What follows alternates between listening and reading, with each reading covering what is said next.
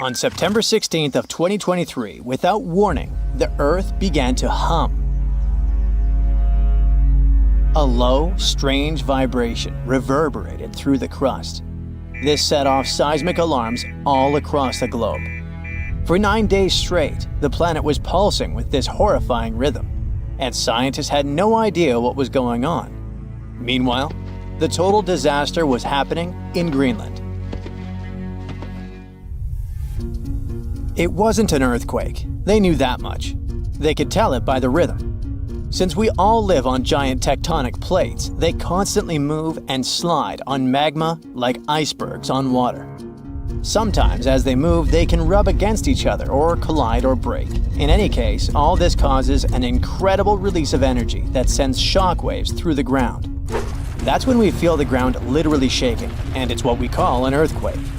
These vibrations we feel are called seismic waves. Seismometers pick them up as pings or rumbles. In a typical earthquake, they create a bunch of different frequencies. It's a crazy chaotic mix of low and high frequencies, like smashing every piano key. What was weird about the Greenland event is that the signals weren't like that at all. It was a steady, single-frequency vibration, as if some ancient machine was stirring beneath the Earth. It's like one piano key being struck over and over, creating a doom-like, repetitive sound. Turns out, what they were hearing wasn't the noise of tectonic plates going wild. It was a phenomenon seismologists had never seen before. The days passed, and the mysterious noise just kept going. The vibrations repeated every 90 seconds, echoing around the world. The hunt for answers was growing more desperate.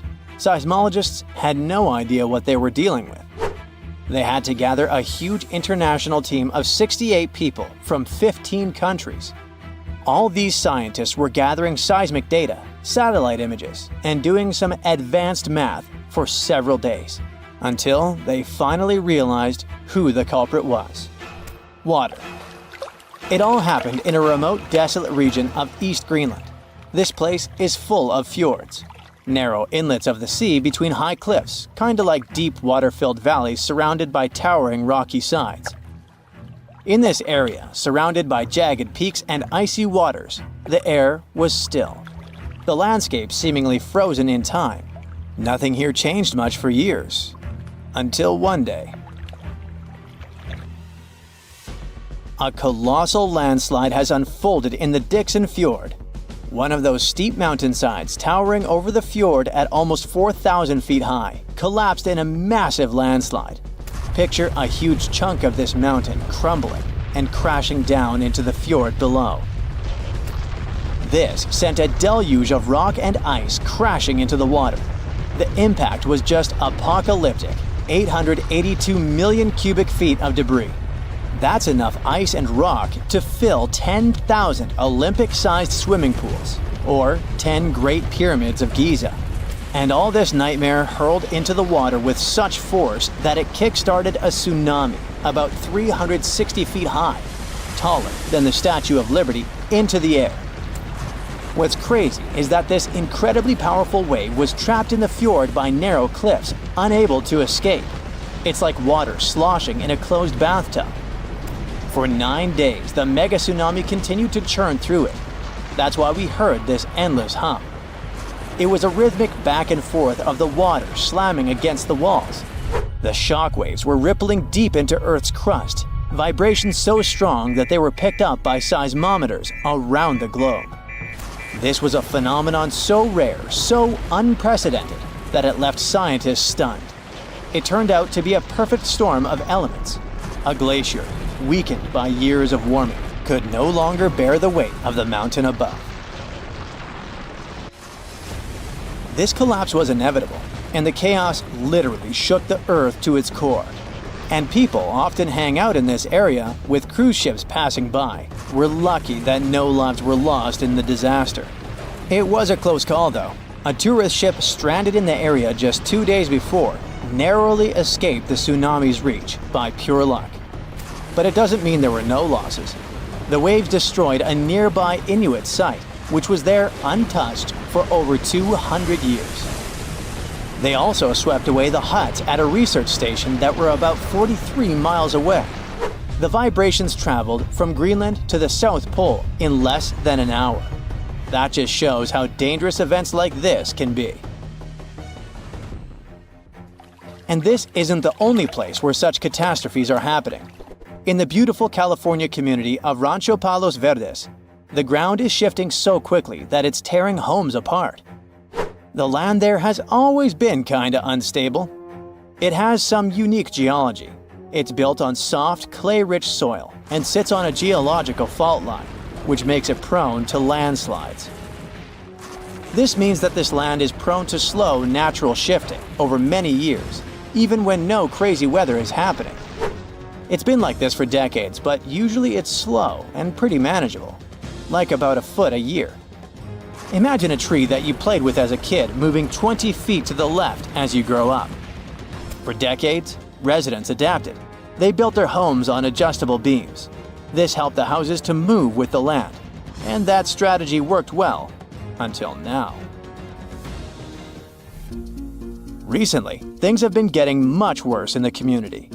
Now, the land is moving by a foot in a single week. That would be like if the same tree moved almost 960 feet since you were a child. The past 2 years have also caused some heavy rains, and the weather has been getting worse. This increased water content in the soil. The land became heavier and more prone to rapid movement. Now, this once idyllic seaside escape turned into a disaster zone. Cracks have appeared in closets, gardens, and roads, growing larger with each passing day. Streets that were once smooth are now buckled and twisted, with roads turning into a crazy theme park. Houses that once stood firm are being ripped from their foundations, some of them split in half. One of the houses had its front door 8 feet off the ground. Entire neighborhoods have been plunged into chaos. Utility companies had to switch off gas and electricity indefinitely to prevent potential disasters. The hardest hit is the coastal neighborhood of Portuguese Bend, where residents are living on the edge, literally. It always had amazing ocean views and cool sea breezes, with horses and peacocks still wandering the tree-lined streets. But now, it's like an earthquake hit. Only this time, the earth isn't stopping. For many, this place feels like paradise, if only the land would stop shifting beneath their feet. So the locals don't give up. Some of them had to leave, but many are determined to stay and fight, despite the destruction. But they still have to pour in hundreds of thousands of dollars to save their properties. People have installed generators to keep the lights on and set up sewer systems and pumps to drain the groundwater causing the landslides. Some say that the only way for these neighborhoods to survive might be to go completely off-grid, installing power walls to store energy and stuff like that. People are trying their best to run the sewer system off generators. They hope that they could get rid of this water in the soil that's causing these hellish landslides in the first place. They're determined to fight, but they will need help and support from the government to fight this disaster. Landslides are actually more common across the US than many might think. And new maps and data show that tons of people in the country might be in danger. Scientists managed to create the first very detailed, very cool map that shows where these landslides might happen, county by county. It's based on a lot of data and the history of 1 million previous landslides. They say that nearly 40% of the United States is at risk of experiencing landslide activity, which could lead to some insane catastrophes in certain areas. Luckily, now both residents and engineers can keep this in mind. But all this shows how vulnerable we are to natural disasters, and how we should always stay alerted. Hey, do you believe in folklore telltale signs that can help predict the weather? Actually, many of them even have a scientific backup. So let's dive in. You've probably heard this one at least once. Red sky at night, sailor's delight. Red sky in the morning, sailor's warning. Oh, you haven't? Then you might have heard a variation with the word shepherd instead of sailor. This weather lore was even commemorated by William Shakespeare, I call him Bill, back in 1593. He wrote a poem, Venus and Adonis, and there is a description of the red sky lore. Turns out, Bill was right, and this one can be explained. The red sky appears when dust and small particles are trapped in the atmosphere by high pressure. When sunlight passes through the Earth's atmosphere, it splits into different colors of the spectrum and creates colorful skies. If there's a high-pressure system, it can trap dust and vapor in the atmosphere, causing blue light to scatter and leaving only red. So it can indicate that the weather will be clear and calm the next day, whereas a red sky in the morning can indicate a storm is on the way. How about another one with sailors? Rainbow in the morning gives you fair warning. Rainbow at night is a sailor's delight. Now this suggests that if you see a rainbow in the morning, it means that rain is on the way. However, if you see a rainbow at night, it means that the weather will be calm and clear the following day. And the pot of gold at the end of the rainbow is still a myth. Next one. They say no weather is ill if the wind be still. This one's pretty logical too. Calm weather conditions show us that the pressure is high in this area. Highs are regions of descending air, and they prevent bad weather phenomena, such as clouds and precipitation, from forming. But there's more to that. Actually, calm conditions may be a true sign that bad weather's on the way. We often call it the calm before the storm. Have you ever seen this halo around the sun or moon? Well, it's another telltale weather sign. Next time you spot such a halo, make sure to grab an umbrella before you leave the house. This phenomenon occurs because of refraction. The sun and moon provide light, although in different ways, and this light gets refracted by ice crystals at high altitudes. When you see a halo, it means that the moisture up there is going down. Also, these halos may evolve into another beautiful phenomenon, milk sky. The milk sky is still clear, but the typical blue shade is sort of washed away and appears a bit faded or milky. Today, we can just check the weather forecast on our iPhones. But centuries ago, people needed to have some alternatives to be able to predict the weather. The very first weather forecasts appeared around 650 BCE. Back then, the Babylonians would predict weather using cloud patterns. Ooh, that's a fluffy one. Uh-oh, there's a dark one. We should go inside. People had to wait for quite a lot of centuries for mass weather forecasting. The first prototype of what we have today appeared in 1835, and it was thanks to the invention of the electric telegraph. By the way, back in the olden days, animals contributed a lot to weather forecasting. Some traditions are preserved up to today. For instance, Groundhog Day. Long story short, if the groundhog gets out of its den on the 2nd of February in Punxsutawney, Pennsylvania, and sees its shadow, it will go back into the den, and the winter will last for 6 more weeks. On the contrary, if the groundhog does not see its shadow and doesn't get scared, spring will arrive soon this year. There's no actual scientific backup to this tradition, but surprisingly, in most cases, the groundhog predictions come true. Well, in the US, people get predictions from groundhogs. In Croatia and Serbia, people use bears to see if spring's on the way. On the 15th of February, they watch a bear awaken from winter dormancy. It's all about the shadow again. If the bear gets confused when he sees his shadow, it will go back to its den and sleep for 40 more days, thus prolonging the winter. But if it's cloudy on this day, it's a true sign that spring is coming. As to the poor schmuck who has chosen to wake the bear up, I think I'd pass on that honor. Unlike groundhogs and bears, seagulls can help predict bad weather all year round.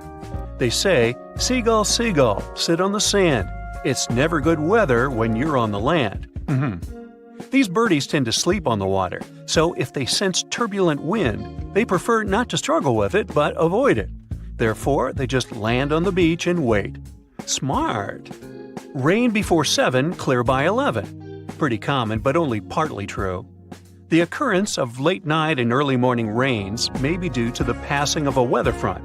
Still, it's not 100% correct to assume that morning rain is a sign that the afternoon will be dry. In some cases, a rainstorm that develops in the late afternoon may last up until the night, causing early morning rain.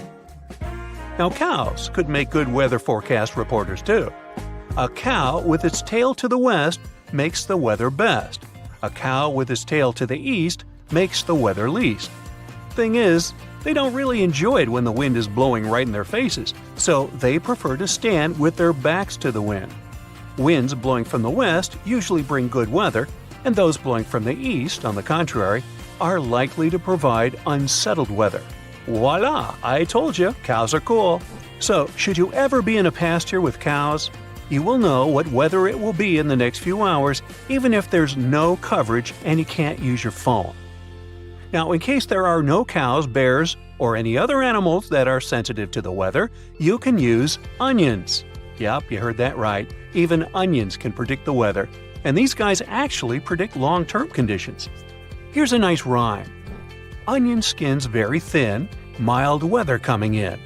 Onion skins thick and tough, coming winter cold and rough. Well, seems there's no prediction connected to French fried onion rings though. If you want to hear a scientific explanation for this, sorry, there won't be any. In fact, scientists say such rhymes have stood the test of time for one reason only, and it's our human selective memory. We tend to remember things we've predicted correctly, and if not, we just forget them. Oaks and maples can be helpful though, due to their ability to curl leaves when the humidity is very high and the wind's blowing strongly. So, when leaves turn their back, 'tis a sign it's going to rain, turns out to be quite a true saying. There's even a rhyme for it. When the leaves show their undersides, be very sure that rain betides. I know, betides, it's kind of a forced rhyme, but it is a word, it means happens. Okay, time to move on, let's not beat a dead horse, which, by the way, is not a weather predictor. So hey, did you know that you can even use your friends to predict the weather? Our human body is way more multifunctional than you could have imagined. Here's another short rhyme to prove we humans have superpowers. For instance, our body can predict rain. I know ladies by the score whose hair foretells the storm. Long before it begins to pour, their curls take a drooping form. See? I bet you've noticed it many times and maybe even correlated that our hair may act weirdly when the humidity rises. It may expand in length due to humid air, and naturally curly hair may droop. Naturally straight hair, vice versa, may even curl up a bit. If you have blonde hair, you're even more potent at rain forecasting, as it's more sensitive to humidity. On to more precise predictions. Yeah, it's cool to predict the weather, but what about predicting temperature? You can tell the temperature by counting a cricket's chirps. These guys are quite accurate thermometers. When it's warm, they chirp faster. When it's cold, their chirps get slower. Now, here's what you need to do to get the temperature. Count their chirps for 14 seconds, and then add 40 to the resulting number of chirps. Now comes the disclaimer. Crickets only work in Fahrenheit. For Celsius, you'll need to do some extra calculations. While not all weather lores are accurate all the time, they can be a fun way to predict the weather and connect with nature. Meanwhile, my hair is turning frizzy, so I'll grab an umbrella. Are you a pro swimmer? Brave enough to take a dip in any ocean or sea? Bad news. There are some places you should avoid no matter how well you swim or dive. Some of these places have dangerous underwater rocks, strong currents and tides. Others are famous for legends about monsters and mysterious creatures. So let's dive into this aquatic horror show. Have you ever heard the word the strid? It's a variation of the word the stride that is used in Yorkshire. And it refers to a narrow section of the river wharf that's so small you could jump over it. But don't be fooled by its size, it's one of the most dangerous spots around. Even taking a step into the water can have dire consequences. The river wharf has a forceful current, and since the strid is so narrow, it's even stronger in that area. The intense water flow has eroded the limestone around the strid, which created hollow spaces much deeper than the rest of the riverbed. Here's the secret. The current has also weakened the banks of the strid from below. So, the ground you're standing on, admiring the rapid flow, is probably just a fragile ledge hanging over treacherous waters. There's no record of anyone who found themselves in the water of the strid and found their way out of it. And the worst part? You wouldn't even guess that this innocent-looking stream could be such a danger. So, my advice to you, my friend, is to stick to a safer body of water for your aquatic adventures. If you're looking for a weekend getaway in California, Horseshoe Lake is the spot for you. It's got everything. Sandy beaches, hiking trails, and picnic areas, but wait, there's more to it than meets the eye. This lake has a dark side. namely around 100 acres of dead trees that surround it. And it's not just the trees that have been claimed by this lake. The earthquakes that hit in 1989 and 1990 unleashed carbon dioxide from under the hot magma. The gas seeped out into the air, damaging all the life around the lake. Even now, Horseshoe Lake is just as dangerous as it was 30 years ago. What makes it so scary is that the levels of this toxic gas change randomly. Warning signs that are posted everywhere certainly could give a horror film touch to a fun hike in the woods. In Kauai, Hawaii, there's a group of stunning waterfalls that used to be a popular destination for tourists. Kipu Falls, as they're called, were once the go-to spot for swimming and diving. To get to them, you had to take a long walk along a dirt path until you finally arrived at a breathtaking view of a 20-foot waterfall pouring into a crystal-clear pool below. But since 2011, this area has been off-limits to the public. Why, you ask? Well, there have been a lot of accidents at Kipu Falls. Obviously, jumping off the top of the waterfall would be an obvious reason for that, but in addition, there were much more mysterious cases. Witnesses tell tales of swimmers peacefully enjoying the pool at the bottom of the falls, only to be suddenly dragged under the surface. No definite explanation was found to these accidents. The locals believe that the water spirit Mo'o is to blame because it doesn't appreciate being disturbed by loud tourists. There's also a theory of a powerful whirlpool at the bottom of the pool. In any case, guide publishers do not mention Kipu Falls anymore, and trespassing is severely punished. The Samisen Hole, located in the Gulf of Thailand, is the ultimate spot for thrill-seeking divers, but it's also the most dangerous one. With a drop of 280 feet, it's the deepest diving site in the region. But its depth is not the only reason it is considered a place to avoid. The area is a major shipping zone for giant oil tankers. The strong currents around the hole make diving even more treacherous. And if that's not enough, the Samisen Hole is also home to deadly barracudas that could easily attack unsuspecting divers. The water is so murky that visibility is nearly zero, making it challenging to spot these aggressive sea creatures. All in all, the Samisen Hole is a breathtaking but extremely hazardous spot that should only be explored by experienced divers with nerves of steel. Let me tell you about New Smyrna Beach, the shark attack capital of the world. If you're looking for a relaxing vacation spot in Volusia County, Florida, you may want to reconsider this beach. The waters around New Smyrna Beach are teeming with fish, which attracts a lot of sharks. In fact, there have been so many shark attacks reported in this area that it's earned the title of the shark attack capital of the world. Even scientists have warned that if you go for a swim there, you're bound to get up close and personal with at least one of these creatures. We are talking about a distance of 10 feet, and in many cases you wouldn't even notice it. To make matters worse, the bull shark, one of the most dangerous and aggressive types of sharks, has been spotted in these waters. Once again, Kauai is on our list. The beach on Nepali coast called Hanakapiai Beach might look like heaven on earth, but don't be fooled. To get there, you have to trek through a super steep, rocky 2-mile trail. There are no lifeguards on this remote beach, so even if you decide to take a dip in the water, you're on your own.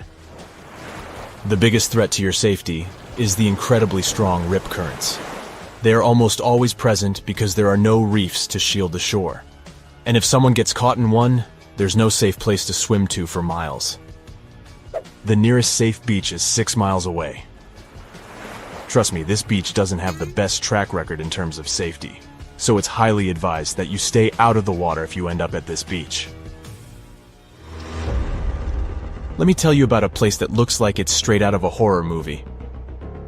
We're talking about Berkeley Pit, which is an artificial lake situated in Butte, Montana. The first thing you'll notice about this place is that it has an eerie blood-red color that can only be described as unsettling. You might be tempted to take a dip, but that would be a grave mistake. Don't even touch it. The water is extremely dangerous due to the heavy metals present in it, such as cadmium, arsenic, zinc, lead, and copper. They come from the rocks that surround the lake and make the water super acidic. In fact, this place used to be an open-pit copper mine, hence its color. So if you want my advice, avoid this place like the plague. There are 3 lakes in Africa that maybe are the most dangerous places of all that I have mentioned so far. They're all located in Africa. Lake Monoun and Lake Nyos in Cameroon and Lake Kivu in Rwanda are all like ticking timers ready to go off. They were formed over underground pools of molten rock, and sometimes this molten rock releases toxic gases like methane and carbon dioxide right into the water. When this happens, the gases can build up until they suddenly burst out of the water, creating massive waves that can wipe out everything in their path. This type of outburst is called a limnic eruption, and it can release a cloud of poisonous gas that can be harmful to everything in the vicinity. The most terrifying part? These explosions can happen at any moment with no warning. So if you ever find yourself near one of these lakes, you'd better be on high alert, because you never know when the next accident might happen. Maybe you know other places you wouldn't recommend for a fun swim? Share your anti-recommendations in the comments below. Oh, gravity, you heartless so-and-so. Well, that's what I think when I trip over a stone and fall face down. Of course, I'm not clumsy, you know. Anyway, gravity is a constant, right? Something entirely unshakable that we can always rely on in this ever-changing world. Unlike, love. Feeling romantic, sorry. But what if I told you that it's not as honest and clear as you think? There are places on our planet where gravity behaves like it's gone crazy. And that's why you clicked here. So let's take a look. Magnetic Hill in Leh, India. There's a stretch of road in India that's been attracting tourists from all over the world. It's no different looking from the surrounding landscape, and you could easily pass it by without noticing, if not for one very unusual and a bit creepy thing. If you stop your car on the magnetic hill going up the slope and put it on neutral, it'll start crawling upwards, eventually reaching the speed of up to 12 miles per hour. They say there's some sort of magnetic force at work here that tugs cars up the hill, hence the name. On top of that, even airplanes are said to gain altitude above this place. Skeptics offer another explanation, though. It's just the lay of the land that creates an illusion of going upwards, while in fact you're moving down the hill and vice versa. Whatever the truth, I'd like to see it for myself. Would you? Tell me down in the comments. The Crooked Forest, Poland. Near the village of Nowa Charnowo, there's a forest in the depth of which you can find a strangely looking pine tree. Planted in the 1930s, there are 400 trees that sharply twist to the north almost at the roots, and then grow upwards in a semicircle. Although scientists offer different theories about the tree's weird growth, nobody can say for sure what made them look like that. Some say it's people who did it, while others believe it's a gravitational anomaly that somehow pushed the trees down. The trouble with this version, though, is that it would have had to stay there for years, and that only affected the trees. Still, no certain explanation exists anyways, so who knows? A waterfall, Faroe Islands. Ever seen an upward-moving waterfall? You can have a look at one on the Faroe Islands, halfway from Iceland to Scotland. But if you were expecting me to tell you an unbelievable story about a mysterious force pushing the water up the rock, then sorry, no such thing here. The truth, however, is quite jaw-dropping anyway. The winds in this place are so powerful that they lift the water and throw it back up. I guess it was this kind of wind that allowed Mary Poppins to travel on her umbrella. Sounds good. In fact, this waterfall is not unique. There are several more places on Earth where winds create an illusion of defied gravity. For example, there's the Kinder River in England that has a waterfall constantly struggling with the wind. It's so strong that half of the Cascades water seems to just fly up without ever touching the bottom of the drop. Hoover Dam in Nevada, USA. If you ever get up to the top of the dam, which is about 726 feet high, you can try a little trick. Take a bottle of water and pour it over the edge. You'll see the water flow up instead of spilling down. Once again, this isn't really any magic or unnatural phenomenon. The wind up here is simply too strong for the water to fall, just like with the waterfall on the Faroe Islands. Here though, it looks even more impressive since you can do it yourself. Dokkaebi Road, South Korea. Another gravitational anomaly located on a road. Locals once found out that if you put an empty can or a bottle on the ground, it will immediately start rolling uphill. Unlike other such places in the world though, Dokkaebi Road doesn't just create an illusion. When you walk down the slope, you don't feel as if you're going up. Everything's pretty normal. But once you put down an object that can roll, it will do that in the opposite direction than it should. Local authorities were quick to get the idea and put a signpost directing curious tourists to the mysterious road. Golden Rock, Burma. If you happen to be in Burma, these days it's also called Myanmar, make sure to visit this well-known site. A gold leaf-covered boulder sits upon the edge of a cliff, and a small pagoda is built on top of it. The impressive thing about the rock is that it only lightly touches the cliff for support. In fact, it looks like the boulder will fall any minute now, but it has been standing like that for centuries. On top of that, the pagoda built upon it is not really a recent addition, so it's quite an unusual sight to see. The rock seems to be saying, "Gravity? I don't care about that stuff." The legend has it that what keeps the boulder in place is a single strand of Buddha's hair. Well, I don't know about that, but you can check out the rock for yourself and see that it's not attached to the cliff by anything. And yet, it's not budged for 2,500 years. Something must be at work here, huh? Stone of Davasco, Argentina. If there ever was a thing that said, "I defy gravity" out loud, it's the Stone of Davasco. The huge 300-ton boulder stands precariously on the edge of a cliff and rocks a little bit from side to side in the wind. People even checked it by putting glass bottles under one of its edges. They exploded with another movement of the rock. Unfortunately, today you can't see this wonder of nature as it was a century ago. In 1912, the boulder suddenly dropped from its perch, which it had occupied for literally hundreds of years. The people in the nearby town of Tandil were so sad about this event that 95 years later, in 2007, they decided to restore the stone. Well, not exactly put it together chip by chip. They made a plastic replica of the rock and put it on the same spot and even in the same position. So even today, coming by Tandil, you can see its famous balancing boulder. More of a symbol now, of course, because it's no longer rocking and only weighs 9 tons. But instantly recognizable nonetheless. Devil's Tower in Wyoming, USA. Remember this place from the movie Close Encounters of the Third Kind? If not, you should go watch it, but not right now. This place doesn't make you feel like you're witnessing some magic and doesn't really trick gravity right before your eyes. Sounds almost boring compared with the rest of the sites on my list, right? But the true mind-blowing feature of Devil's Tower is that scientists can't explain how it came to existence in the first place. You see, it's an 867-foot rock formation with walls so steep they're basically vertical. But that isn't even the main thing. This piece of stone just rose amid rolling plains of Wyoming with nothing like it for miles and miles around. So how is it that such a flat landscape could have suddenly given birth to something so tall? Theories abound, but nobody has the answer yet. My theory? Well, perhaps here is where the Earth has a giant outie belly button. Well then, you come up with a better theory. Oregon Vortex, USA.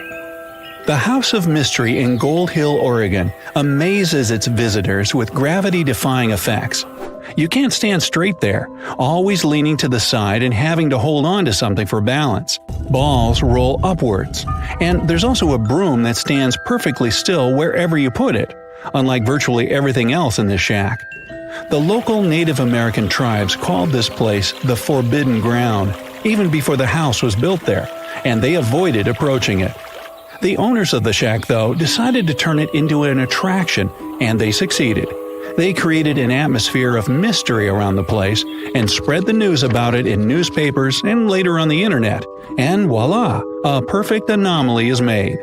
In fact, it's no more than a curiosity, a human-made optical illusion that tricks your eyes and other senses. Hudson Bay, Canada. Okay, we've talked about some pretty ambiguous stuff, but now it's time for the real deal, the Hudson Bay anomaly. This is probably the only place in the world where gravity is indeed lower than anywhere else on the planet. Even skeptics can't smirk at it because the difference has been measured with precision equipment. So, does it mean that the gravity here is as low as, say, on the moon then? Unfortunately, or is it luckily, I'm not sure yet, the difference is minuscule. The exact value is 0.005%, or 1/200%.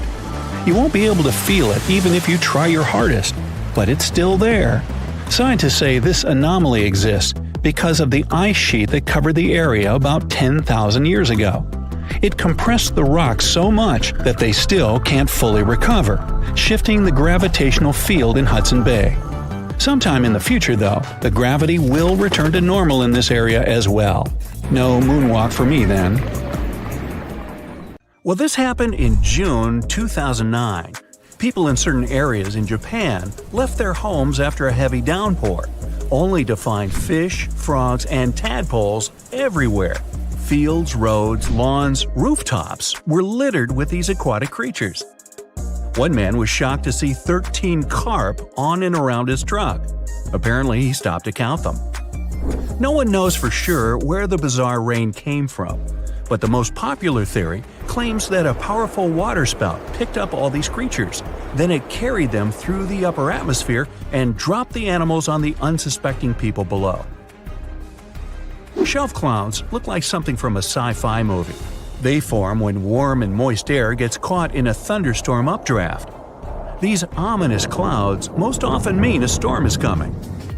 Breathtaking rainbow clouds appear on top of cotton-like puffy clouds after thunderstorms. The puffy clouds are low-altitude ones.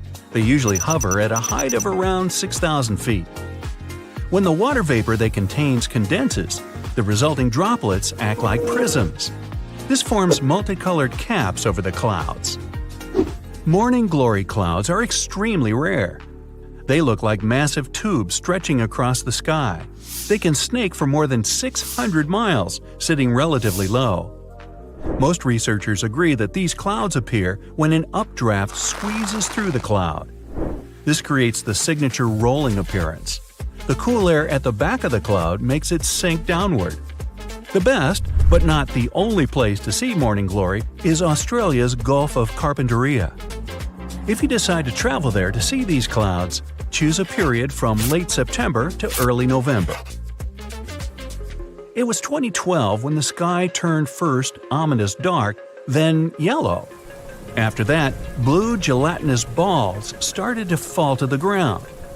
A man from the UK found these balls outside during a hailstorm. He was walking to his garage when he spotted something unusually bright among the whitish hailstones. When researchers examined this jelly rain, they found out the balls were made from the substance used in diapers or potting soil. It's used to absorb liquid. It's still unclear whether the balls fell from the sky, or maybe the melting ice made a few already existing crystals expand in the blink of an eye. Huge white lumps over your head are called mammatus clouds. They can make you believe the sky is falling. Most clouds form when the air rises into the atmosphere, but not mammatus ones. They appear when moist and cool air goes down and mixes with dry air. The result? Unique puffed rice clouds. By the way, if you spot this phenomenon, bad weather is just around the corner. Whoa, mama! Colorful nacreous clouds occur extremely high in the atmosphere. I mean, twice as high as a commercial airplane's cruising altitude. The air at such heights is extremely dry and cold.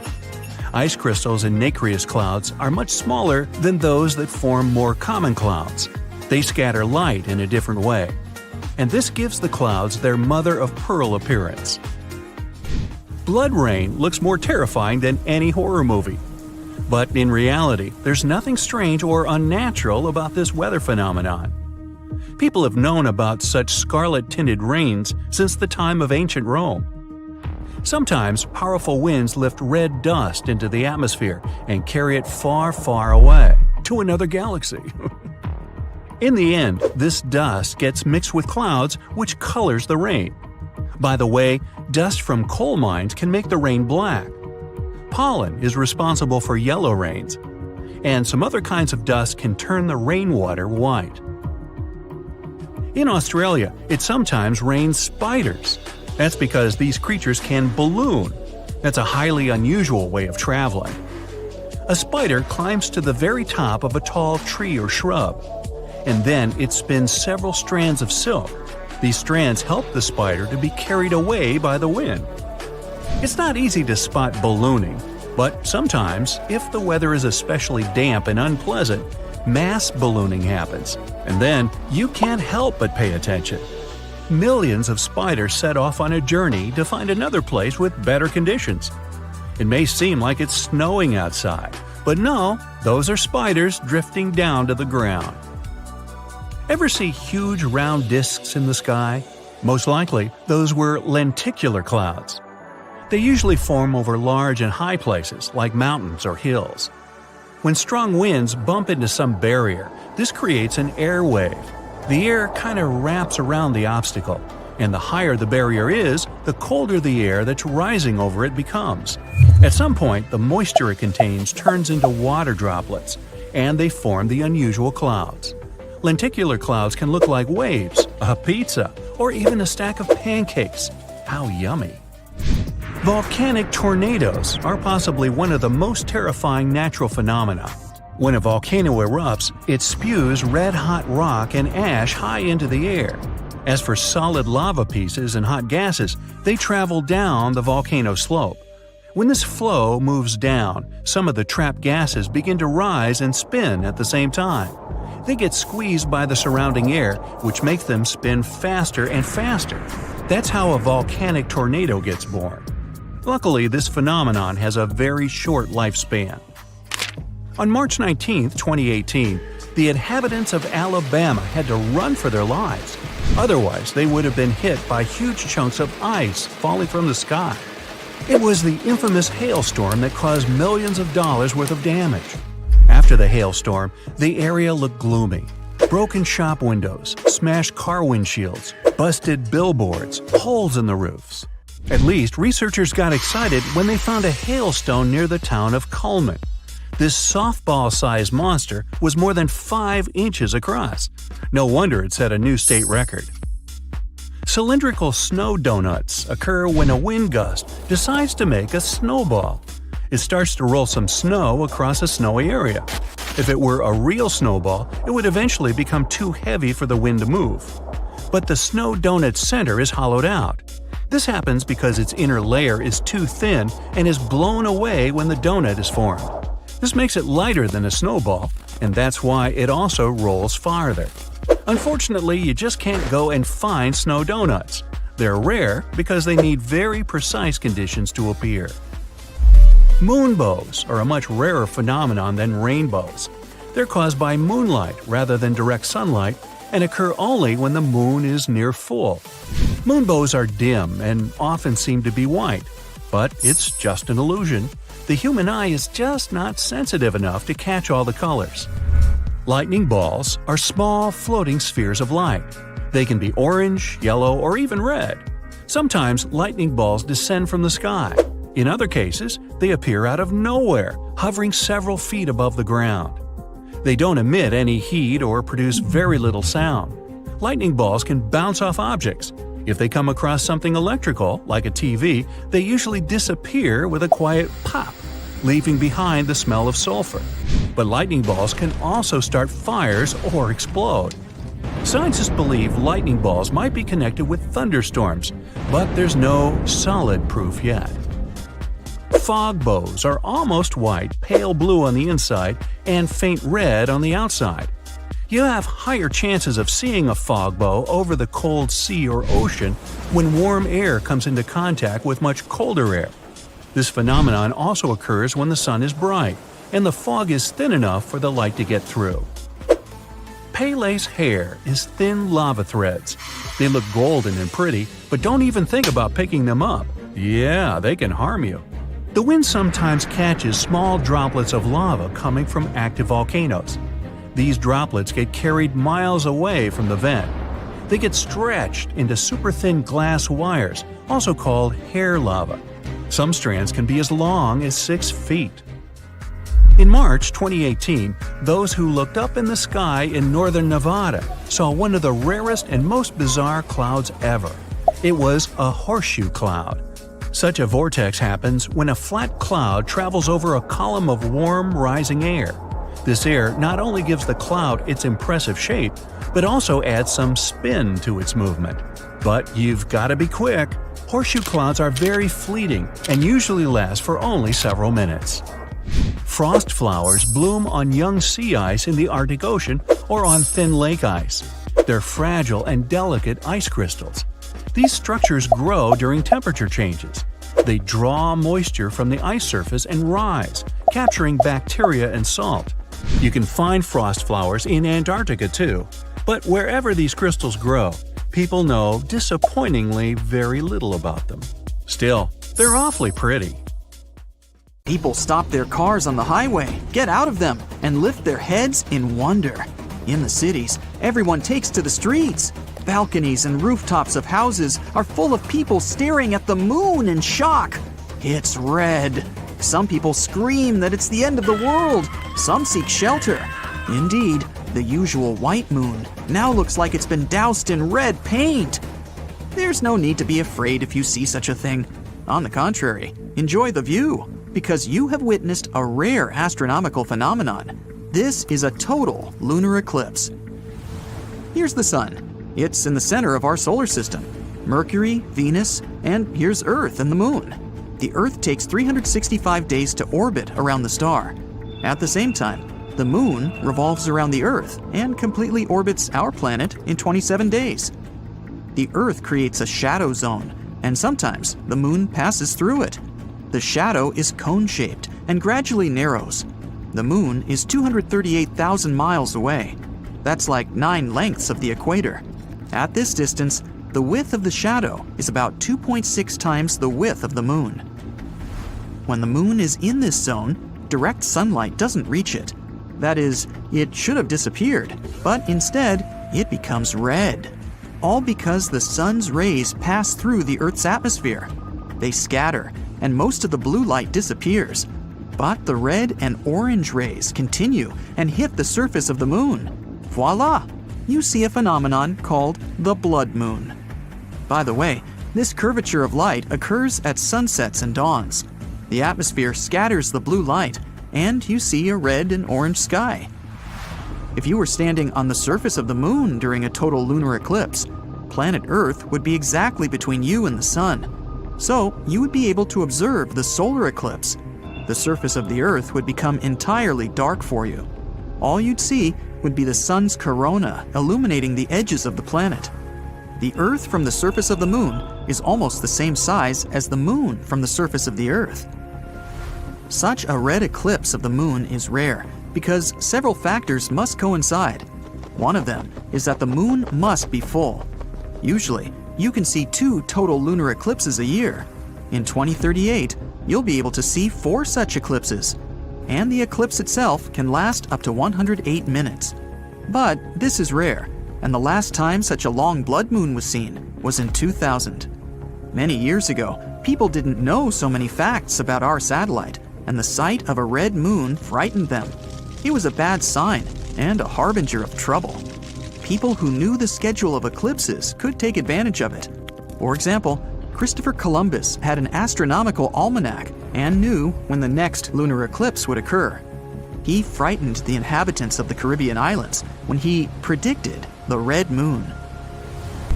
Once upon a time, the moon used to be a red ball of lava. This was way back in time, 4.5 billion years ago. Now this is our solar system. It's full of dust and asteroids. They're constantly bumping into each other, playing space billiards. This is Earth. It's just beginning to cool off from the constant asteroid and comet impacts. But then, Theia appears on the horizon, a planet the size of Mars.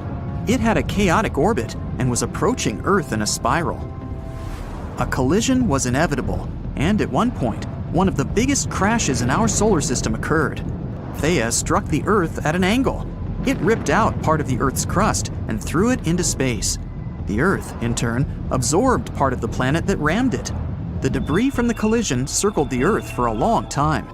They were a kind of ring, almost like Saturn's.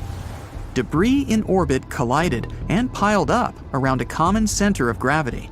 And that's how the Earth got the moon. There's a theory that this collision helped give birth to life on our planet. Theia hit the Earth at a perfect angle. If the crash had been head-on, both planets would likely have been destroyed in a massive explosion. If the impact had been tangential, then there wouldn't have been enough debris in Earth's orbit to form the moon. But we got the lucky ticket. The moon stabilized the Earth's rotation. The collision shattered the planet's solid crust and allowed oceans to form. Remember, water is the basis of life. When the cores of Earth and Theia merged, we got a powerful magnetosphere. This protects all living organisms from solar radiation. The moon, along with the sun, controls the tides. Its gravity seems to draw water to it from the Earth's surface. The sun does the same thing. That is, if we imagine the Earth as a ball of water, there would be two mountains, one on the moon's side and one on the sun's side. And as the moon moves around the Earth, this mountain of water moves with it. If you were in the open ocean with a tape measure, you would see that the moon is attracting water to itself by about 4 to 6 inches. The moon is gravitationally locked with the Earth. That's why it's always turned to us with one side, like Mercury and the sun. But the moon doesn't stand still. It's gradually moving away from our planet, about 1.5 inches a year. Not quickly, but in about 600 million years, it will have shrunk in our sky so much that we won't be able to see lunar eclipses anymore. Do you see this crater? It's Tycho. It's visible during a full moon because of these bright rays that extend thousands of miles from its epicenter. This is the youngest crater on the moon. Scientists say it appeared there due to a meteorite impact about 109 million years ago. At that time, dinosaurs were roaming the surface of our planet, and they may have seen the impact. It was most likely accompanied by a big explosion and looked like a salute in the night sky. Humanity loves to explore the moon. We've sent a bunch of missions there. A total of 12 people have set foot on the surface of the moon. The gravitational force there is 6 times less than on Earth. So, if the average person on our planet weighed about 180 pounds, on the surface of the moon, the scales would only show 30 pounds, like the weight of an average dog. That's why the astronauts moved, jumped, and fell so strangely there. And you would be 6 times stronger on the surface of the moon. Here on Earth, the average person could lift about 130 pounds, but on the moon, you could raise a big motorcycle or a grizzly bear. The surface of the moon is covered with regolith. This is the lunar dust that covers the solid ground. Such dust is good at preserving footprints. Here's the most famous footprint, which gave birth to many crazy theories. Here's the footprint, and here's the shoe that left it. But the shoe is completely flat. This is explained simply. The astronauts wore extra boots for walking on the lunar surface. They have exactly the kind of sole that left these marks. In addition to the footprints, we left many fascinating objects on the moon. Several lunar rovers, a golf ball, flags, and human waste. There's also a lot of broken satellites and rocket parts. All in all, about 413,000 pounds of human-made objects are there. That's the weight of 3 passenger planes, or 31 adult elephants. In the future, we plan to resume missions to the moon. New landers will explore the surface of our satellite to find natural resources there. It's also a great place to test new rovers. We're even going to build something like the International Space Station in the moon's orbit, the Lunar Orbital Platform Gateway. It'll be a convenient platform for exploring our satellite and launching spacecraft into distant space. If you start from here, the spacecraft won't need to spend almost all its fuel to overcome the force of Earth's gravity. So, such a station would save fuel and money. Scientists hope that we'll be able to mine water from the moon's surface. It's been proven that there's ice there. mostly at the bottom of craters where the sunlight doesn't reach. Perhaps we'll send a rover there that can drill down a few feet into the surface, searching for water. Humanity already has the technology to build a full-fledged colony there. It would take up to 3 days to get there. We just need to get enough solar panels and building materials to the moon. There's no atmosphere on the moon, so potential lunar inhabitants would be defenseless against solar radiation. We would have to build houses underground to provide protection. Modern 3D printers will help make construction easy and fast. However, food and water supplies can only be maintained by constant supplies from Earth. The same goes for oxygen. Each rocket launch costs millions of dollars, so for now, colonization of the moon is in question. The moon could also become an object for space tourism. Imagine a spaceship launches from Earth, 3 days on the road, and you're orbiting the moon. The lunar module undocks, and you land on the surface. You ride the rover, explore the craters, then return to the lander. The engines start, the lander returns you to orbit. You dock with the ship and return to Earth. Sounds like some pretty great plans for a week's vacation. Boom!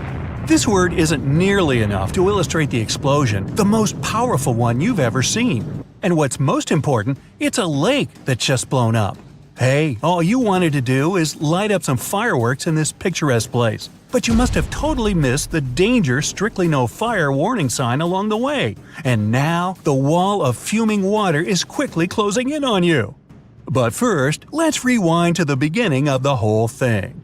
You're in Alberta, Canada, and have just arrived to Abraham Lake for a hike of your life. The lake is frozen, and the view is awesome. Those bubbles under the ice look like hundreds of frozen jellyfish. In reality, they're made of methane, a toxic and highly flammable gas produced by bacteria living on the bottom of the lake. That's why the sign is there. If you so much as light a match on this ice, it might set the whole thing on fire. Luckily, you've taken note of it on the way here and put away the fireworks you wanted to light up. Another place, another time. Another lake. This one's not frozen. In fact, it probably hasn't seen a winter since the last ice age. We're in Cameroon now, and the place is called Lake Nyos. It looks peaceful, but make no mistake, its orange-brown waters hide a deadly secret. The lake rests atop a highly volatile area, and the fissures in its bottom let out massive amounts of carbon dioxide.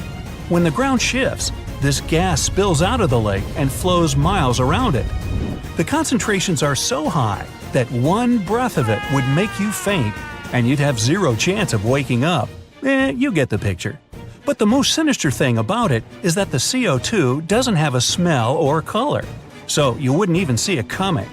Local authorities have set up a system of pipes that drains the gas from the lake, making it relatively safe for people and animals in the vicinity.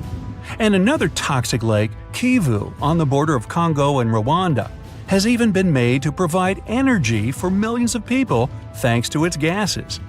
While we're in Africa, the Danakil Depression in Ethiopia is also worth a blood-curdling visit. Dubbed the hottest place on Earth, it sure lives up to its name. The ravine is peppered with extremely hot springs, toxic acid ponds, and active volcanoes. The landscape is surreal, to say the least, and is probably the only inhabited place on Earth where no life can exist. The Afar people live here all year round and gather salt around the springs for trade, while scientists couldn't find any evidence of microbial life in those. Humans are notorious for settling in places most would gladly avoid. Take Mount Tambora in Indonesia. Thousands of people have been living on and around its slopes for centuries until the fateful day in 1815.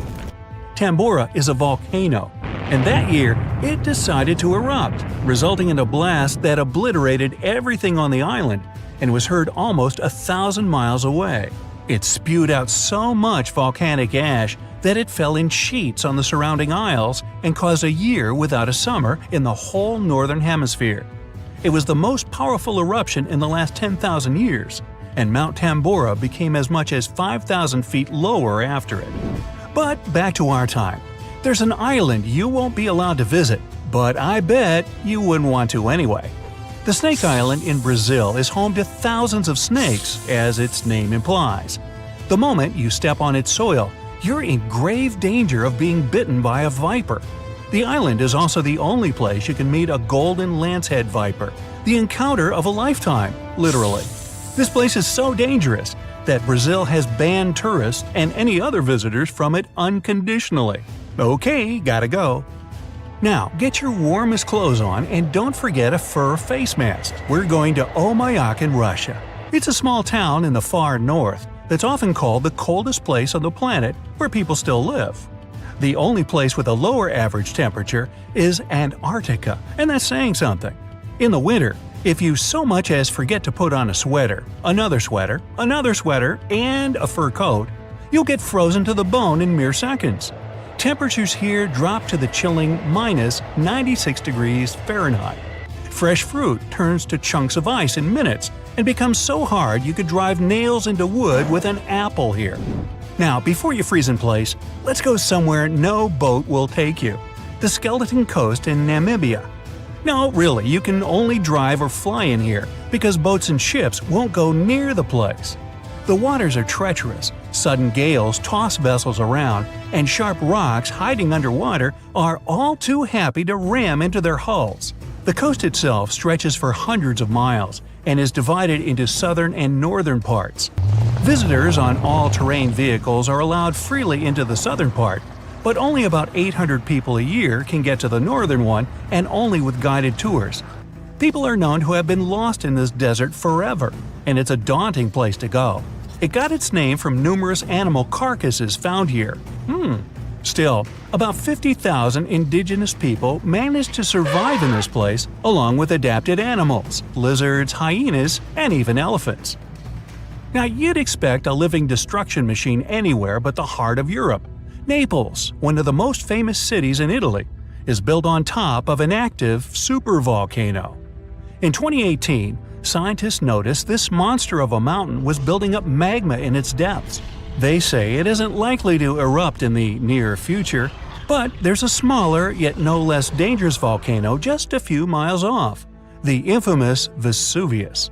You might remember it for the immolation of the Roman city of Pompeii about 2,000 years ago. You might, but I wasn't around then. This one has been active for a long while, and both citizens and guests of Naples put their lives at stake every single day they spend in town. But hey, while you're there, try the pizza. Northeast of France is also an unwelcoming place. A chain of areas has been dubbed Zone Rouge, or Red Zone, and declared off-limits since the 1920s. If, by some wild chance, you find yourself in one of these places, you'll only see wilted plants and scorched earth, so much in contrast with the lush landscapes of the rest of the country. The soil and air is so polluted here that people are prohibited to enter for fear of choking.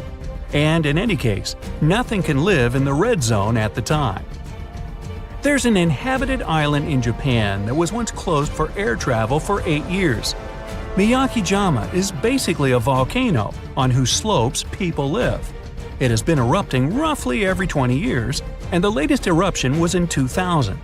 The volcano doesn't normally spill lava, but instead it throws out enormous clouds of toxic sulfuric gases. Hey, don't forget your mask. Speaking of which, at the peak of its activity, residents of the island had to wear gas masks at all times, and even years after the eruption, they took those masks with them just in case. Hey, I can relate. Not far from where we've just been, in Kamchatka region of Russia, there's an incredibly beautiful valley in which you don't want to stay for too long. It's ominously called the Valley of Death, and it sits at the base of another active volcano. When the mountain lets out its fumes, spoiler, quite often, the toxic gases, heavier than air, go down its slopes and right into the valley. Small critters have no chance of survival breathing this stuff, and even larger animals and humans will have trouble getting out unscathed. Another deadly vacation destination is Saltstraumen Strait in Norway.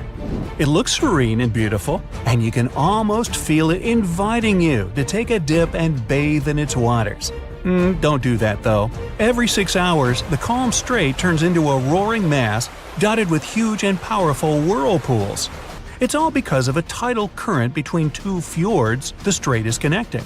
Here, on a high tide, The rush of water is too massive for the narrow stream, making it a deadly trap for both swimmers and boats.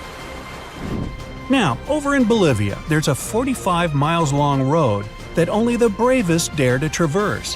Yungas Road goes along the side of a mountain range and is a major attraction for cyclists craving for a thrill. A new passage has been built that bypasses the most dangerous parts of the route, but the original road was very narrow, with the abyss and no guardrails to speak of on one side and a steep slope on the other. Frequent landslides, fog, and rains made cycling here extremely dangerous and unpredictable, which, of course, never stopped adrenaline seekers from all over the world to come here for a bike ride like no other. Finally, if you like hot springs, you might also love a visit to Boiling Lake in Dominica.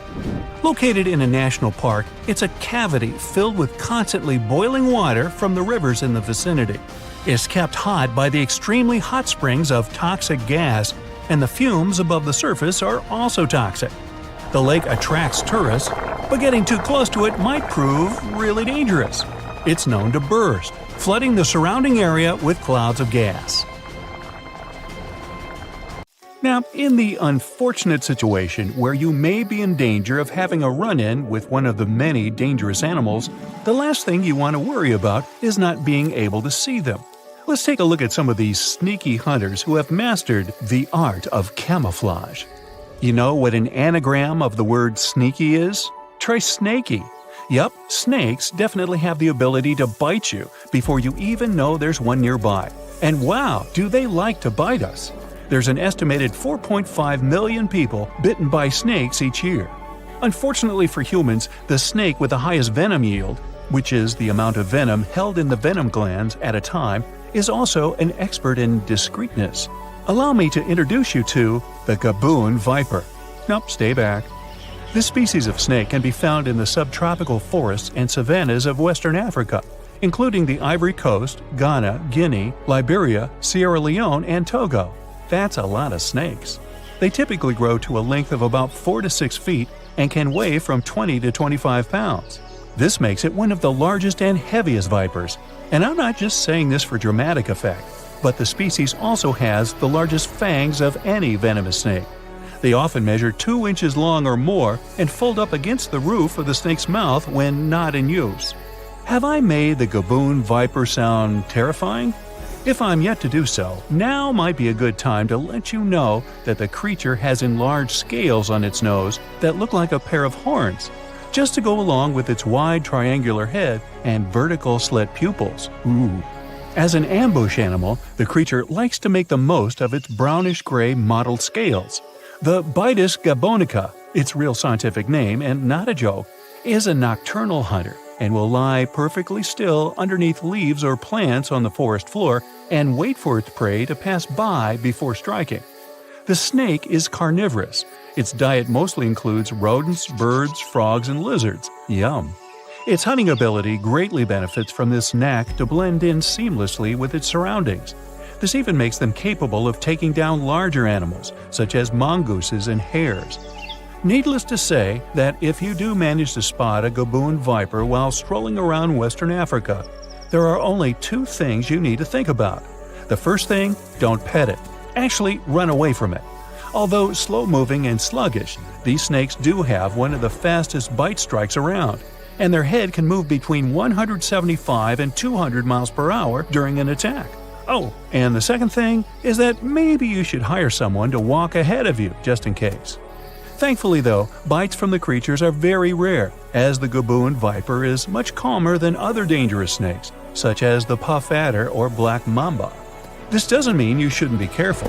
When bites do occur, it often happens when a human foot accidentally steps on the creature, because, as we now know, they're not the easiest thing to see. For the unlucky ones who do get bitten, it's really serious. The gaboon viper's venom is extremely dangerous if not countered by an antidote within 2 to 4 hours. Okay, so you might have guessed that a lot of snakes would use the art of camouflage to their advantage, given that they're low to the ground and not especially wide or tall. Why don't we look at a bigger creature that you may think you have no trouble spotting? Speaking of spots, how about a leopard? Leopards are found in many parts of the world across Africa, parts of the Middle East, and Asia, including China, India, and eastern Russia. On average, they can weigh anywhere between 110 and 200 pounds and be as long as 7 feet, excluding their 3-foot-long tail. Typically yellow in color on top and white on the bottom, leopards have dark spots arranged in what looks like rosettes all over their body. The different design patterns of these spots have confirmed the existence of several different races of leopards. Black leopards are perfectly equipped for stalking other animals during the night whilst lurking in the shadows, thanks to their all-black fur coat. But you might have thought the spotted coats of the other leopards would actually make them quite easy to notice. This isn't the case. In environments where there are lots of light and dark patches of different sizes and shapes, it helps to have a lot of spots, splotches, or stripes. Just think about the sun-dappled areas of the African outback and how the animal could use them to their advantage. As if they needed any more abilities to allow them to behave in an annoyingly stealthy manner, leopards are also agile tree climbers. In other words, they can also stalk you from above. So, what animals get tricked by the leopard's camouflage skills? Well, anything it can overpower, from small rodents to water bugs. But leopards generally hunt smaller and medium-sized antelopes and deer. Thankfully, all of the big cat species that you may encounter during a safari in Africa, leopards are seen as the least likely to attack a human. Most instances of dangerous encounters between leopards and humans happen when the animal is weakened and unable to hunt. So it has to take whatever it can get. It doesn't mean that you shouldn't keep your eyes open, really open, given their ability to hide if you're in an area known to house leopards. No point trying to run away from an animal that can reach a speed of up to 35 miles per hour. Interestingly, this is actually slower than the top speed of most of the animals it hunts, which again speaks to the leopard's ability to sneak around. There are a lot of reasons why the leopard's coat works to its advantage from a camouflage perspective. But you know where this might not be too effective? How about the snow-white Arctic? There, you might not notice a certain pair of eyes, nose, and foot pads coming towards you because the rest of the owner's body blends in with your surroundings. The owner in question is the polar bear. Yep, the polar bear can camouflage itself to its environment so well that it can actually pass as a snowdrift. What's super surprising about this is that the animal's coat isn't even white. The polar bear's fur is yellow, and its skin is actually black. Polar bears use their camouflage to their advantage, not only for hunting, but also for their own protection. This is weird to think about, given that polar bears are the largest bear species and land carnivores in the world. They can weigh up to 1,300 pounds and measure up to 5 feet tall on all fours, or nearly 10 feet when standing up. Despite being hard to spot because of their fur, it's the art of patience that polar bears prefer to use when seeking out food. A common hunting method used by the bear is simply keeping perfectly still by a seal's breathing hole, and often not just for hours, but for days. Sometimes this patience goes without reward, and even when a seal comes up for a breath, its slippery body means that, on average, polar bears only catch 1 out of every 5 seals they come across. Well, there's nothing wrong with taking matters into your own hands, or in this case, paws. Polar bears are very capable swimmers and can also hunt in the water. They can reach a speed of 6 miles per hour by paddling with their front paws and holding their hind legs flat like a rudder. Their paws are slightly webbed to help them swim. They're typically able to hold their breath underwater for up to 30 seconds. Luckily, interactions between polar bears and humans are very rare. Between 1870 and 2014, there were only 73 documented dangerous meetings between the two species. As with leopards and gaboon vipers, we would have to go out of our way to find one. The problem is that there's a good chance they'll find us first if we do. Some creatures don't even use the art of camouflage. They're just so small that you can't see them. This is the case with a species of jellyfish known as the common kingslayer or mallow-kingi. This creature typically grows up to 1.25 inches in size. You can compare it to the size of a human thumbnail. Imagine being underneath the ocean and trying to spot something that small. The common kingslayer has 4 tentacles surrounded by tissue that resembles a halo. You can find this jellyfish mostly in Australian waters. The creature actually got its name from an unfortunate encounter with an American tourist named Robert King. who was visiting Australia, went swimming, and got slayed, I guess. Whilst you might think that jellyfish just float around aimlessly in the ocean all day, most of them are actually active hunters, and the kingslayer is no different. This creature even has eyes equipped with lenses, corneas, and retinas. They allow the jellyfish to see actual images rather than just tell the difference between areas of light and dark. Despite being so small, the kingslayer is extremely venomous, as the poor Mr. King found out. Upon contact, it shoots its venom into other animals' bloodstream via its dart-like stinging cells located inside the tentacles. Thankfully, the kingslayer isn't seeking out interaction with people. However, an estimated 150 million people are stung by all kinds of jellyfish every year, so it's best to be on the lookout whenever you're underwater. The moon, our little companion, our only friend in the big dark cold space. It's not surprising that any events related to it, like solar or lunar eclipses, excites us. But how about the black moon, the blue moon, a supermoon? Have you ever heard of them? Well, let me tell you about it and how you can observe them. Let's get your calendars ready. The distance between the Earth and the Moon is 238,900 miles, I've measured. Feels not so far, doesn't it? But trust me, most people greatly underestimate this difference. Did you know that every planet in the solar system, including Jupiter and Saturn, would fit between the Moon and us? Yeah, I couldn't believe it myself. The Moon is tidally locked to the Earth. That's why it's always turned to us with only one side. There are a few phases in a lunar cycle. The new moon is the first phase. The sun illuminates the unseen side of our satellite, so we can't see the moon. It's almost invisible in the sky. The rising moon is the gradual growth of the light part. The full moon is the phase during which the sun completely illuminates the visible side.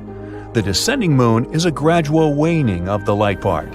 And finally, another new moon, and the whole cycle starts again.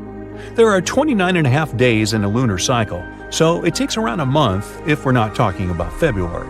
But why am I telling you all this? So you can better understand Black Moon, a rare astronomical event that happens once every 29 months or 2.5 years. This term doesn't exist in astronomy, as it was made up by astrologers. It's unofficial and has several meanings. Black moon may mean the second new moon in a month. Usually there's only one new moon per month, so having two is a rare phenomenon.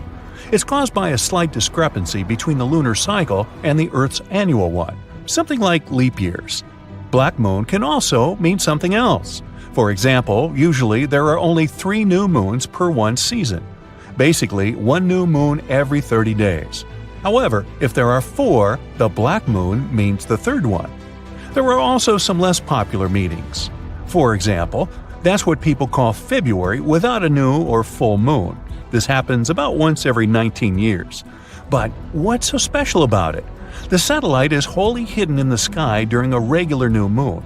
But during a black moon, you'll be able to see its dark silhouette. You'll have to choose a good place without city lights. If you live in a big city, you'll hardly be able to see it without a telescope. Also, since the sky turns black during this phenomenon, you'll be able to see different constellations that were hidden before, as well as Jupiter and Venus. The last time this happened was on April 30th, 2022. You could observe it in most parts of the United States, except for areas in the Pacific, Alaska, or Hawaiian time. Aloha! Yeah, unfortunately, if this is the first time you hear about the black moon, you've already missed it. Now you'll have to wait another 2.5 years. The next black moon will happen in September 2024 by standard definition and May 19, 2023 by seasonal definition.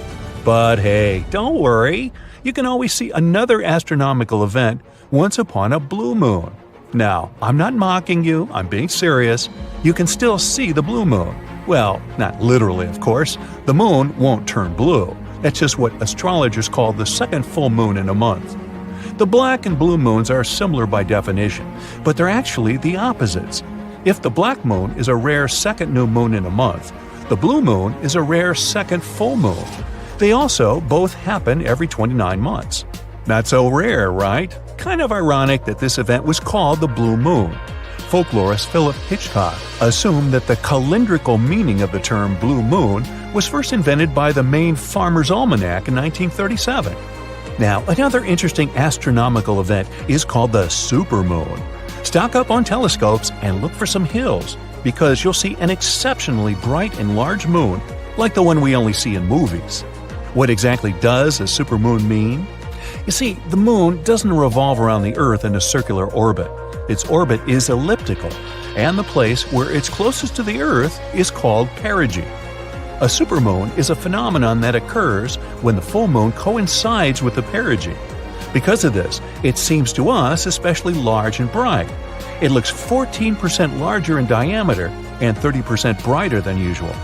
By the way, this phenomenon is often confused with the so-called moon illusion. During the moon illusion, the moon is low above the horizon and visually appears larger in size. Of the 12 or 13 full moons in a year, 3 or 4 are supermoons, but most of them are not very significant. You probably won't see a difference at all. The most interesting ones are the rare large supermoons. During them, the moon actually becomes big. The last major supermoon occurred in 2016. Unfortunately, large-scale supermoons are rare and occur about once every 18 years. The next one will happen only in 2034, but we can observe smaller supermoons quite often. In 2022, they'll take place on June 14th and July 16th. There is also an opposite phenomenon called the micromoon. You've probably already guessed what that means. It happens when the full moon is at its farthest point from the Earth. This point is called apogee.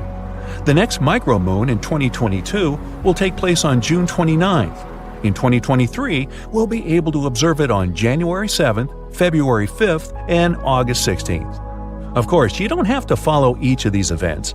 Most people are more interested in lunar and solar eclipses. By the way, are you one of the people who confuses these two events with each other? Test yourself. Pause this video, describe what these two eclipses mean. Let's compare your answer with the correct definition. Are you back? Okay. So, a solar eclipse is a phenomenon where the moon entirely or partially covers the sun. A solar eclipse is possible only during the new moon when the moon itself is not visible. Many people believe that this event is incredibly rare, but this is not quite true. A lunar eclipse is a phenomenon in which the moon is entirely or partially in the shadow cast by the Earth.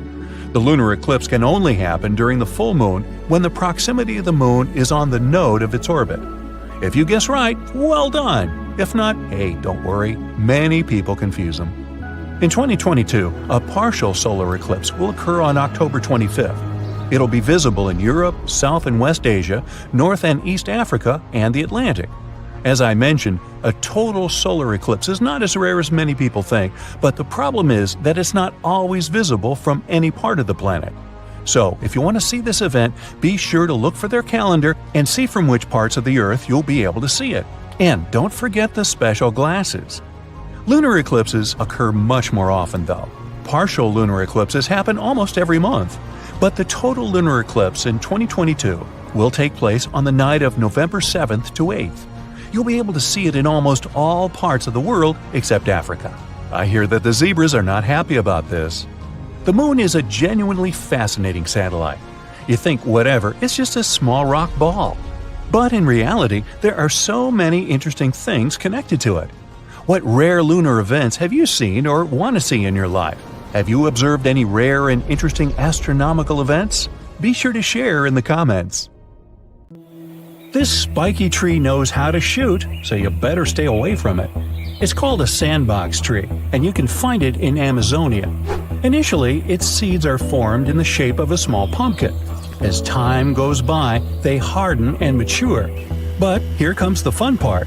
Just as they reach peak maturity, the seeds pop and shoot out at a speed of 150 miles per hour. They can even reach distances of 60 feet. That's what makes it so risky to be in their way during the blast process. Not to mention the seeds are poisonous too. Sure, some trees don't grow completely upright, but a tree that's altogether bent, with its branches even touching the ground, is a sight not to be missed. Such a tree, called the El Árbol de la Sabina, grows in Spain. Its shape depends on the wind, as the tree bends in its direction. As a result, not only does it often have a weird shape, but it can also change it completely during different times of the year. This flexible tree can reach more than 26 feet in height and tends to grow in the most improbable of locations, like on rocks. Now, how about a tree that's as old as dinosaurs? Discovered in 1994, the Wollemi pine tree species can be seen in the Blue Mountains of Sydney, Australia. It dates back to over 200 million years, so it's easy to believe dinosaurs might have even roamed around it. Since these trees are endangered and only 100 exhibits exist to this day in the wild, the scientists don't feel like disclosing their location. They want to make sure the trees are well preserved. Also, they're important for science, as studying them may help us uncover new information on the Earth's past. The bark of the tree can teach us many different things, like different temperature periods or exposure to various chemicals. The tree of life gets its name because it's able to withstand difficult conditions and actually thrive. Located in the desert outskirts of Bahrain, the Prosopis cineraria has a very deep root system, which allows it to survive in the scorching heat. The scientists still can't find out how it manages to get sufficient water. It's so special that it gathers over 50,000 tourists each year. La India Dormida in Panama is a mountainous area that's shaped like the body of a sleeping girl. It's part of a bigger, mysterious region called La Val de Anton, one of the largest inhabited dormant volcanoes in the world. And it has some pretty weird trees too, square ones. Even the rings of these trees, meaning the interior of their trunks, are the same shape, with sharp edges, sometimes even at a perfect 90-degree angle. Researchers have tried to piece together why these trees grow in this particular shape. They even tried taking samples of some of the trees and planting them elsewhere, to see if they retain that shape. It wasn't the case, so it's clear that the odd shape of the trees has something to do with the valley itself. Some people believe that a local farmer might have originally planted the trees in boxes, forcing the trees to grow like that, to reduce lumber waste, since round trees often end up being cut in sharp-angled pieces. One of the oldest and biggest trees in the world is found in the Sequoia National Park of the United States. It's called General Sherman and stretches at 275 feet. It's almost as big as the Statue of Liberty. Its circumference is equally as impressive, as near the ground it is around 102 feet around. As for its age, we can only guess it to be between 2,300 and 2,700 years. That's an old tree! There are a lot of beautiful species of trees out there, but none as striking as the rainbow eucalyptus found in the Philippines. It almost looks hand-painted because of its multicolored layers of bark. This tree also shades its layers irregularly, which means it shows a lot of colors at once, from green to blue, then purple to orange, and then finally reaching brown. It's not used for decorating purposes, but rather for paper manufacturing. Located in Namibia is a tree that's also weird in shape and pretty dangerous, the bottle tree. Okay, in terms of shape, it's pretty self-explanatory, with a round trunk that narrows down toward the top. But the milky sap harvested from the tree is extremely poisonous. Legend has it that local hunters used to dip their arrows in it for added efficiency. It does look really beautiful during bloom season, with flowers that grow in pink and white with a red center. Now, to see a crooked tree every now and then isn't so special. But to see a whole forest of them, you'd have to travel to the Polish town of Gryfino. Near it, there is a forest made out of 400 oddly shaped trees. They've been curved with mechanical intervention. They didn't just grow like that, but their purpose remains a mystery to this day. Some have said it's because the wood from the trees was intended for furniture, or even for the construction of boats. But either way, the forest was eventually abandoned.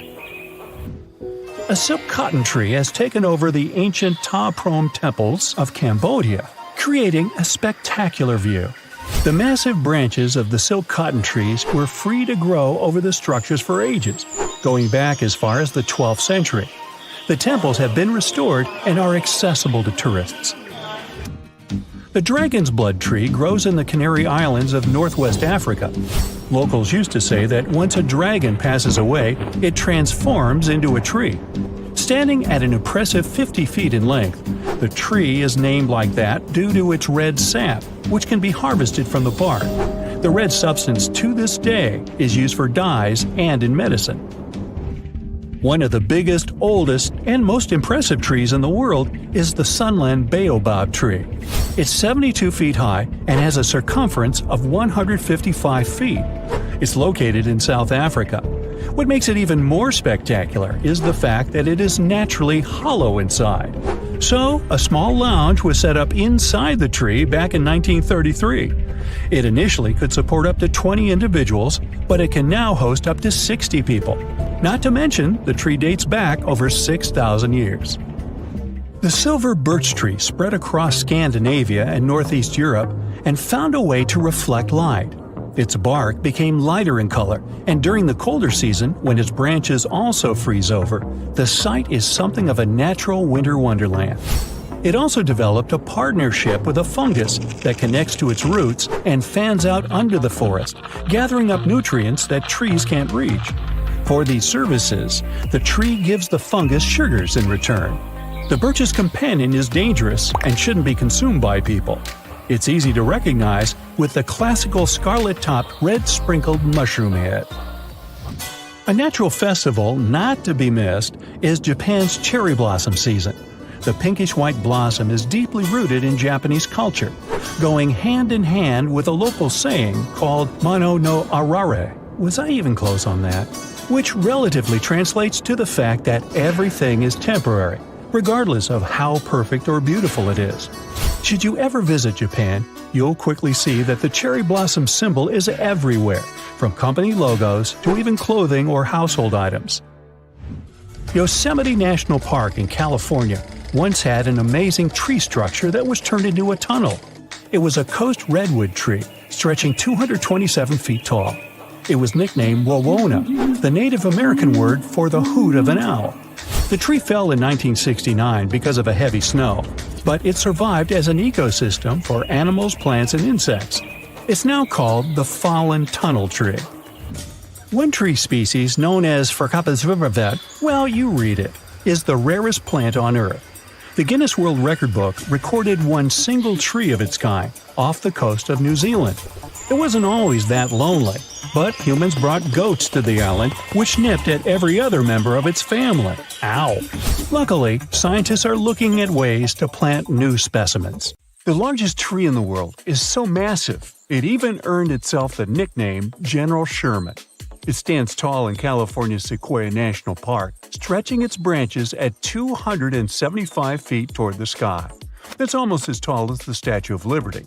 As for its weight, if we could place it on a scale, we'd need 400 elephants to balance things out. Its base stretches 36 feet in diameter, big enough to hide 2 sedans parked end to end. California is the last place on Earth where these colossal trees grow naturally. During the Ice Age, they flourished across North America and Europe, but as the glaciers retreated, so did the sequoias. Today, they thrive along the western slope of the Sierra Nevada range, relying on the melting glacier caps to quench their thirst. General Sherman gathers thousands of visitors every day, and the park's infrastructure caters to this. There's a short half-mile walk from the nearest parking lot that leads to the big green giant. Along the way, a stone marker outlines the shape and size of the tree's base, to give visitors a sense of its immense scale. This sassy sequoia is estimated to be around 23 to 2,700 years old and has witnessed centuries of change. It sprouted during the early days of the Roman Empire. When Europeans arrived in California in the late 1800s, they first tried to harvest the sequoias, thinking they had valuable wood. However, the sheer effort required to take down these giants was enormous for those days. They also soon figured out that this type of wood was a bit more brittle than expected, so they let these trees off the hook. As for its name, the tree shares it with General William Tecumseh Sherman, a 19th century famous American public servant. Not far from General Sherman stands the world's second largest tree, named General Grant. Discovered by locals years before General Sherman received its name, this tree has weathered its own share of challenges, including fires. But like its counterpart, it survived, mostly thanks to its thick bark and resilient hardwood. Now, as for the oldest tree, for a long time we've known it to be a Great Basin bristlecone pine named Methuselah, also found in California. It's been around for more than 4,800 years, way before the Egyptians built the pyramids of Giza. This tree's location is a bit of a secret to keep it safe from harm. Now, Methuselah and its friends grow way up high in California, Nevada, and Utah, where it's tough to survive. The place is cold with dry soil and fierce winds, but these strong timbers have figured out how to thrive, getting their nutrients from the hard, rocky ground up in the mountains. Their branches are twisted and gnarled because of the winds blowing in all directions as they reach maturity. It does make their appearance a bit messy, but it's an added layer of resistance for those trees during powerful storms. Their roots only feed the branches right above them, so if one part of the tree's roots fades away, only that part of the tree will be affected. Now, there's a new contender, however, for the same title of the oldest tree. In Chile, there's a Patagonian cypress called Gran Abuelo, which means great-grandfather in Spanish. It might even be older than Methuselah by about 500 years. This would mean this tree has seen people roaming around during the Bronze Age. To figure out a tree's age, we generally need to look inside its bark and count its rings. For the Gran Abuelo, though, scientists use complex math to estimate how old it is. Some experts aren't convinced by this method just yet. No matter which tree is older, both Methuselah and the Gran Abuelo have seen a lot of changes in their long lives. Each ring in their trunks holds info about the weather from the year it grew. Scientists can learn a ton about past climates on our planet by studying these ancient trees.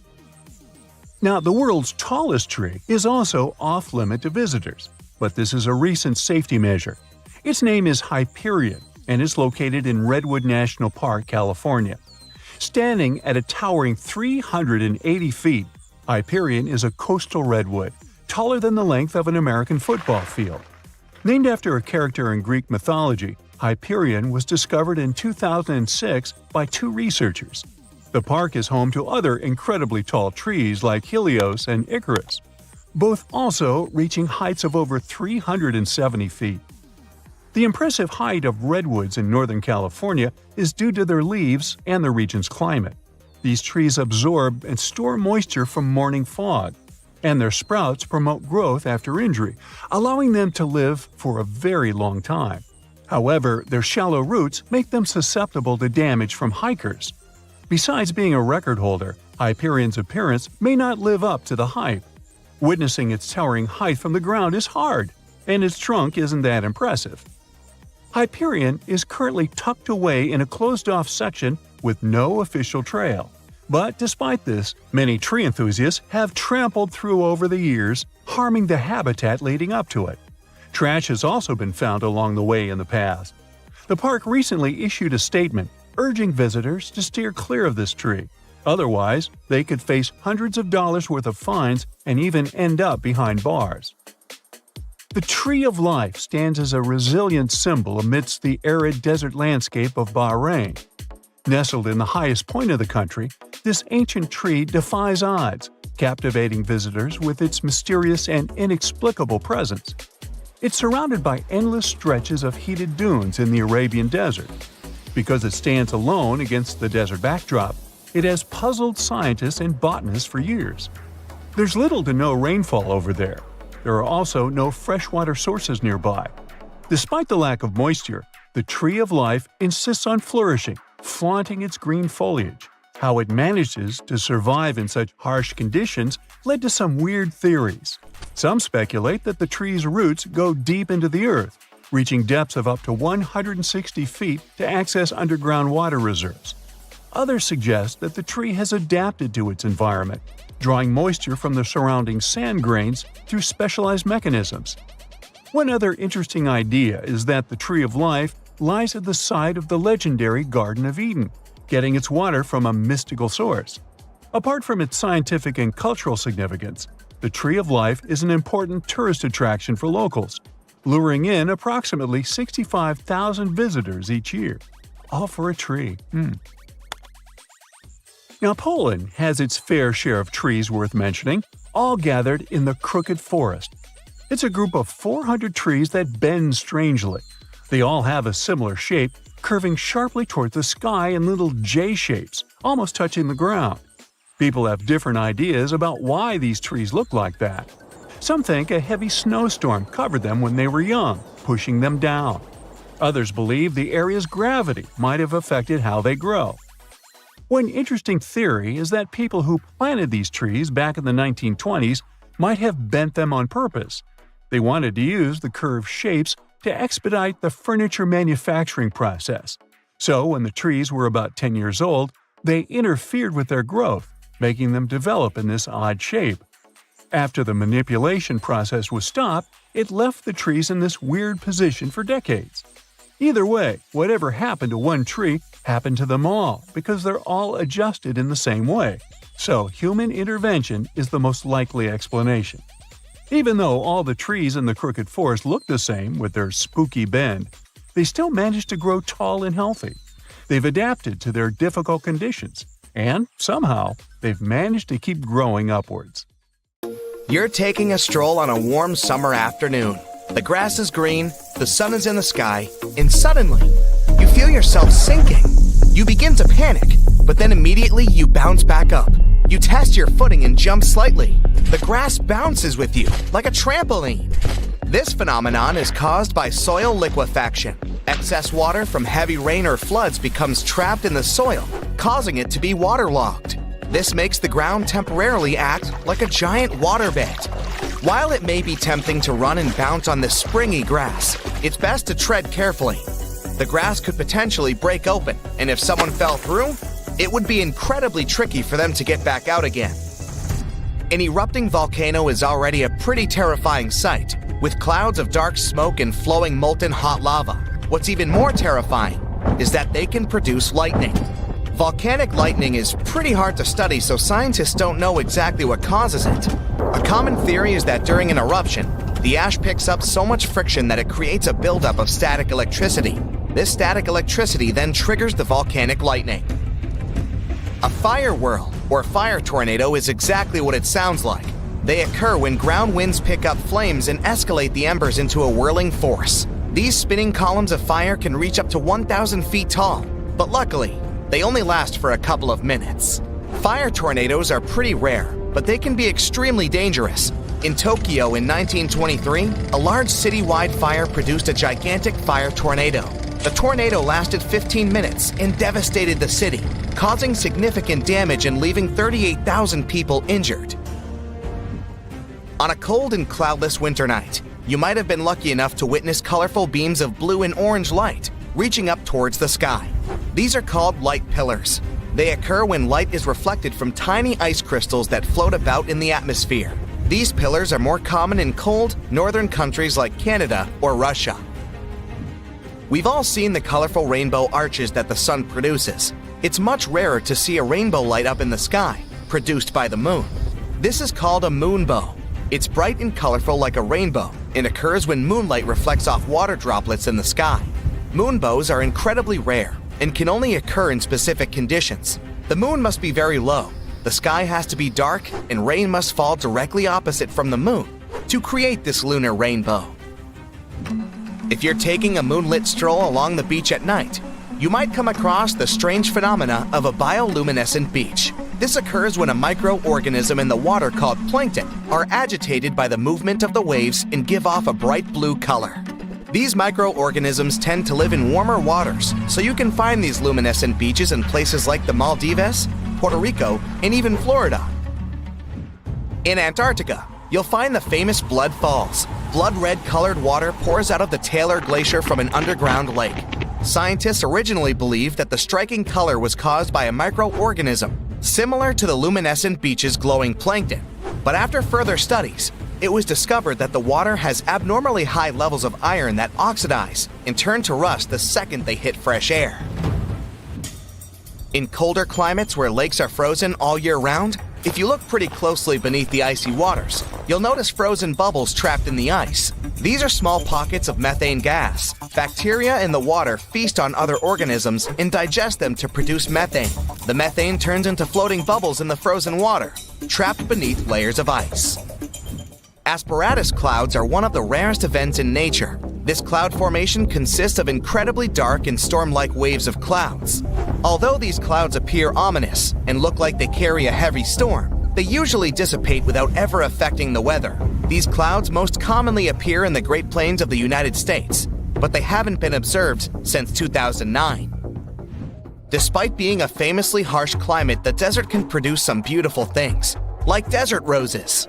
These are intricate rose-like formations of crystal clusters.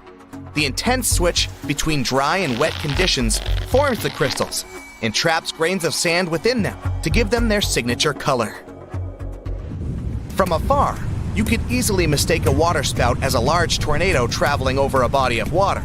In reality, waterspouts are a type of funnel-shaped cloud. They are rotating columns of cloud-filled wind which often take on a darker color. Waterspouts are much weaker and smaller than tornadoes, and they aren't strong enough to suck anything into them. This phenomenon typically occurs in tropical climates, and they usually dissipate before reaching land. Lenticular clouds are flat clouds that lay on top of the other, looking like stacks of pancakes in the sky. They typically form in high altitudes where geographic features like mountains or tall buildings interrupt the airflow. Because of their unique shape, lenticular clouds have been suggested as an explanation for some UFO sightings. As our climate changes, new natural phenomena develop. One of these is exploding permafrost. The increasing temperature in Arctic zones is causing the permafrost to melt. Just like in frozen lakes, bubbles of methane gas are trapped in the permafrost. As the permafrost begins to melt, the gas is released. This results in large explosions in the ground, which leave behind massive holes. The first case of this was reported in 2013, and several more have been reported since. When you think of icebergs, you usually think of a large chunk of pristine white ice. But in Antarctica, you find icebergs striped with colors of green, blue, yellow, and more. The different colors are caused due to the ice forming in special conditions. Green typically appears when water that is rich in algae freezes. Blue stripes are more often freshly frozen water. Other colors are typically caused by sediments of debris picked up by the water as it freezes.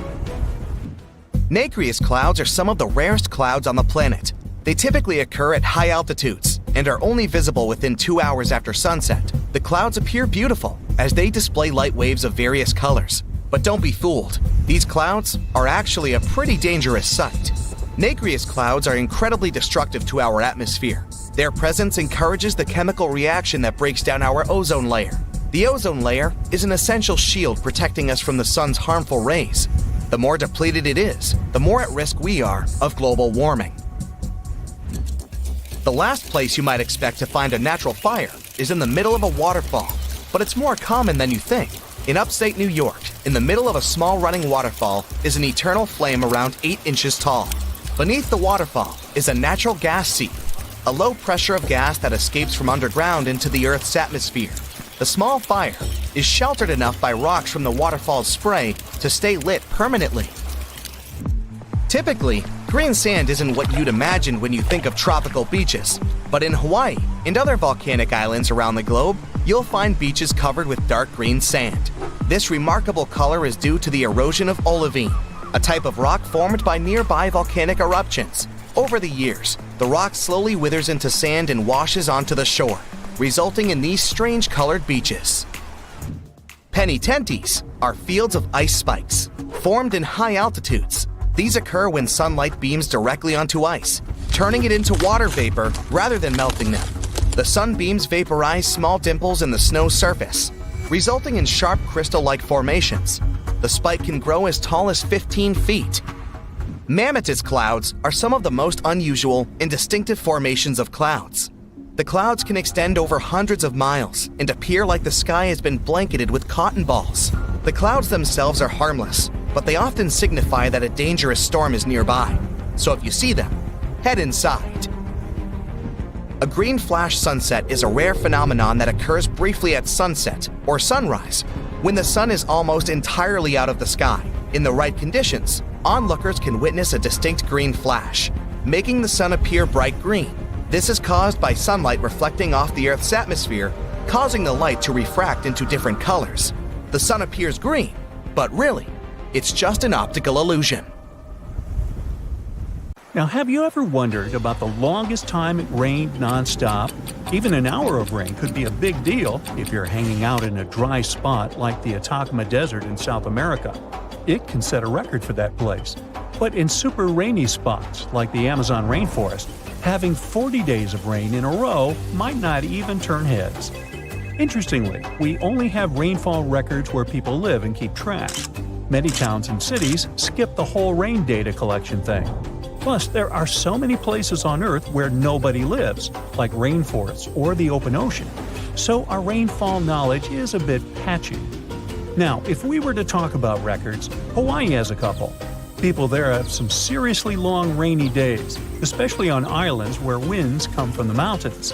From 1939 to 40, they recorded 331 days in a row with measurable rainfall. If you're a person who likes to watch the rain at home with a cup of tea, this might sound ideal to you. But we need to see the sun at least occasionally.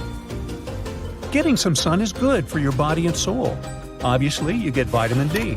Just 5 to 15 minutes of sunlight a few times a week can make a real difference. And have you ever heard the phrase sunny disposition? Researchers found that people feel down when there's not much sun around. Sunny days make us happier. Sunshine boosts your serotonin, which fights off bad moods. That sunny serotonin isn't just for your mood, it also helps you sleep. And it's also a heart assistant. When the sun hits your skin, your body releases something called nitric oxide, which chills out your blood pressure. Healthy blood pressure means a healthier heart.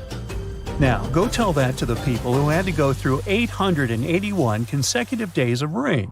Yeah, the record was set almost 3 full years of rain. This happened from 1913 to 1916 in Hononumomaki, Hawaii. It rained like there was no tomorrow because the region is a tropical rainforest. How do clouds make rain? Well, rain happens when damp air goes up into the sky and gets a bit chilly. As this air cools down, tiny water vapor molecules huddle up, forming super small droplets that look like a fluffy cloud team. Now, inside these clouds, things get playful. The air moving around can sometimes make these droplets bump into one another and get bigger. Then they can turn into ice crystals high up in the clouds where it's chilly. These little ice buddies get heavy enough to take a tumble down, melting in the rain on the way to the ground. Now, there isn't just one type of rain. Raindrops can come from all kinds of storms. Thunderstorms show up, make a splash, and then they're out. They can dump a ton of rain in no time. Other storms, like winter storms, are more laid back. They stick around for days and dish out gentle rain or even snow if it's cold enough. Usually, the weather switches between moods. It's nature's way of balancing things out. After stormy weather, the sun comes out, the air dries up, and we get to enjoy some clear skies. But things can get interesting if you're in a place with mountains near the ocean. When moist air hits the mountains, it's forced to climb over them, creating rainfall lasting sometimes for weeks. What if I told you there was a time on Earth when rain fell continuously for 2 million years and completely reshaped the planet's destiny? At the end of the Permian era, around 234 million years ago, I wasn't around then, but I read about it, the Triassic period began, marked by the onset of an extended period of rainfall. This phenomenon is now called the Carnian pluvial event. Well, that's what they decided to call it.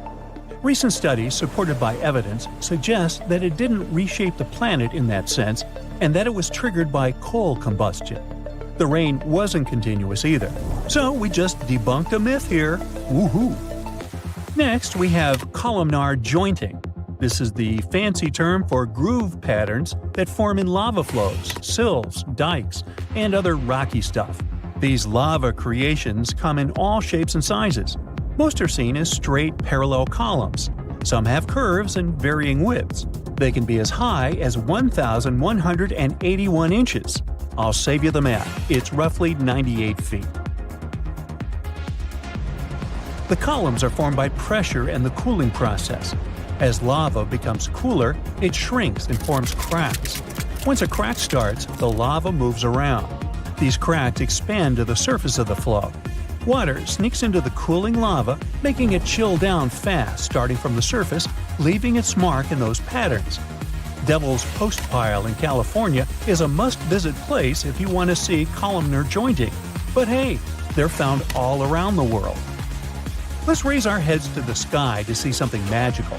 Fire rainbows, also known as circumhorizontal arcs, look like flames dancing above the clouds. To see these eye-catching arcs, you need a special cloud type called cirrus clouds and the sun at least 58 degrees high in the sky. It's a VIP collaboration between sunlight and clouds. Let's break it down further. Take London, for instance. It's around 51 degrees north. Now, sorry Londoners, no fire rainbows for you. Now we move to deep waters to see underwater crop circles. These are giant circular patterns found in 1995 near the shores of southern Japan. Locals were baffled. They dubbed them mystery circles, as if the ocean had a secret talent for sand art. The mystery was solved in 2011. The unlikely artist turned out to be a tiny pufferfish, just 5 inches long. The researchers found out that males were on a mission, spending a solid 7 to 9 days building their circles by swimming in and out and using their fins to carve valleys into the sandy floor. They decorate the peaks of their creations with bits of shells and corals, turning their sandy canvases into masterpieces. Okay, they don't do it for the sake of art. The curious circles have a purpose. The sandy center of the circle serves as a nest. Male swimming moves mix things up, getting sand particles just where they need to be.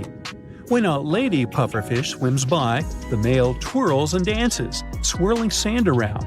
If she is impressed and thinks he is the one, she lays her eggs in the sandy heart of the circle.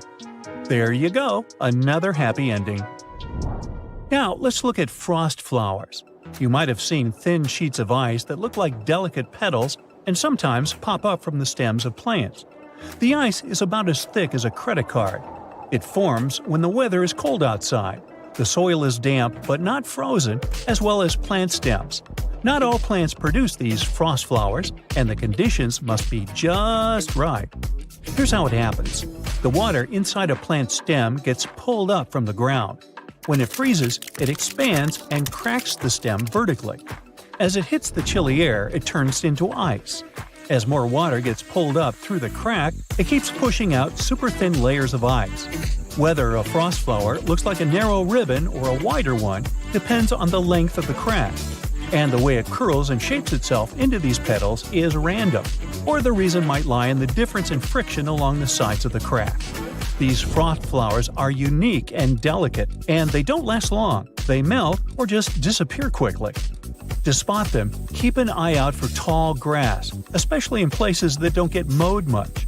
Pay attention to purple ironweed, blackberries, and wing stems. If there were cataclysms on Earth every 5 minutes, living conditions on our planet would be almost the same as 4.5 billion years ago. Back then, seas and oceans boiled, lightning struck everywhere, tectonic plates changed their shape, lava flowed from volcanoes, and worse, no internet. The Earth resembled a vast boiling cauldron where life was gradually being created. If it starts to boil again, this cauldron could destroy almost all life on the planet. Consecutive cataclysms. Won't hurt to pretend. Let's imagine, shall we? Good morning! You wake up in a small underground bunker. The seismic sensor indicates that a 7-point earthquake will start in a few minutes. You pack a huge waterproof backpack and go upstairs. The underground bunker is protected from seismic activity. It moves with the ground, so you're safe here. But you need to leave the shelter because supplies are low.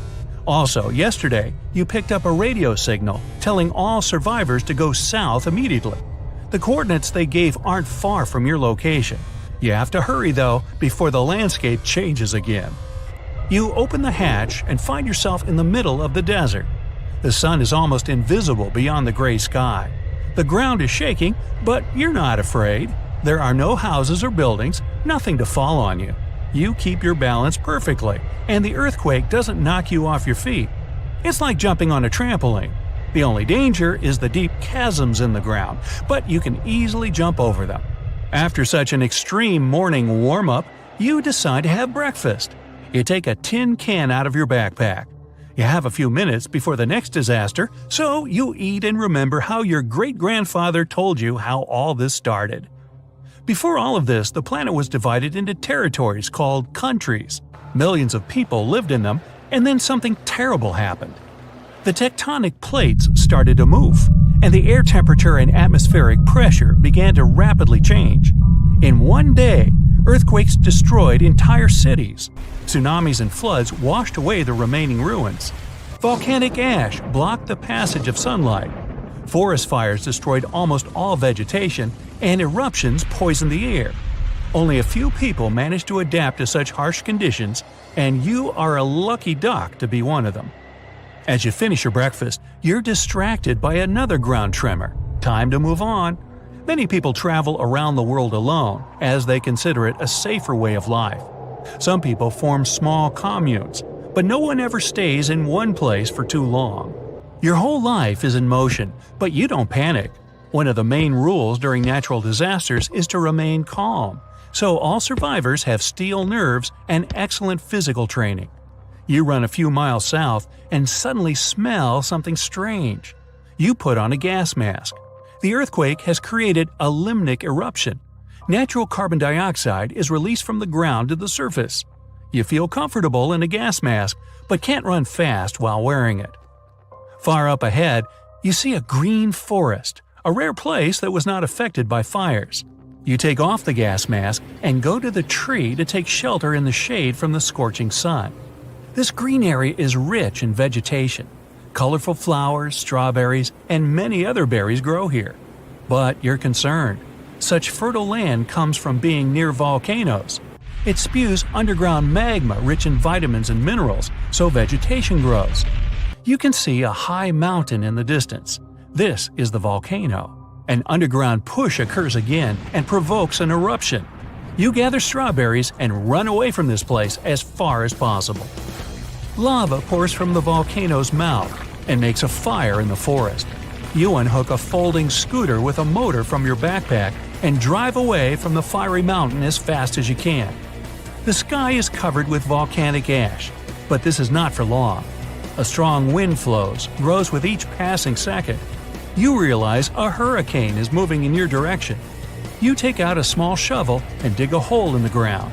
The soil is dry, but you have enough strength to dig a small ravine in a couple of minutes.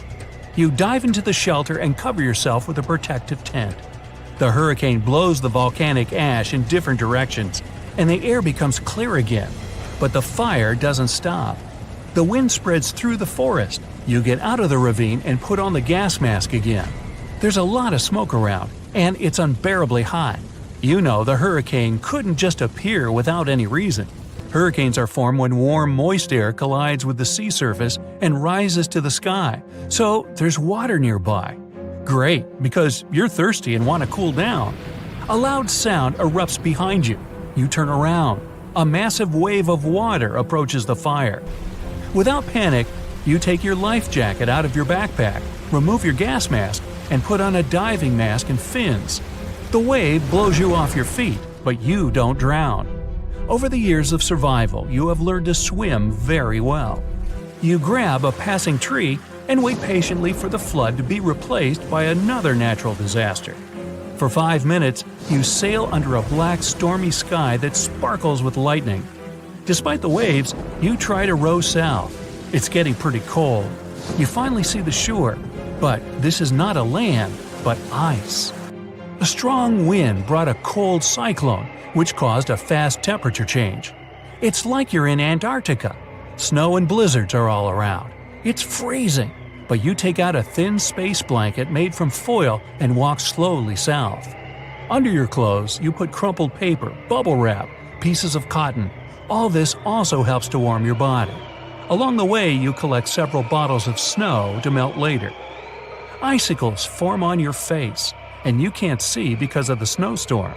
Suddenly, the snow begins to squish under your feet, The ice melts and turns into water.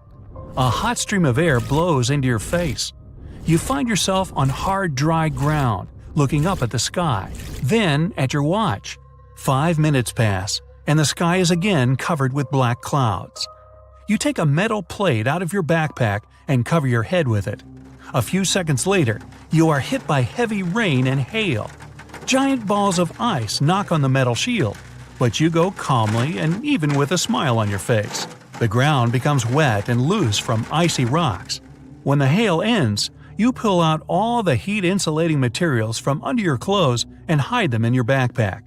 Then you lay out a few long spokes of steel. The spokes are wrapped with copper wire. You connect the spokes to each other, making one long antenna. You stick it in the ground and run away. After the hail from the rain clouds, lightning strikes the ground. More precisely, it hits the lightning rod you've just built. You wait for the storm to end, then take the lightning rod apart and return it to your backpack. An intense heat begins. You drink some melted snow and break your way through the desert. The earth trembles, and your adventure begins again. Earthquakes, carbon dioxide, fires, floods, snowfall, tsunamis, lightning, and again and again and again. With the help of a compass, you continue your journey and reach your goal a few months later. You see a long antenna sticking out of the ground. This is a place mark for entering an underground city. The city is built from dozens of massive bunkers connected to each other by tunnels. The city walls don't allow radiation to pass through, and they don't bend from daily earthquakes. People learn to extract energy from the ground. The Earth's core gives heat. This heat boils water, then steam is formed, and electricity is created at special stations. People get water from underground lakes and rivers. Instead of the sun, ultraviolet lamps are installed everywhere, which provide people and plants with necessary light. Natural disasters happen on Earth every 5 minutes, but humanity still has a lot of space underground. You're in the Atacama Desert in northern Chile, one of the driest places on Earth. But this desert has a beautiful secret. Every 3 to 5 years, flowers pop up out of nowhere. It's so famous, it's also called the flowering desert. Seeds lie around in the ground just waiting for some rain. When the desert gets enough water, about 200 types of flowers sprout up. The yellow sands of the Atacama turn purple, white, green, and even pink. Another mystical phenomenon that can be seen in the desert is called a sand waterfall. When the wind brings a lot of sand to the edge of the canyon, it begins to fall down. Now amplify this effect 100 times and you get a sand waterfall in Saudi Arabia. It really is like Niagara Falls, only there's not a drop of water. The locals say this phenomenon warns of an impending sandstorm. Fairy rings, also known as elf rings or pixie rings, are mysterious circles of mushrooms that appear in grasslands and forested areas. There's a lot of debate about why these fairy rings form a nearly perfect circle. Some superstitions claim that fairy dances would burn the ground, causing mushrooms to rapidly grow. In southern India, between July and September 2001, people witnessed one of the strangest weather phenomena in recorded history. The rain was red. What many would have thought to be a typical rainstorm left them shocked. The color was bright enough to stain clothes. There were other colors too, such as green, yellow, brown, and even black. In the middle of a monsoon, red rain started to fall, and so did periodically for several weeks. Researchers have found this unusual rain is stained either by dust or algae, so don't try to catch any on your tongue. Scientists aren't entirely sure how the algae got all the way up there. This does make events like this a little unsettling. Now, people who live in rural central Norway over the Hessdalen Valley can often witness floating lights of white, yellow, and red cross the sky. The lights appear both at day and night, and once back in the 80s, the 1980s, they were spotted 15 to 20 times in a single week. The Hessdalen lights can last just a few seconds, but sometimes they can last more than an hour. The lights move, seeming to float or even sway around. Some scientists believe that the reason for these lights is due to ionized iron dust. Others say it's a combination that includes sodium, oxygen, and hydrogen. Many people claim they're just misidentified aircrafts. Norway! Snow donuts are one of the rarest meteorological sights to see, with perfect weather conditions needed just to create them. Found in any snow-covered mountain area, like the Rocky Mountains, the wind, temperature, snow, ice, and moisture all have to work together for us to see these phenomenal rings. A thin layer of wet snow on the ground. Under that layer, ice or powdered snow. Then, a strong enough breeze to roll the donut down a hill, just like a snowball. Once it stops rolling, it can be the size of a baseball or as large as a car tire. It all depends on how strong the wind is. A newly formed snow donut won't stay around for very long, so hurry up with that camera and watch your head. Can you believe there's another place on Earth with its own ecosystem and atmosphere, similar to another planet? Well, start believing. Movil Cave, located in southeastern Romania, remained closed in complete darkness for a whopping 5.5 million years. It wasn't until workers discovered the cave, when they were looking for a place to build, that anyone learned about it. Scientists carved out an opening to the cave and found that a completely sustained ecosystem was thriving inside. As a pathway was carved through the rock past numerous tunnels, scientists found a lake of sulfuric water that stank like rotten eggs. The air was filled with hydrogen sulfide and had 100 times more carbon dioxide than Earth's atmosphere contains. Needless to say, this air is completely toxic. What's even crazier is that a whole ecosystem has been existing in this cave, with 33 species that can't be found anywhere else on Earth. This cave gives us a glimpse of what could possibly exist on other planets with completely different atmospheres. How it managed to exist on Earth all this time without anyone knowing is rather unbelievable, isn't it? Now, check these trees out. They're called Indian rubber trees. Their strong roots grow not underground, but on the surface. With the help of special frames and fasteners, people have learned to control how these roots grow. Let's say a tree is next to a small pit. You need to make a bridge from one end of this pit to the other. You direct the growing tree roots in the needed direction. Over time, the roots penetrate the ground and strengthen under endless downpours. It takes about 15 years to create one bridge. Here's another amazing tree called the Tree of Life. It grows in Bahrain's desert. The tree has been standing on top of this sandy hill for more than 400 years, surrounded by miles of sand. It's extremely hot here and there's no moisture. But despite this, the tree has green leaves and it continues to grow. So far, scientists haven't figured out yet how the tree gets moisture and nutrients. There are only places with oil deposits around. Locals think the tree is sacred. After all, it demonstrates the magic of life and the power of nature. Some experts are sure it's all about the roots. They go so deep that they can reach underground sources of water. So, there you are. You've been driving for hours through the night. You didn't have any chance to sleep, so your mind is hanging by a thread.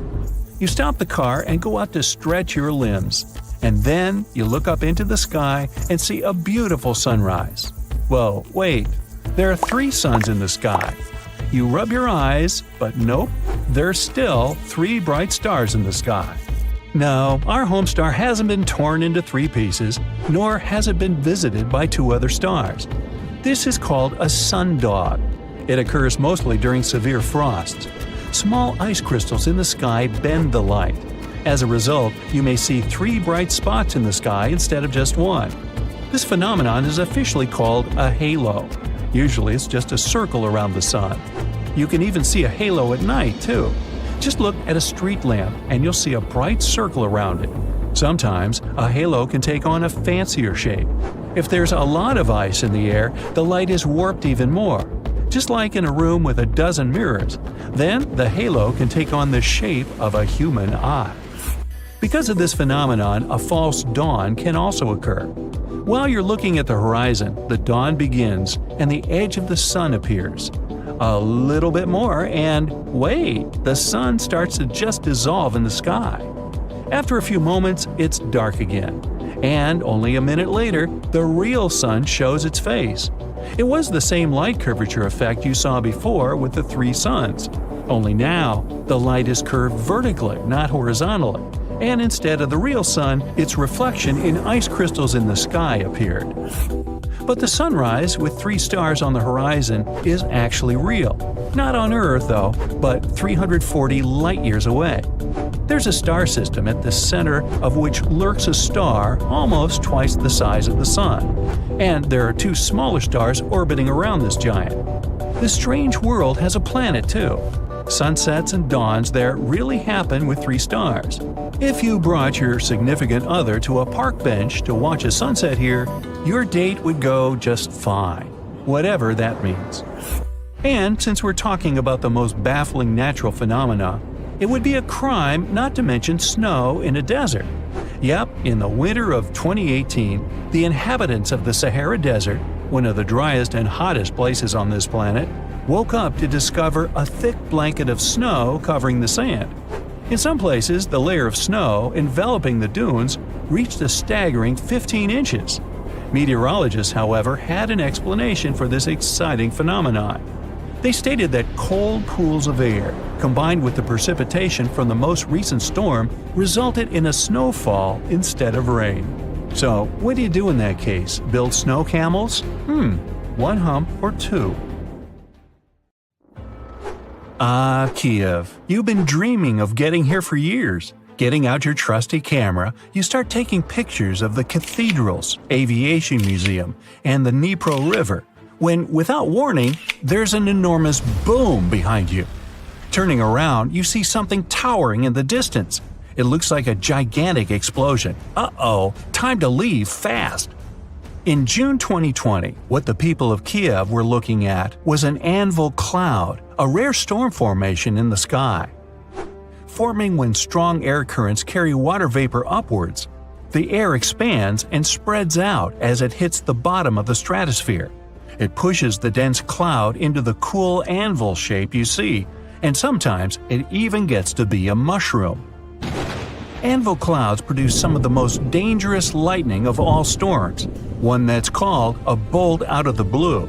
This lightning strike seems to magically come out of the blue sky with the storm being many miles away. This type of bolt comes from the top of the anvil and can be 10 times more powerful than a typical lightning strike. People got so frightened after witnessing a giant cloud just 60 miles away, thinking something terrible must have happened. The locals had pictures of the large billow on social media before officials could explain what was going on. Authorities managed to calm everyone's fears by informing them it was nothing more than a natural phenomenon, and a beautiful one at that. Before dissipating, these clouds typically stay in one area, regardless of how strong the wind is. Touring around the northern tip of Queensland, Australia, way away from those creepy crawlies, it's time to take a break and relax at the beach. Getting comfortable, you notice a great big shadow passes over you, then another, and yet another. Looking up, this weird weather is simply stunning. The clouds are called morning glory, a very rare type of cloud that almost seems to roll across the sky, looking like a massive tube. These clouds can measure up to 600 miles long, even appearing in large groups as well. This phenomenon is the result of an updraft pushing through the cloud, creating a rolling appearance, while moist cooler air at the back causes them to sink downward. Southern India, between July and September 2001, people witnessed one of the strangest weather phenomenon in recorded history. The rain was red. What many would have thought to be a typical rainstorm left them shocked. The color was bright enough to stain clothes. There were other colors too, such as green, yellow, brown, and even black. In the middle of a monsoon, red rain started to fall, and did so periodically for several weeks. Researchers have found this unusual rain is stained either by dust or algae, so don't try to catch any on your tongue. Scientists aren't entirely sure how the algae got all the way up there. This does make events like this a little unsettling. Like to take a bubble bath to relax after an exhausting day, but taking too long to fill the bathtub? Problem solved. Head to any coastline after a big storm and take a dip. Foamy tides aren't native to any one place or location. They can be formed anywhere in the world. They're most likely to happen along rocky coastlines, like the coast of San Francisco, Northern Ireland, or the Mululaba, Australia. Each coast has differing conditions forming the sea foams. If you scoop up seawater into a glass and look at it closely, you'll see it's full of tiny particles. Many things like plants, chemicals, and lots of salt and minerals create the perfect formula for foam. When powerful currents and wind mix it all together, we get something that resembles a cappuccino top floating on top of the water. When freezing temperatures hit orchards in Michigan, all kinds of unusual things happen, like ghost apples. No, they're not going to scare you at all. But if you plan on sneaking away one winter to find one, be warned. Everything has to be perfect for this to occur, and it's going to be freezing cold. This is actually a rare weather phenomenon caused by having the apples freeze where they are with rain coating the fruit in a thin layer of ice. The apples then thaw and leak out like applesauce, leaving just the beautiful ice shell behind. The Catatumbo River in Venezuela might be the most electric place in the world, with nearly 300 storm days per year. The lightning storms are so consistent, they're predicted for 3 months in advance. During the wet season in October, you might see 30 lightning flashes in a single minute, a truly shocking experience. With each bolt having the energy to power a single light bulb for 6 months, the impressive display could power all of Venezuela forever. At sunset, strong winds flow around the 3 surrounding mountains, forming storm clouds over the water. As the water droplets of humid air collide with ice crystals from the cold air, it produces the static charges that cause the lightning storms nearly every night. If that wasn't bad enough, some storms have lightning above them as well. Try to take a picture of this one. Jellyfish lightning sprites are electrical discharges high in Earth's atmosphere. They're associated with powerful thunderstorms, but they have nothing to do with rain. These sprites occur 30 to 50 miles up in the sky, in the mesosphere. Artificial lights at night make it a lot harder to see this faint lightning. If you spot one, it'll look tiny, but can be well over 30 miles wide. The red sprites are a type of cold plasma discharge above a thundercloud. They're the balance of the lightning charges between the storm clouds and the ground below. Don't try to find this type of donut at your favorite bakery. It won't be there.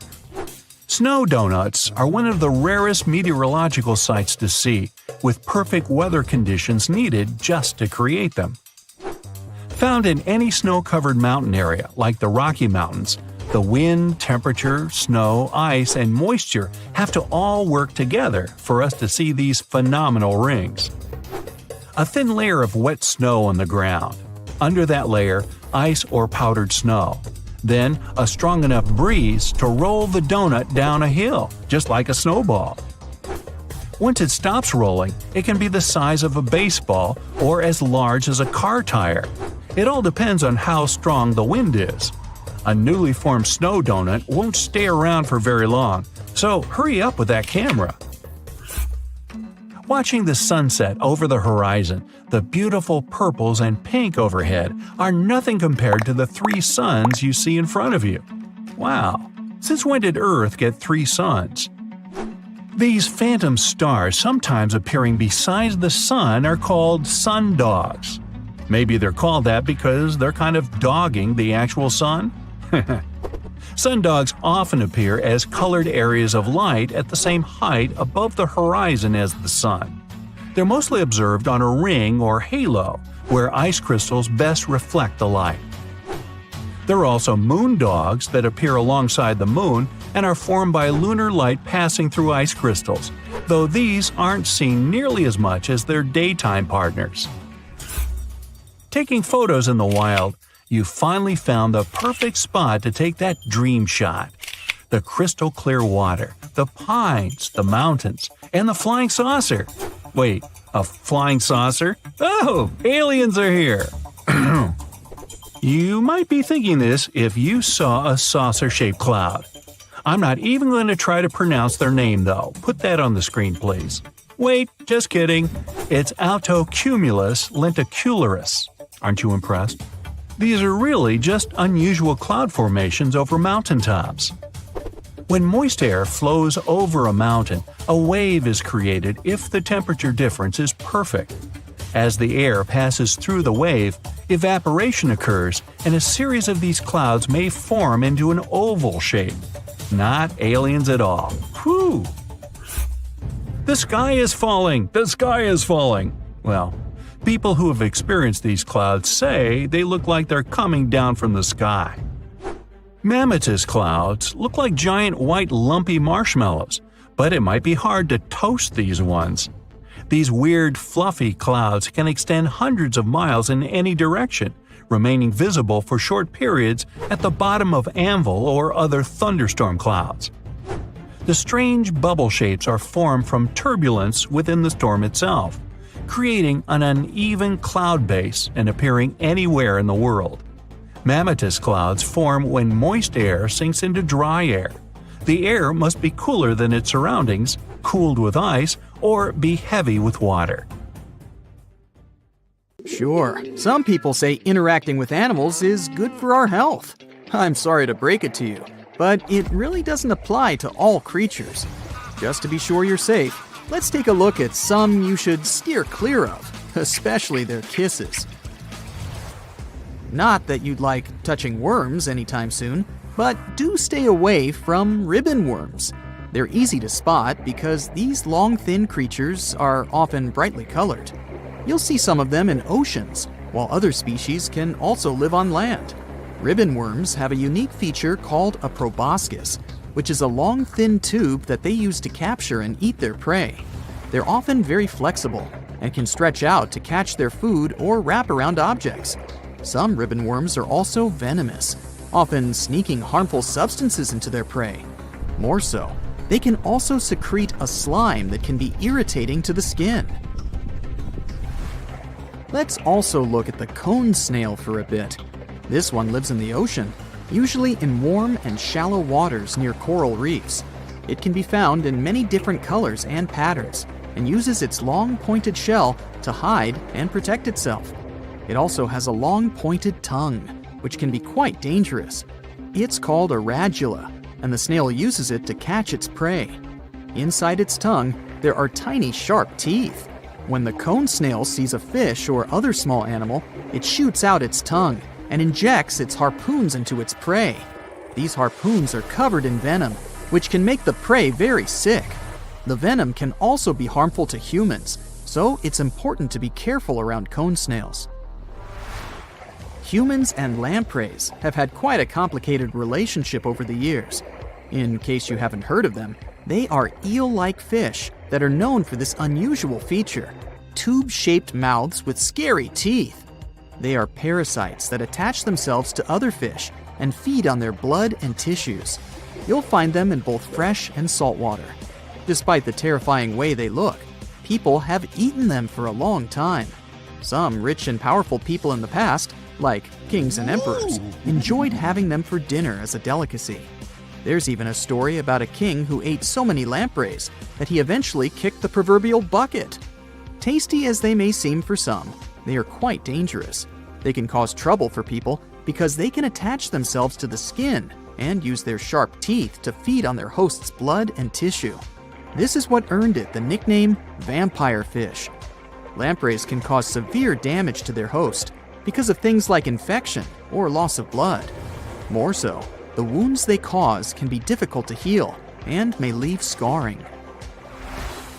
Lampreys may not be your dream fish, but they do look like beauty pageant contestants next to the hagfish. A hagfish is also a slimy, eel-like fish that lives in the ocean. It has a long, slippery body and no scales. Instead, it has a layer of slime that it can release to protect itself from predators or to help it move through the water. Hagfish are scavengers and will eat expired animals that they find in the ocean. Thankfully, they're not known to attack or harm humans, but you should steer clear of these pesky mouths of theirs. That's because they can carry a lot of harmful bacteria, seeing as they don't eat from the fresh produce aisle, if you know what I mean. They can be a problem for divers or fishermen because they can give off a slime that can clog fishing nets and make the water difficult to see in. Because they often feast themselves from the ocean's trash cans, they can smell pretty bad too. A fish that's dubbed the cookie cutter shark might seem cute when you first hear about them, but these creatures can be quite dangerous. They are small fish that got their name because of the unique way they eat food.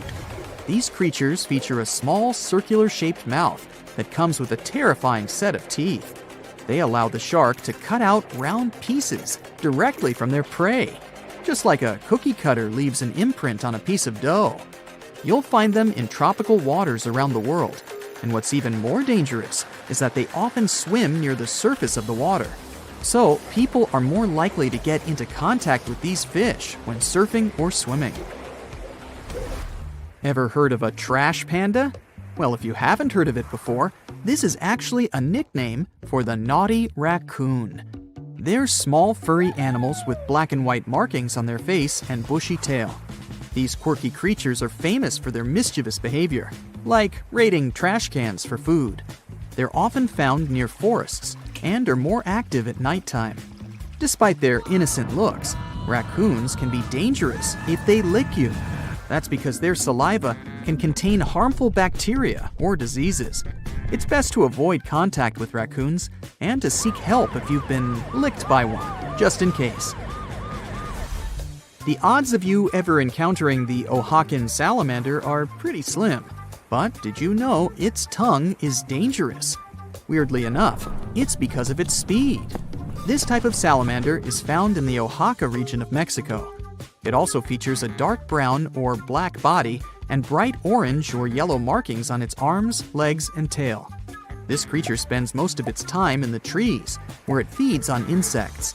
It's nocturnal, and when threatened, it can release a nasty substance from its skin to protect itself from predators. However, a new study has found that this giant palm salamander has the most powerful muscle in the animal kingdom. It can shoot out its tongue with so much power that being snapped by it can cause serious damage. It can also extend its tongue more than half its body length in just 7 milliseconds. Geese are pretty common domesticated animals. If you've ever spent some time on a farm, you've encountered these sturdy birds for sure. They might look wobbly, but they can get aggressive to protect their territory and their offspring. It's no surprise some farms even use these birds for protection, mostly because they get easily startled by noise and can alert the owner if something unusual is going on in their yard. Nevertheless, geese can be dangerous if they bite you. Their beaks can cause injury and can also carry bacteria that can lead to many other problems inside your body. It's important to avoid approaching or interacting with geese in a way that may provoke them to bite. The list of animals you shouldn't let lick you doesn't end with wild ones. Let's look at domesticated ones too, like cats. Their tongue is made of small backward-facing spines called papillae, which help them groom themselves and eat. These papillae are made out of keratin, the same protein found in human nails and hair. If you've ever been licked by a cat, you know the sensation. It's like being touched by sandpaper. A cat's rough tongue can cause irritation on any type of skin if used a lot or aggressively. Same goes with dogs. Your dog can have bacteria in its mouth that can cause you some problems. Dogs can get these bacteria by sniffing or eating animal waste or by drinking dirty water. Sometimes, dogs have these bacteria in their bodies but do not look sick, so you might be easily confused into thinking your dog is actually top-notch healthy. If you don't want to have any problems from the stuff in your dog's mouth, avoid letting them lick your mouth or nose, and wash your hands and face after giving them a kiss. If you do, however, have a routine with your dog and can't help yourself to these smooches, kissing your dog on the cheek instead of the lips is a safer option. Allowing your pets to lick you can reinforce unwanted behavior, like begging for food or attention. Some pets may even have allergies that can be passed on to humans through their saliva. You come to sunny California and go for a hike in the Santa Lucia Mountains. There, you have a strange, unpleasant feeling, as if someone's watching you. You look around, but don't see a single soul. That's when you glance at the tops of distant mountains in front of you, and your heart skips a beat. Up on the peaks, you can see the outline of a giant humanoid figure, arms stretched out with a magnificent full rainbow circling it. This mysterious figure is dressed in all black. You can't make out any facial expressions or detail, but you can see it moving. Then it vanishes right before your eyes. Congrats! You've just witnessed the Dark Watchers, a phenomenon that's been terrifying hikers in the California mountains for over 300 years. Even now, scientists can't give an exact explanation for this mysterious appearance. What we do know is it's completely natural, probably. One theory claims that there are no silhouettes at all. The human brain just thinks up images created by shadows the clouds cast on the mountains. Over the centuries, people share stories about this legend, and their minds begin to show it, building recognizable images. The same can happen to you, like when you see the contours of a human face on a burnt piece of toast, or the shape of a dog in a passing cloud. The most accepted scientific explanation is what's called a Brocken specter. It's when sunlight gets bent by drops of fog or clouds. That explains the rainbow surrounding these figures. As for the shadow, it's only your own being stretched and projected on the mountains before you. After all, these figures usually show up when the sun is behind the witness. Natural or not, the vanishing mysterious figure scared the wits out of you. So you head east and find yourself in the desert. The blazing sun beats down on your back. There's nothing for hundreds of miles around. Hard to believe this dry, lifeless plain was once the bottom of a lake. You notice a long trail in the sand, as if someone was pushing or pulling something really heavy across the ground. You follow the strange trail, and at the end you find a single large stone. But why would anyone drag a heavy rock across the middle of the desert? But nothing touched the stone. It moved by itself. It's a phenomenon called sailing stones. Every winter, ice covers the ground here. When a strong enough wind blows, the stone starts to glide across the slippery surface. Once the ice melts, all that's left is a winding trail behind a single lonesome rock. Well, for some relief from the scorching California sun, we head to Antarctica. Snow, ice, and more blinding sun. Yep, it's a desert too. The light is almost blinding. You squint, and off in the distance, you see something red sticking out from all the surrounding endless white. As you get closer, you realize it's a waterfall, an ominous red cascade flowing from the glacier. Splashes fly in all directions and stain the white snow. Don't worry, these so-called blood falls are nothing of the sort.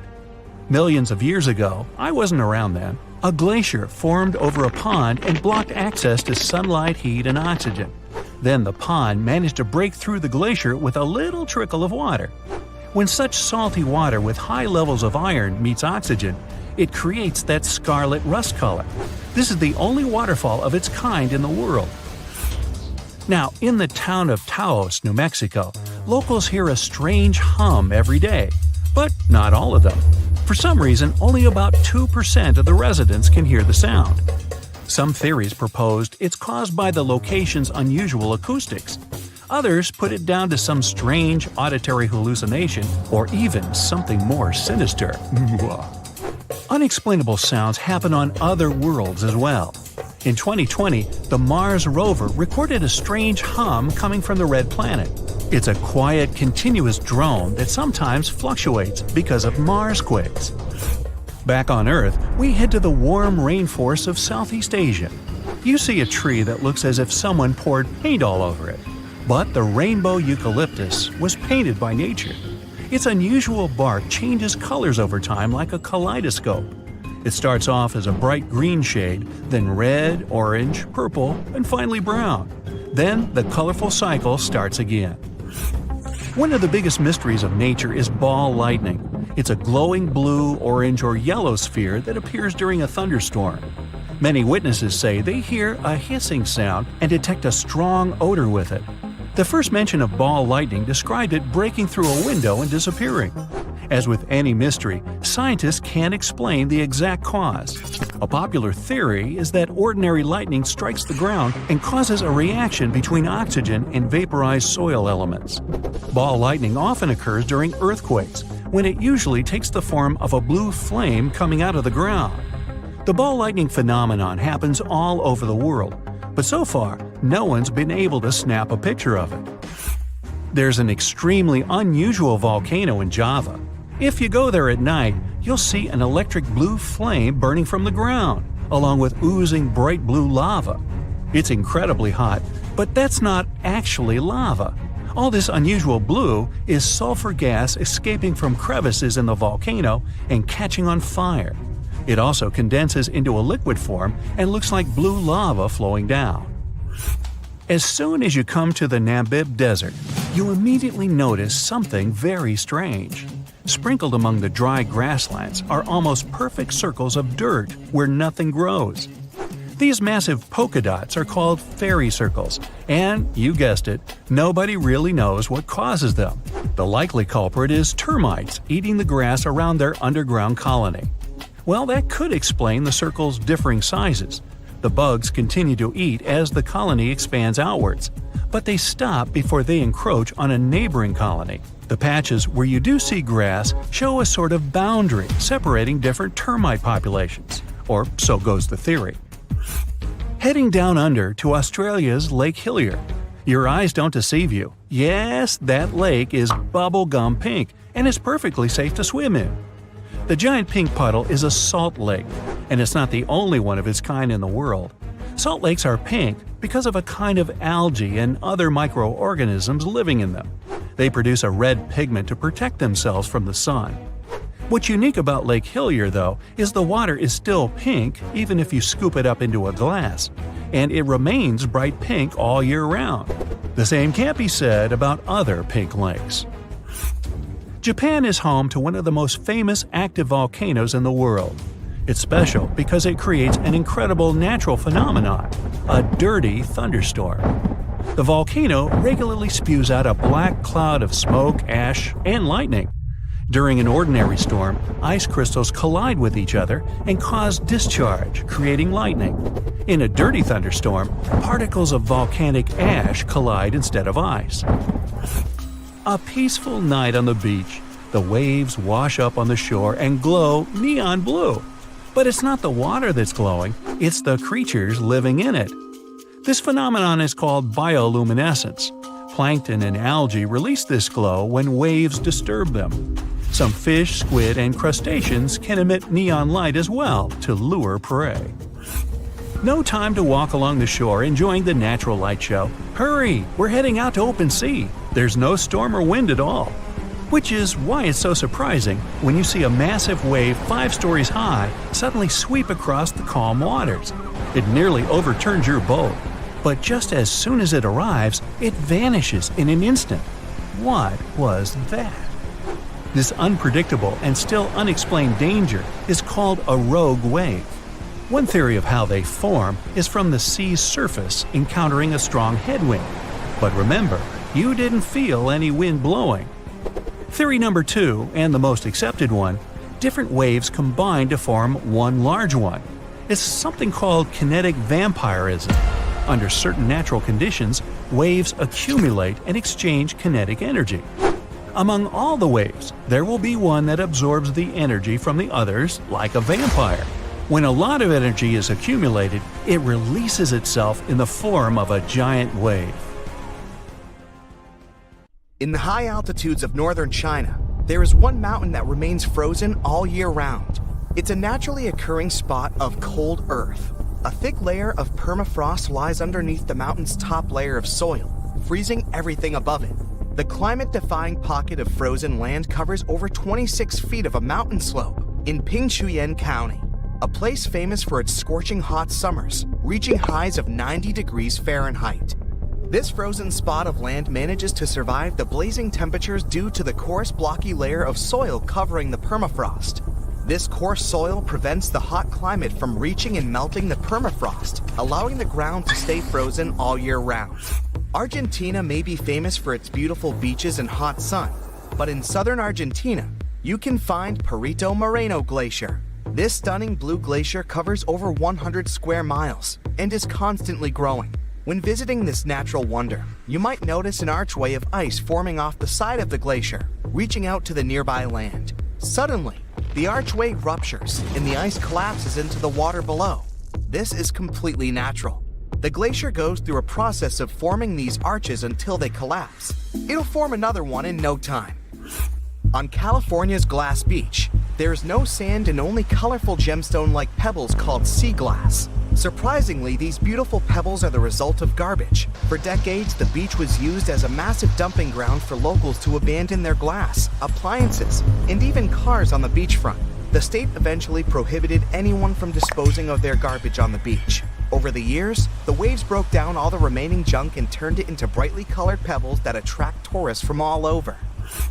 The highest waterfall in the world, Angel Falls, can be found in southern Venezuela. The water there travels along one of the biggest tabletop mountains in Venezuela and plummets 2,500 feet down into the jungle below.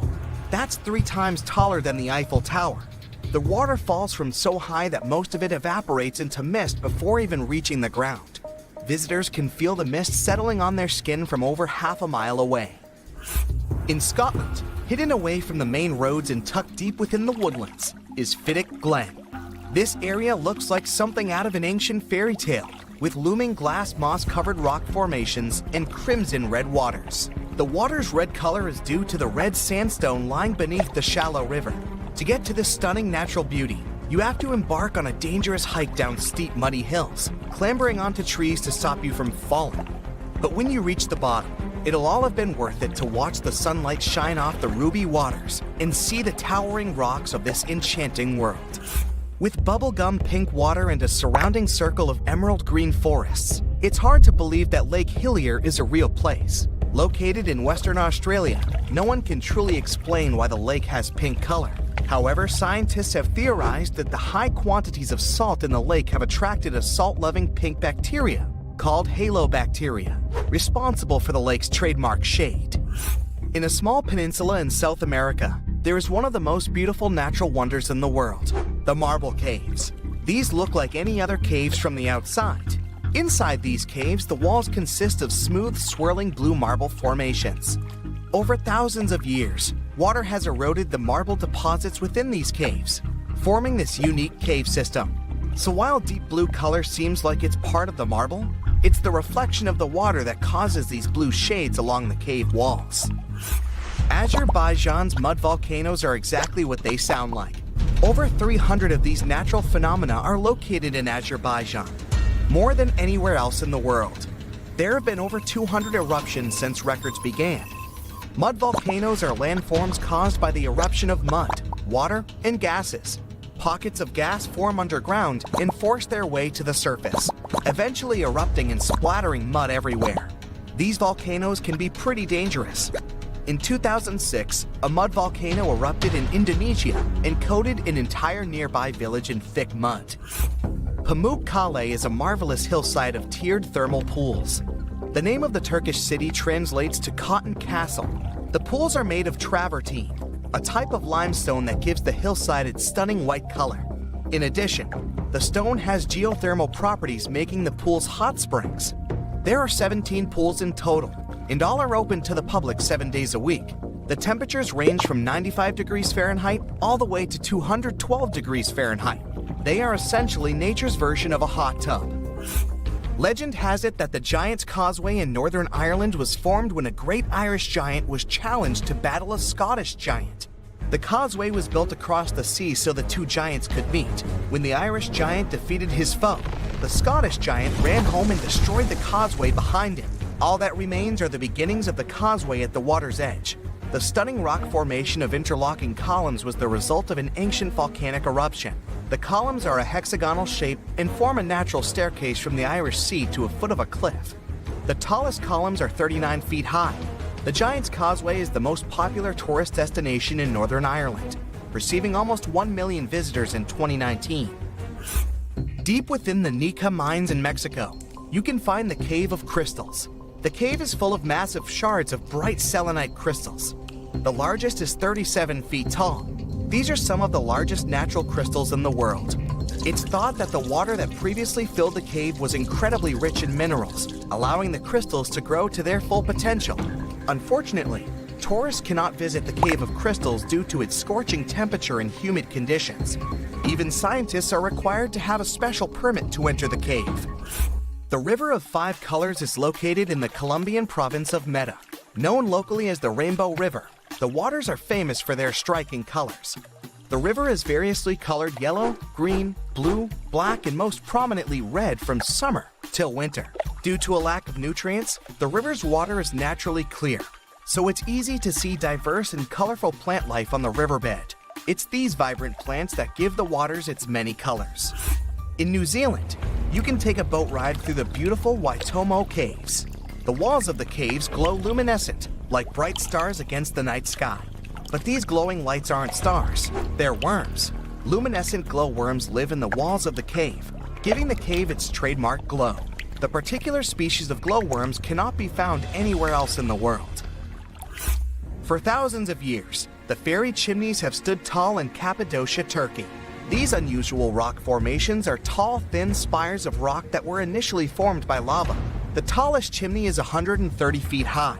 Humans have hollowed out the insides of these rocks for hundreds of years to create homes for themselves. Today you can visit one of the many hotels that currently exist inside the fairy chimneys. Wave Rock is a popular spot for a photo shoot in Western Australia. The giant rock is 46 feet tall and shaped like a breaking ocean wave.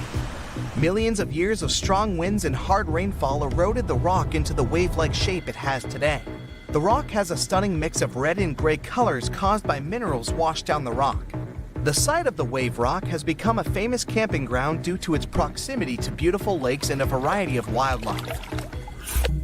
The Zanyi National Geopark in China has previously been voted one of the most beautiful landscapes in the world. The park is famous for its colorful rock formations, popularly known as the Rainbow Mountains.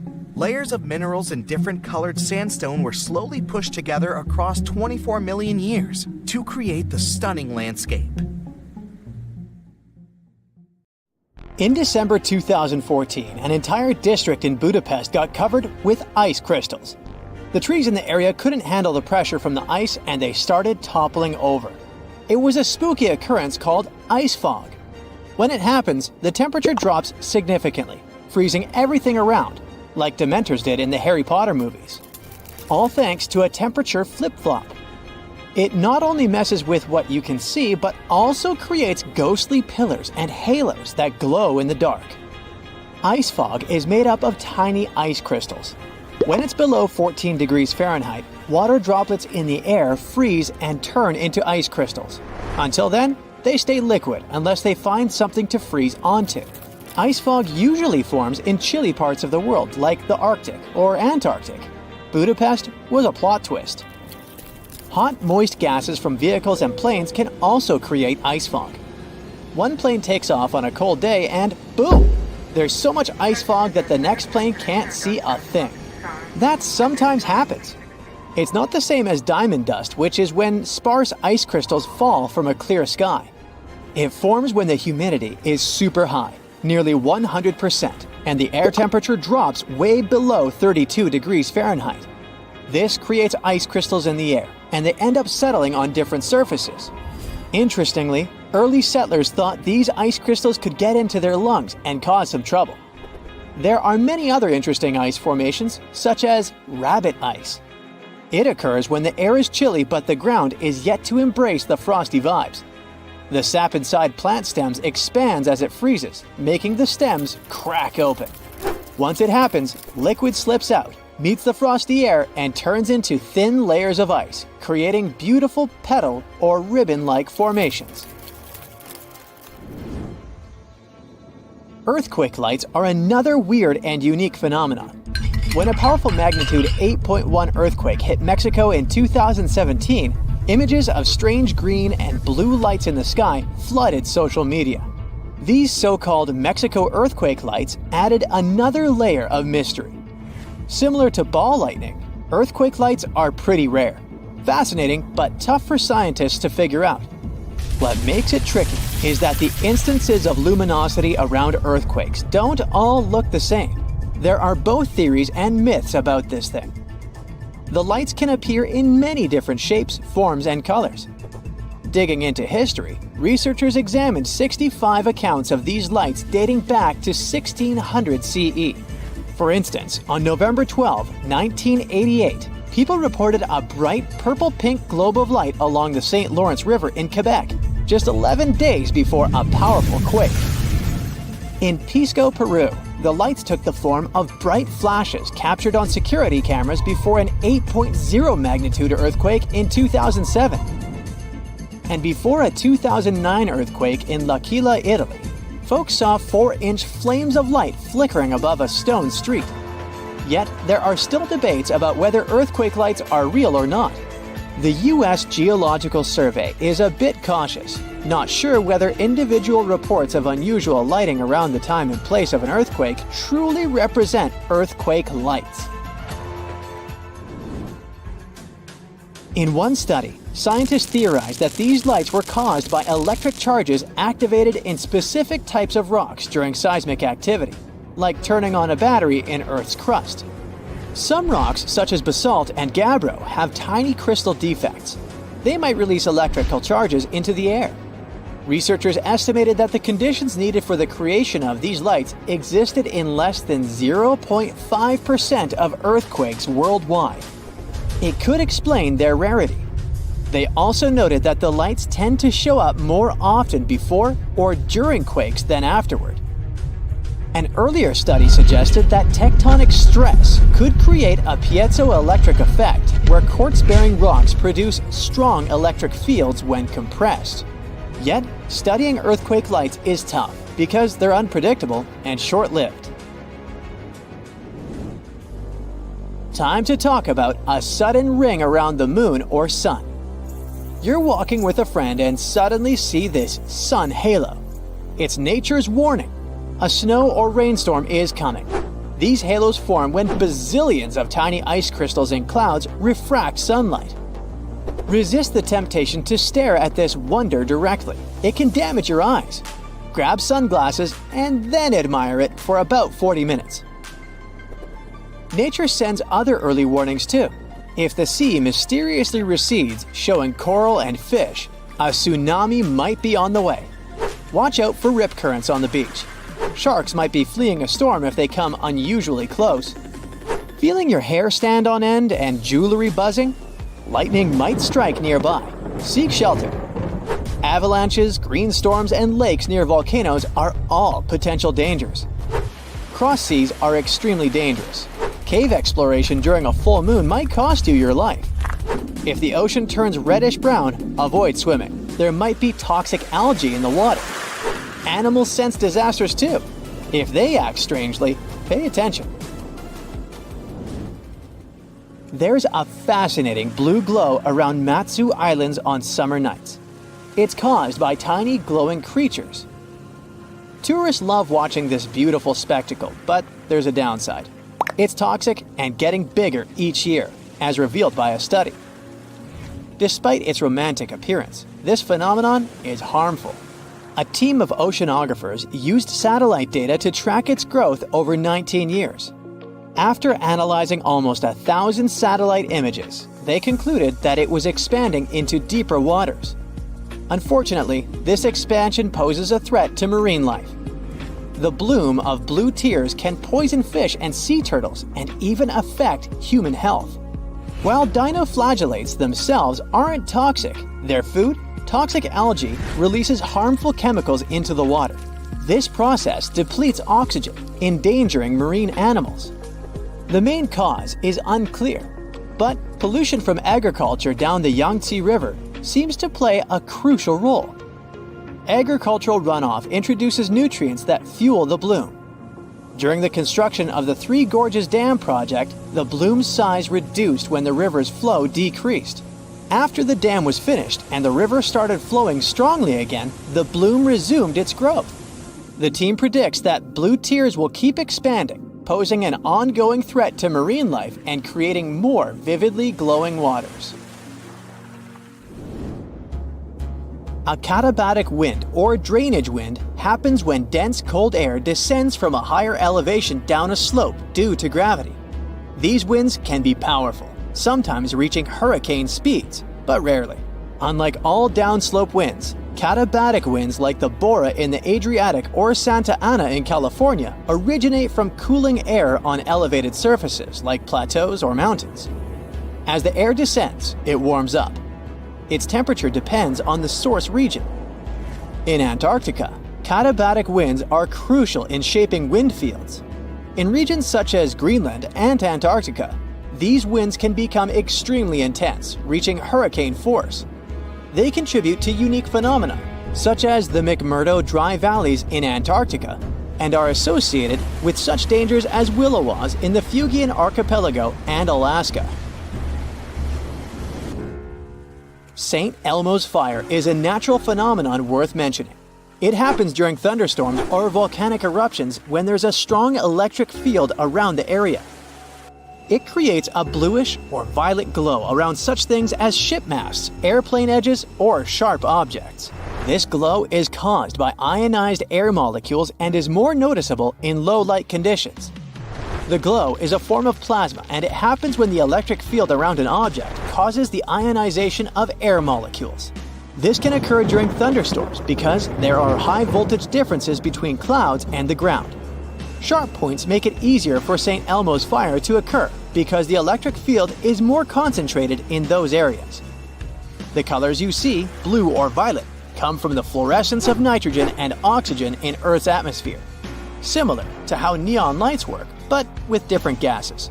From ancient Greece to 15th century China, this phenomenon has been seen throughout history.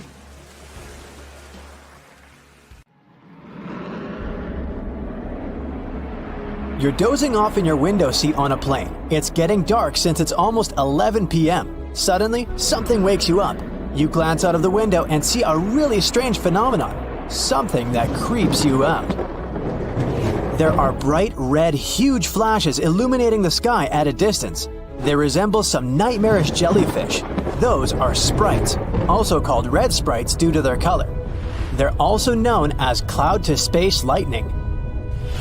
These varied visual shapes flickering in the night sky are large-scale electric discharges, which is a clever word for a lightning strike. They occur high above thunderstorm clouds at altitudes of 30 to 56 miles. That's why you can see them so well from your plane window. The coolest thing about sprites is that they're positively charged lightning. This is a very rare type that makes up a mere 5% of all lightning strikes. People first spotted this phenomenon in 1886, and it was first photographed in 1989. In 2018, the legendary Niagara Falls, located at the border between New York State and Ontario, Canada, managed to surprise everyone. Tourists who came to admire the roaring waters found the falls frozen.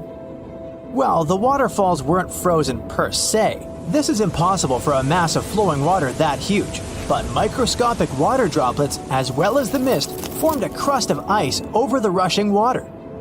It created an illusion that Niagara Falls was frozen all over. In reality, the water kept flowing beneath the ice. Imagine ponds filled with ice-cold water and covered with ice. Easy, huh? And now picture dozens of alligator snouts that are poking out of the ponds, still and frozen in ice. That's what you'd seen if you had visited the swamps of North Carolina at the beginning of 2018. Despite this terrifying picture, the animals were very much alive. That was a very special crocodile way to survive abnormally cold weather. Since their nostrils were above water, the animals could breathe. Meanwhile, their bodies were in a hibernation-like state. It allowed the animals to conserve energy and stay warm. In the winter of 2018, the inhabitants of the Sahara Desert, one of the driest and hottest places on the planet, woke up to discover a thick layer of snow covering the sand.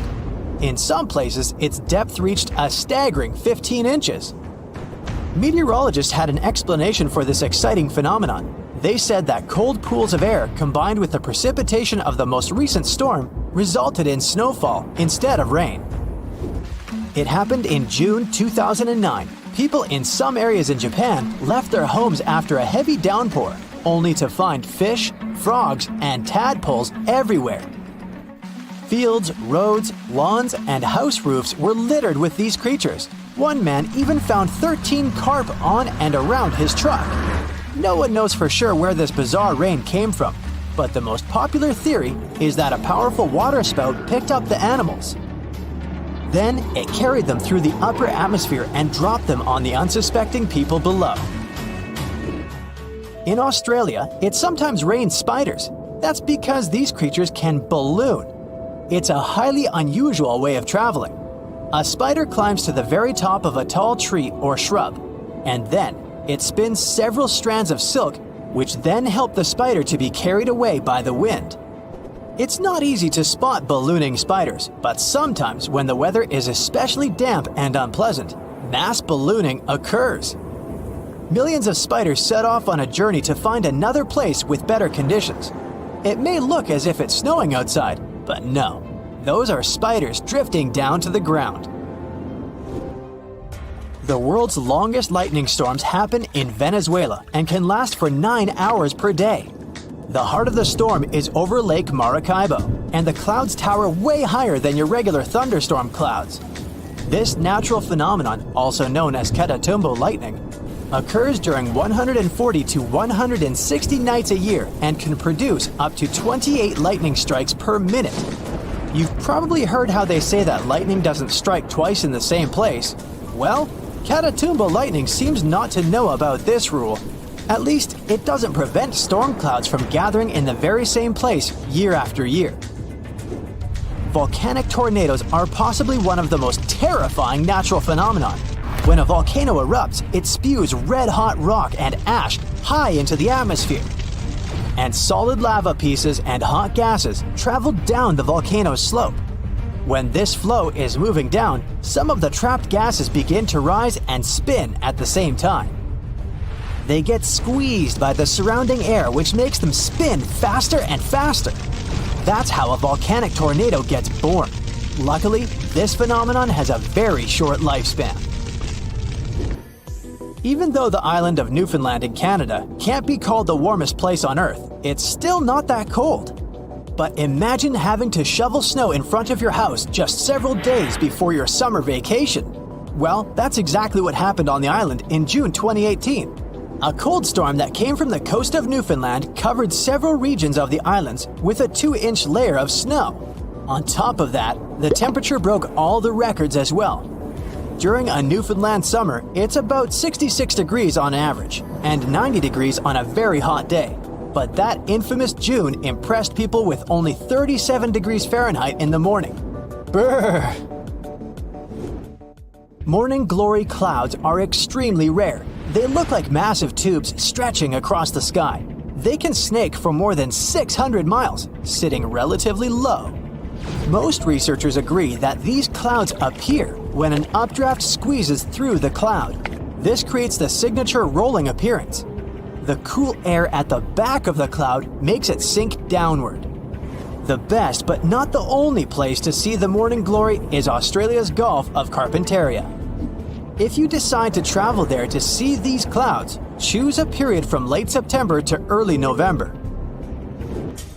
On March 19, 2018, the inhabitants of Alabama saw huge chunks of ice falling from the sky.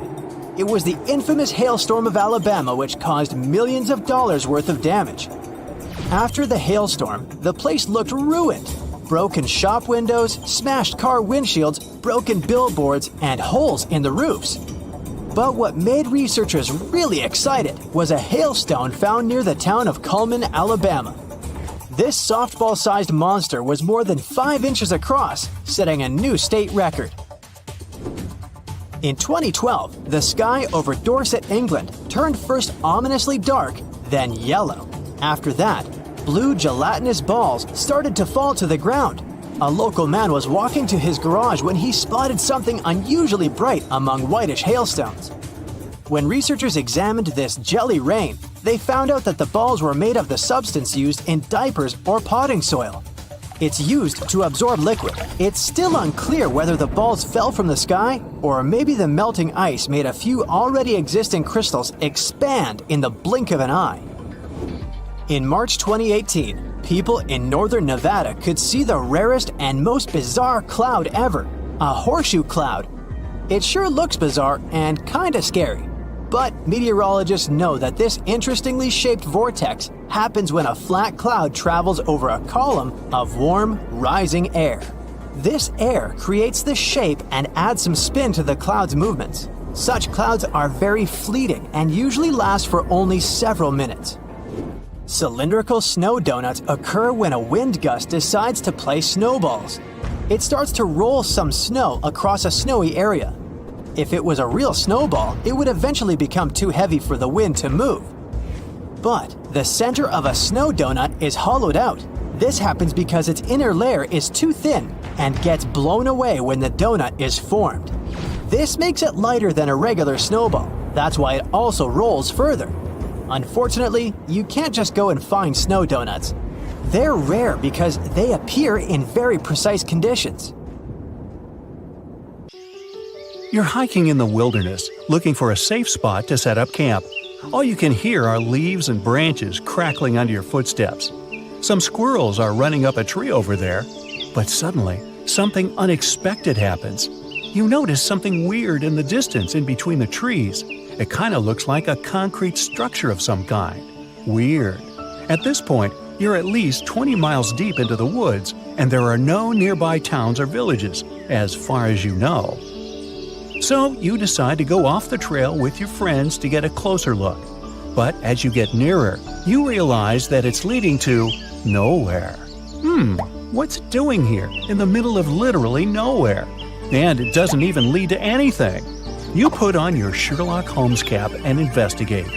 So, maybe there used to be an old house or mansion here that collapsed over the years, and the only thing left is a staircase? But, weirdly enough, after circling the bizarre structure, you realize there's no trace of any ruins or even foundations. It's like someone just sliced a staircase off their house, cake style, and plopped it here for no reason. Okay? You and your friends aren't really into getting a whole lot closer. Something feels wrong. The longer you look at this weird structure, the more you feel a super creepy presence. Something tells you you should probably leave the area as fast as possible. As weird as this sounds, discoveries of random staircases, illogically found in the woods, are surprisingly common. Some are made of wood, others of brick or stone. Some look ancient, while others look like they were finished yesterday. The one thing they all have in common, they all lead to absolutely nowhere, and they're all found in super mysterious locations. One of the most famous ones is in Chesterfield, New Hampshire. A long, medieval-looking staircase made of stones with Roman arches in the middle of the woods. It's believed to have been part of Madame Antoinette Sherry's castle. She was a big singer back in Paris. The castle dates back about 100 years, and it was later discovered again in 1962. This time, there was nothing but a staircase. Another mysterious ancient staircase dates back to 9,000 years ago. It's in a forest in Italy. It looks like a series of stairs that lead to a tiny platform at the top. Now, why go through all the trouble of building the thing if it leads to nowhere? Well, some scientists think it could have been some sort of ritual tower, but your guess is as good as theirs. There's an anomaly in the Indian Ocean known as the Indian Ocean Geoid Low, or IOGL. It produces the largest distorting natural gravitational force in the world. Heavy mineral deposits, many deep-sea trenches, and magma reservoirs disturb the magnetic field in this area. Earth's gravity changes in different places around the planet. It allows researchers to look for patterns and figure out what's happening beneath the surface. Higher gravity fields usually mean denser materials below, and vice versa. Some scientists believe that the anomaly might be a dent in the planet's mantle that is working its way up to the crust. The Niihau Island actually rejects the fruits of today's advancements. There are no cars in sight since the locals get around on foot or by bicycles. No wonder their legs have great definition.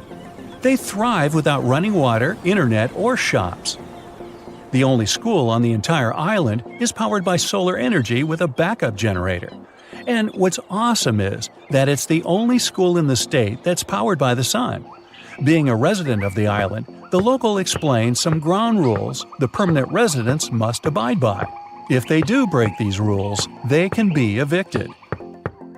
Now, not far from Bangkok, in northeastern Thailand, there's a 75-million-year-old rock formation. These rocks look like 3 whales swimming together. The beautiful design created by nature became known as Three Whales Rock. Millions of years ago, this area was just a desert, but the land was changing.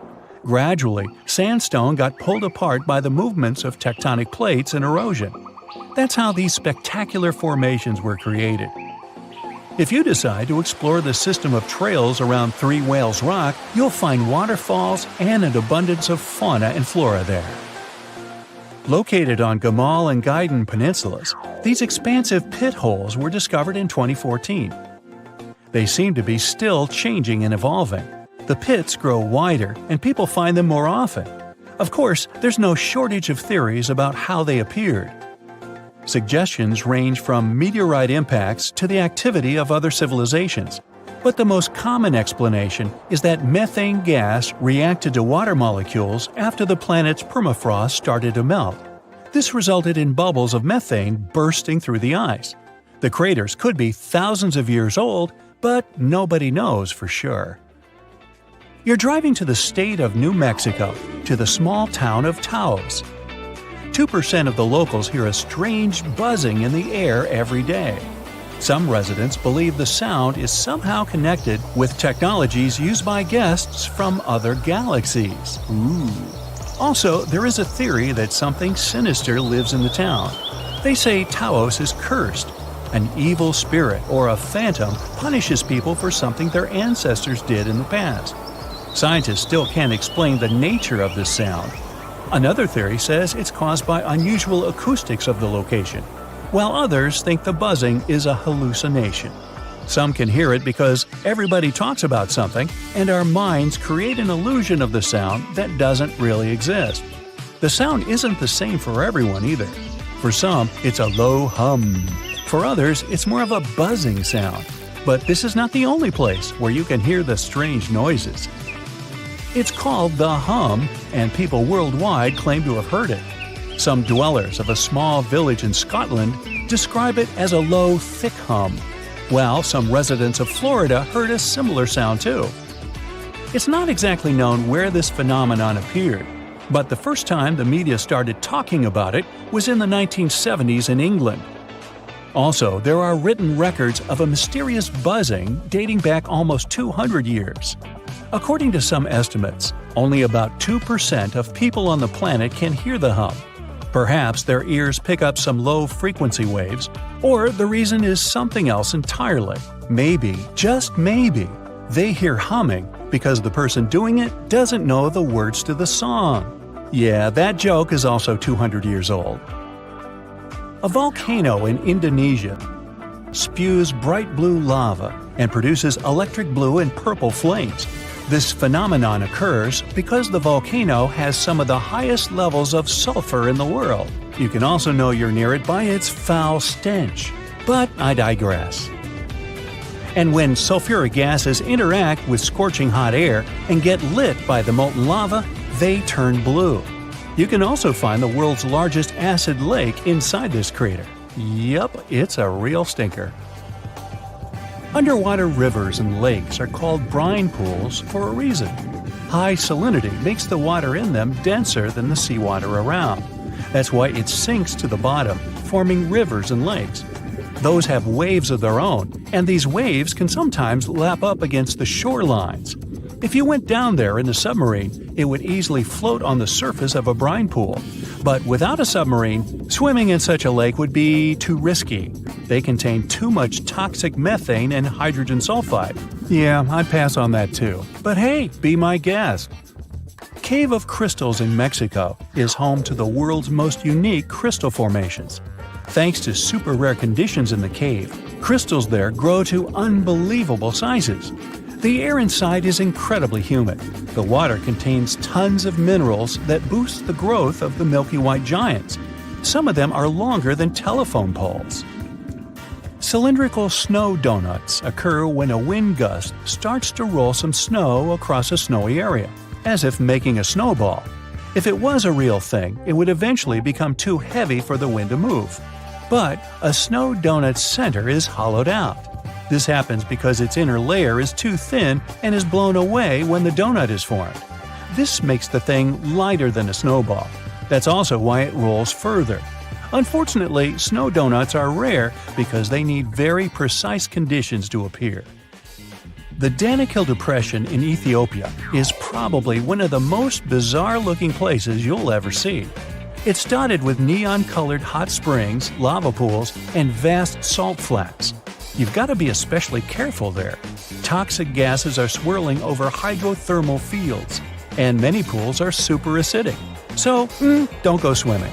Until at least 30 minutes after lunch. Just kidding. And finally, there's nothing mysterious about 28,000 rubber ducks found in the sea in 1992. That's when a ship transporting bath toys got lost in the ocean while traveling from Hong Kong to the US. Some of these ducks are still floating in the ocean several decades later. They've been spotted in South America, Alaska, Hawaii, and even Australia. And they make bath time lots of fun. Ooh, rubber ducky.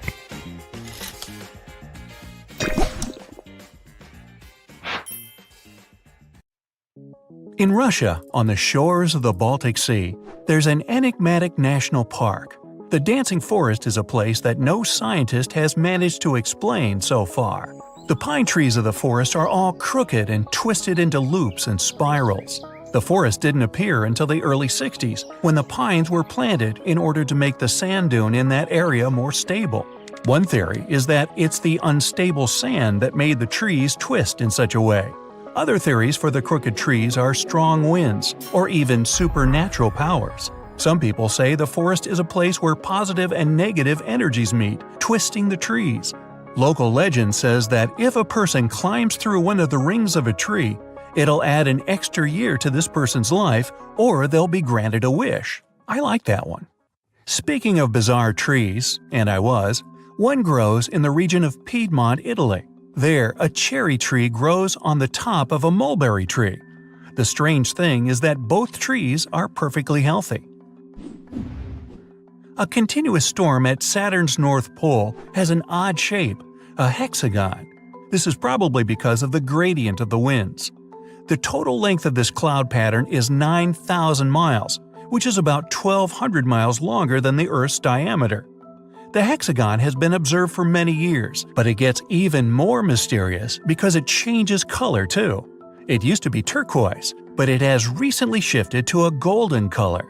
The reason for the color change is that the pole gets exposed to sunlight as the seasons change. Now, rain isn't unusual for Oakville, Washington. However, this one still doesn't have any solid scientific explanation. Instead of common raindrops, people watch translucent jelly-like blobs fall from the skies. These blobs covered about 20 square miles. Those who got really close to the rain experienced flu-like symptoms. What were the blobs? Researchers claim that the blobs contain human white blood cells. Later tests showed no presence of nuclei. Some people claim the blobs might have been evaporated jellyfish resulting in rain, or maybe even waste from a commercial plane. Walking rocks, also known as sailing rocks, move across the Death Valley National Park in California without any external intervention, leaving long trails in the dirt and sand along their way. Various time-lapse footages of the moving rocks have been taken. Scientists even installed GPS navigators on some of the rocks, and it showed that the rocks move at a considerable speed. Some researchers believe that the movement is due to thin sheets of ice that form overnight at freezing temperatures in the valley, letting the rocks move until it melts during the day. Or there was a Rolling Stones concert. Nah. The Batagayka crater in Siberia looks like a doorway to the underworld. It's about a half-mile long and over 280 feet deep, but it never stops growing. As it gets deeper, it exposes more underground layers. The layers show what our planet looked like thousands of years ago, as the slumps reveal the used-to-be climates. The crater appeared back in the 60s, and it all started with rapid deforestation. Trees no longer cast shade on the ground, and it got hotter. The permafrost melted, resulting in the crater formation. The throbbing hum in Taos, New Mexico has driven locals wild since the 1990s.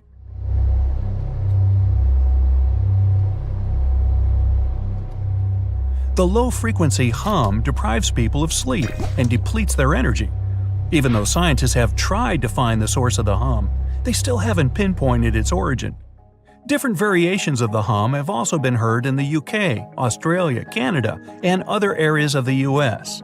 Luckily, only about 2% of the world's population can hear it. The hums have been blamed on mechanical devices, multiple disturbances of auditory systems, and even animals. The West Seattle hum, for example, was blamed on toadfish.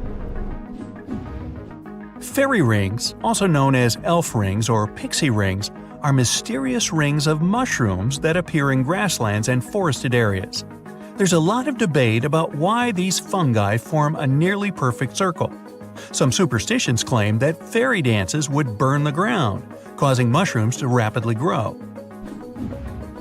In Costa Rica, there's an assortment of about 300 spherical stone balls. Locals call them las bolas, which is simply the balls in English. These stones have an almost perfect round shape. Some of them are huge, weighing up to 16 tons each. They're also made of different materials: gabbro, limestone, and sandstone. They're considered to have been put in straight lines in front of the chief's houses, but there's no precise information of their origin. Some myths claim that these stones originated in Atlantis. If you ever travel to the Mekong River in late October, you have a chance of seeing glowing balls rising from the water and beelining up into the air. Locals call these glowing balls the Naga fireballs. The size of the lights vary. The reddish balls can be as tiny as a spark and as large as a basketball. There can be dozens to thousands of balls a night.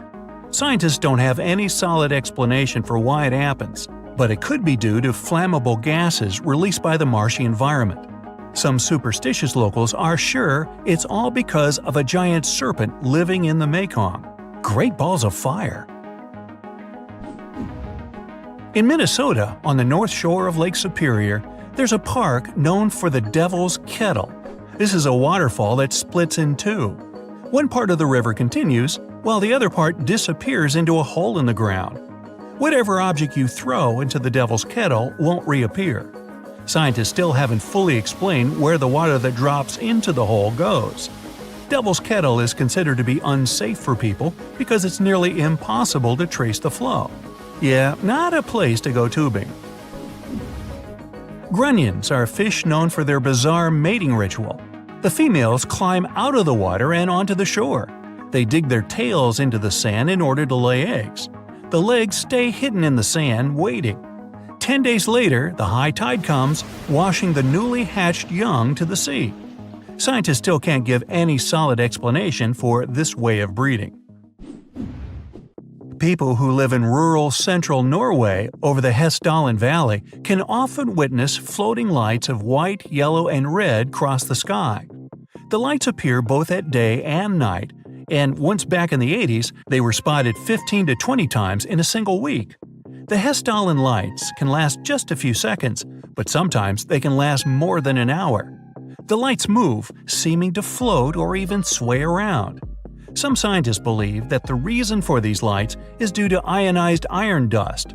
Others say it's combustion that includes sodium, oxygen, and hydrogen. Many people claim they're just misidentified aircrafts.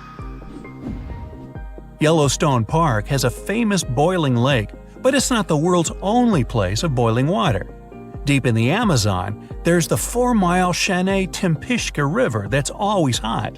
The name means boiled by the sun. Well, it's not exactly boiling, but it can reach 196 degrees Fahrenheit, enough to cook pasta. Ooh, let's try that. The lowest temperature in these waters is about 113 degrees. This river still can't be scientifically explained because it would require close proximity to a volcano for the water to reach such temperatures. However, the closest volcano is 400 miles away. But there could be a fault between the Earth that could explain this phenomenon. In western Venezuela, locals living close to the Catatumbo River aren't afraid of lightning because they see it almost every single night. It starts at around 7 o'clock and doesn't stop until dawn. The everlasting Catatumbo lightning did once stop for a few months, from January to March 2010. It was probably due to drought, or maybe the charge ran out. In 1991, a scientist suggested that the phenomenon happens because of cold and warm air currents meeting in the area.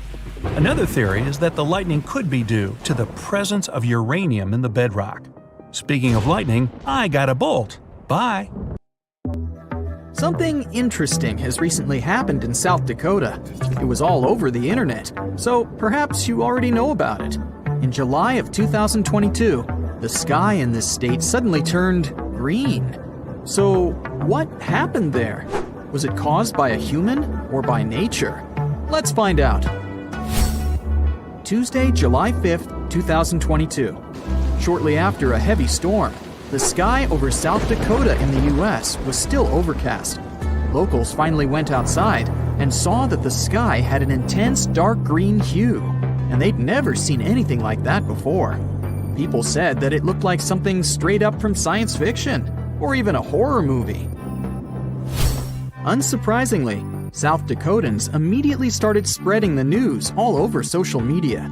People shared their beautiful, yet very eerie pictures on Twitter. They showed the sky over the city of Sioux Falls and a few other towns. Even though it may look like something supernatural, in reality, this is not a terrifying phenomenon at all. It's a simple play of the light and the atmosphere. Something like this happens quite rarely, and usually means that really bad weather is approaching.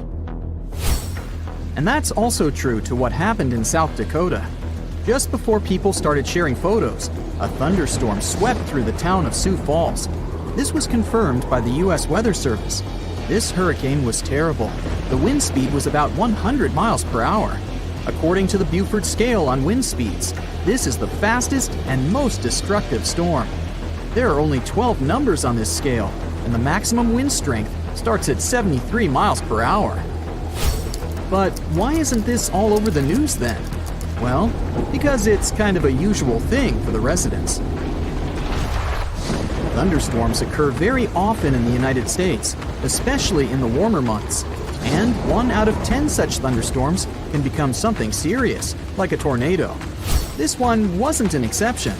It was the so-called Derecho storm. Derecho is very widespread and long-lived.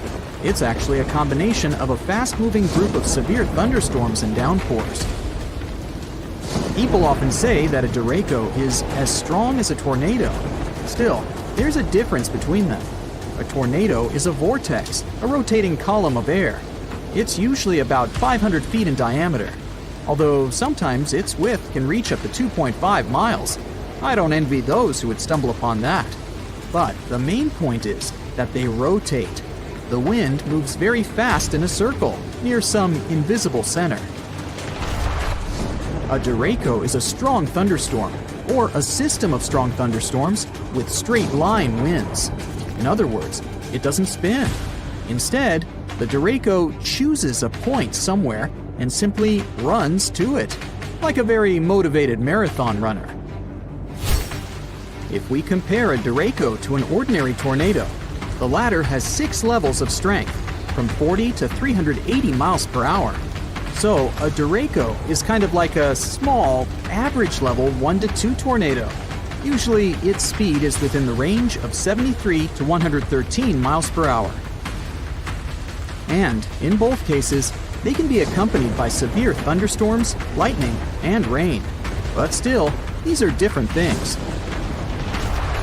A storm becomes a derecho if the damage trail left by it exceeds 240 miles, and if the wind speed is at least 58 miles per hour. It's quite difficult to predict. It can form even on a clear day when meteorologists don't even anticipate any storms. And then, the winds appear suddenly. It's so surprising that they may even feel explosive. But the National Weather Service tries to warn people at least half an hour or an hour before this happens, so that residents have time to prepare and hide. It wasn't any different this time.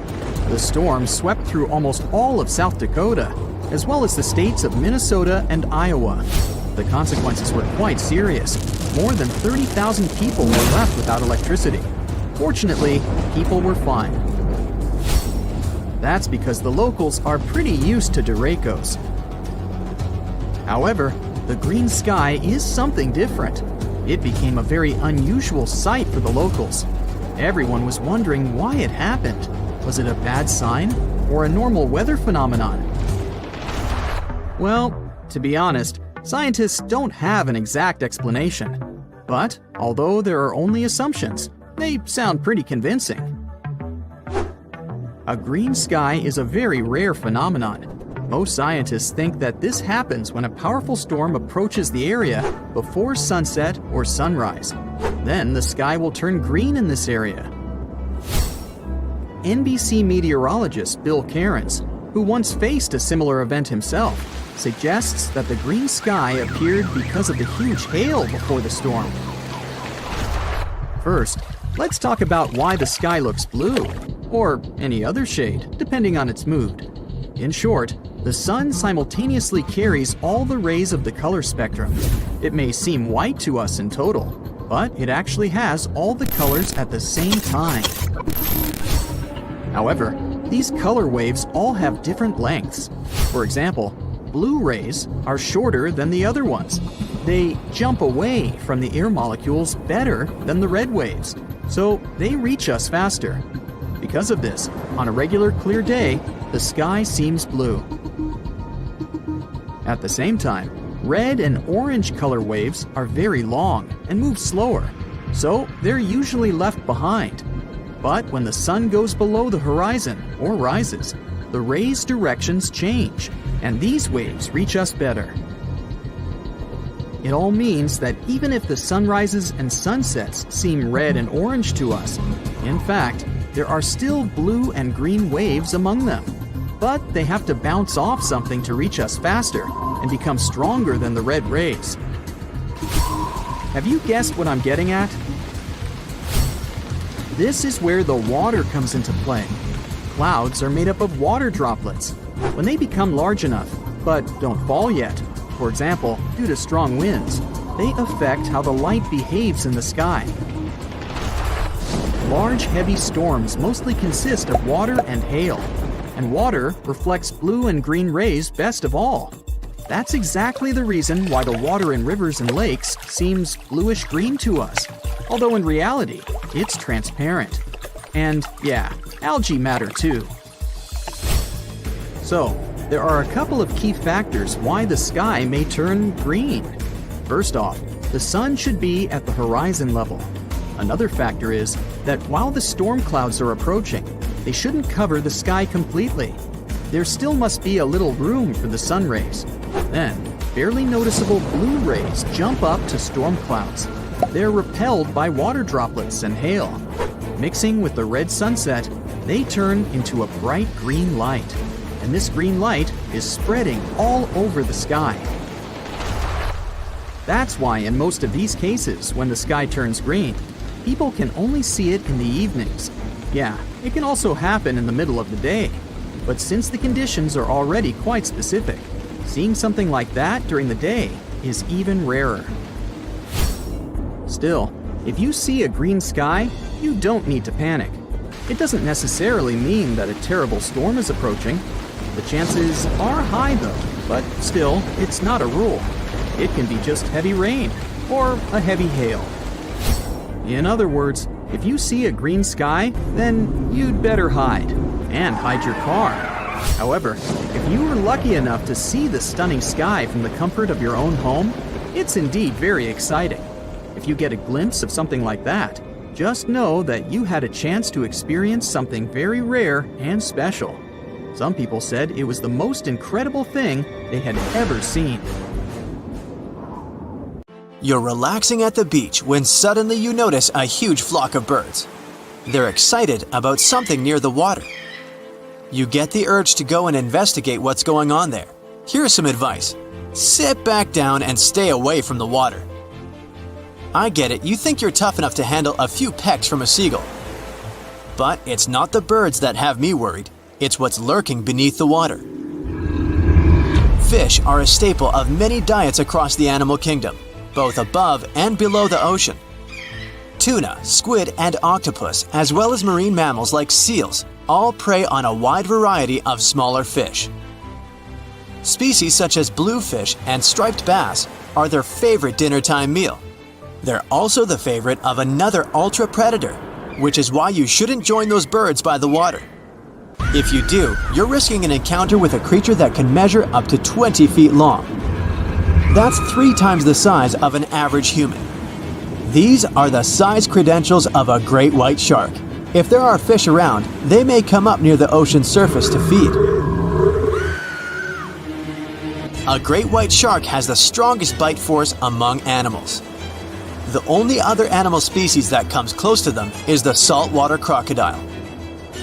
And boy, is their ability to catch whiffs strong.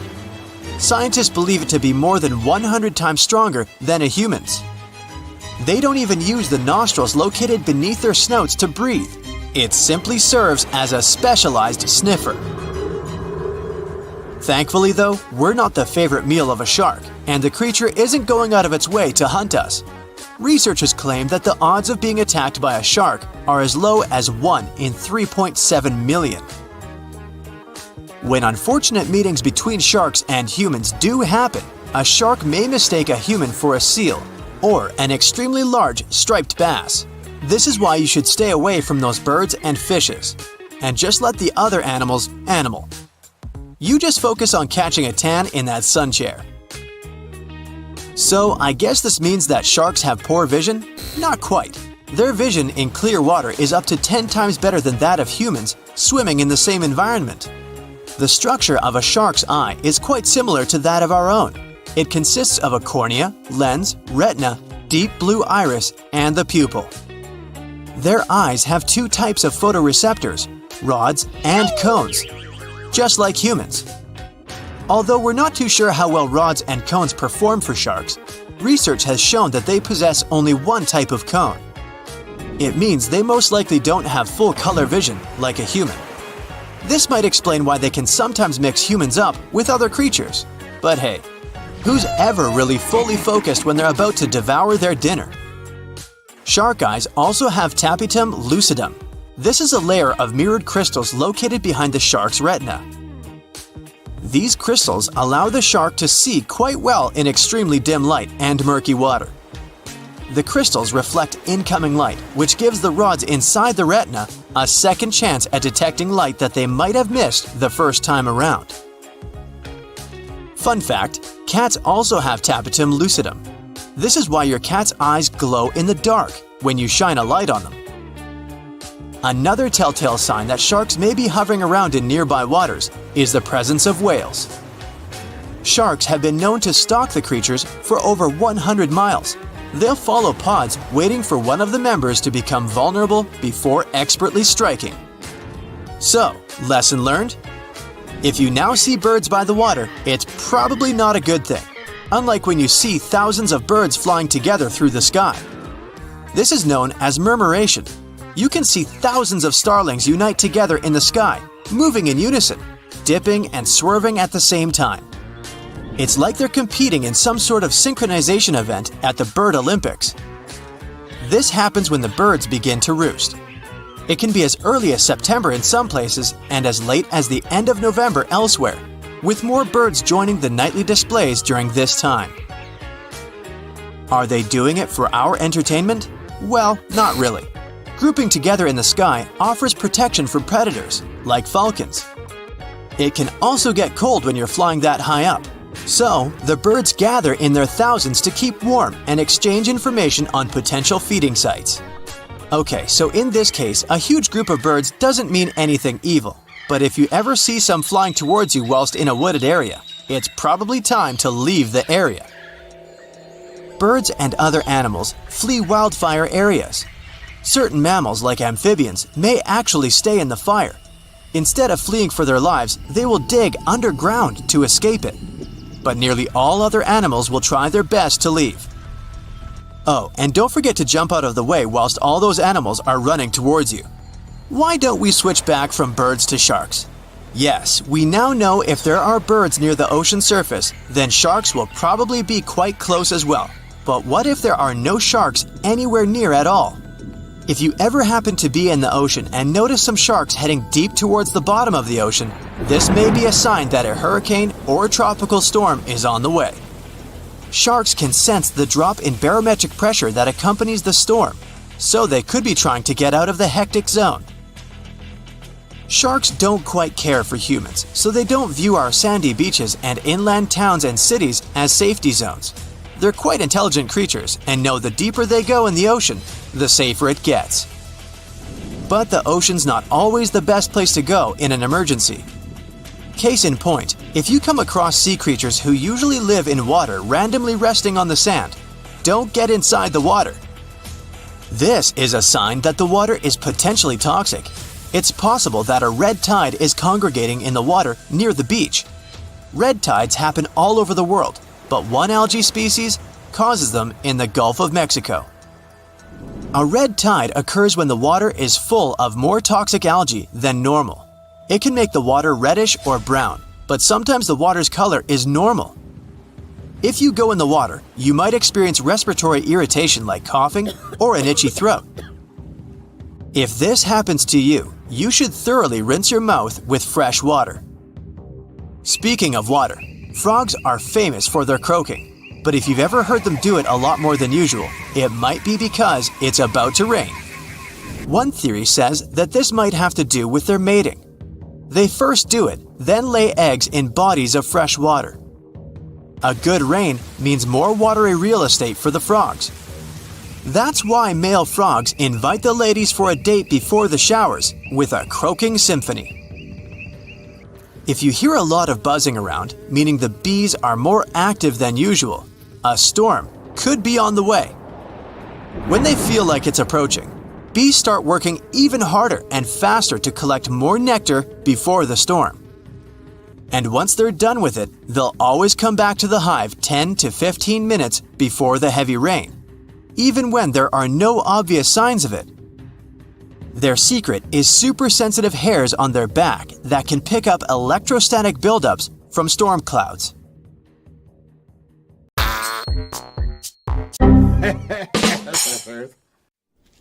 You're walking home quite late at night.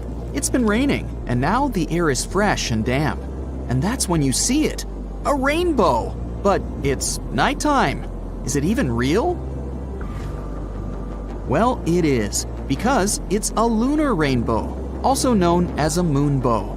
Moonbows are as cool as they are rare. They occur when the light gets refracted through water droplets in the air, just like it happens when a normal rainbow forms. But the source of light, in this case, is different. I'm sure you've already guessed that it's the moon, or rather, sunlight reflected off the moon. Since moonbows are produced at night, when there's much less light, they're a lot more difficult to spot. Often, a moonbow looks like a pale white ring. That's because the light is normally so faint that the cone color receptors in human eyes can't detect the hues. Also, experts claim that how bright the colors are depends on the size of water droplets in the air. The smaller they are, the less vivid the colors. If you want to witness a moonbow, opt for a night when the moon is at its fullest. For example, during a full moon phase. The moon also has to be low in the sky and not obscured by clouds.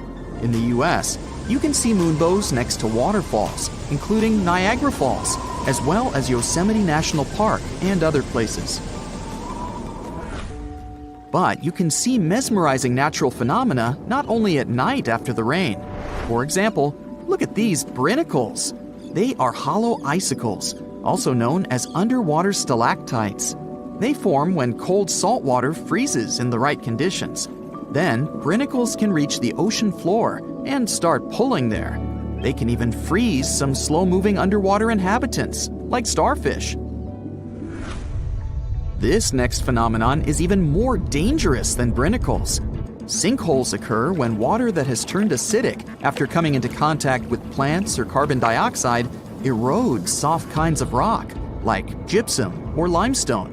This forms a deep underground cavern that can one day open anywhere, even under your house.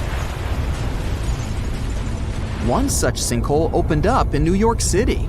It pulled a parked van into the earth. It happened in the summer of 2022, and it wasn't the only sinkhole to appear in that area.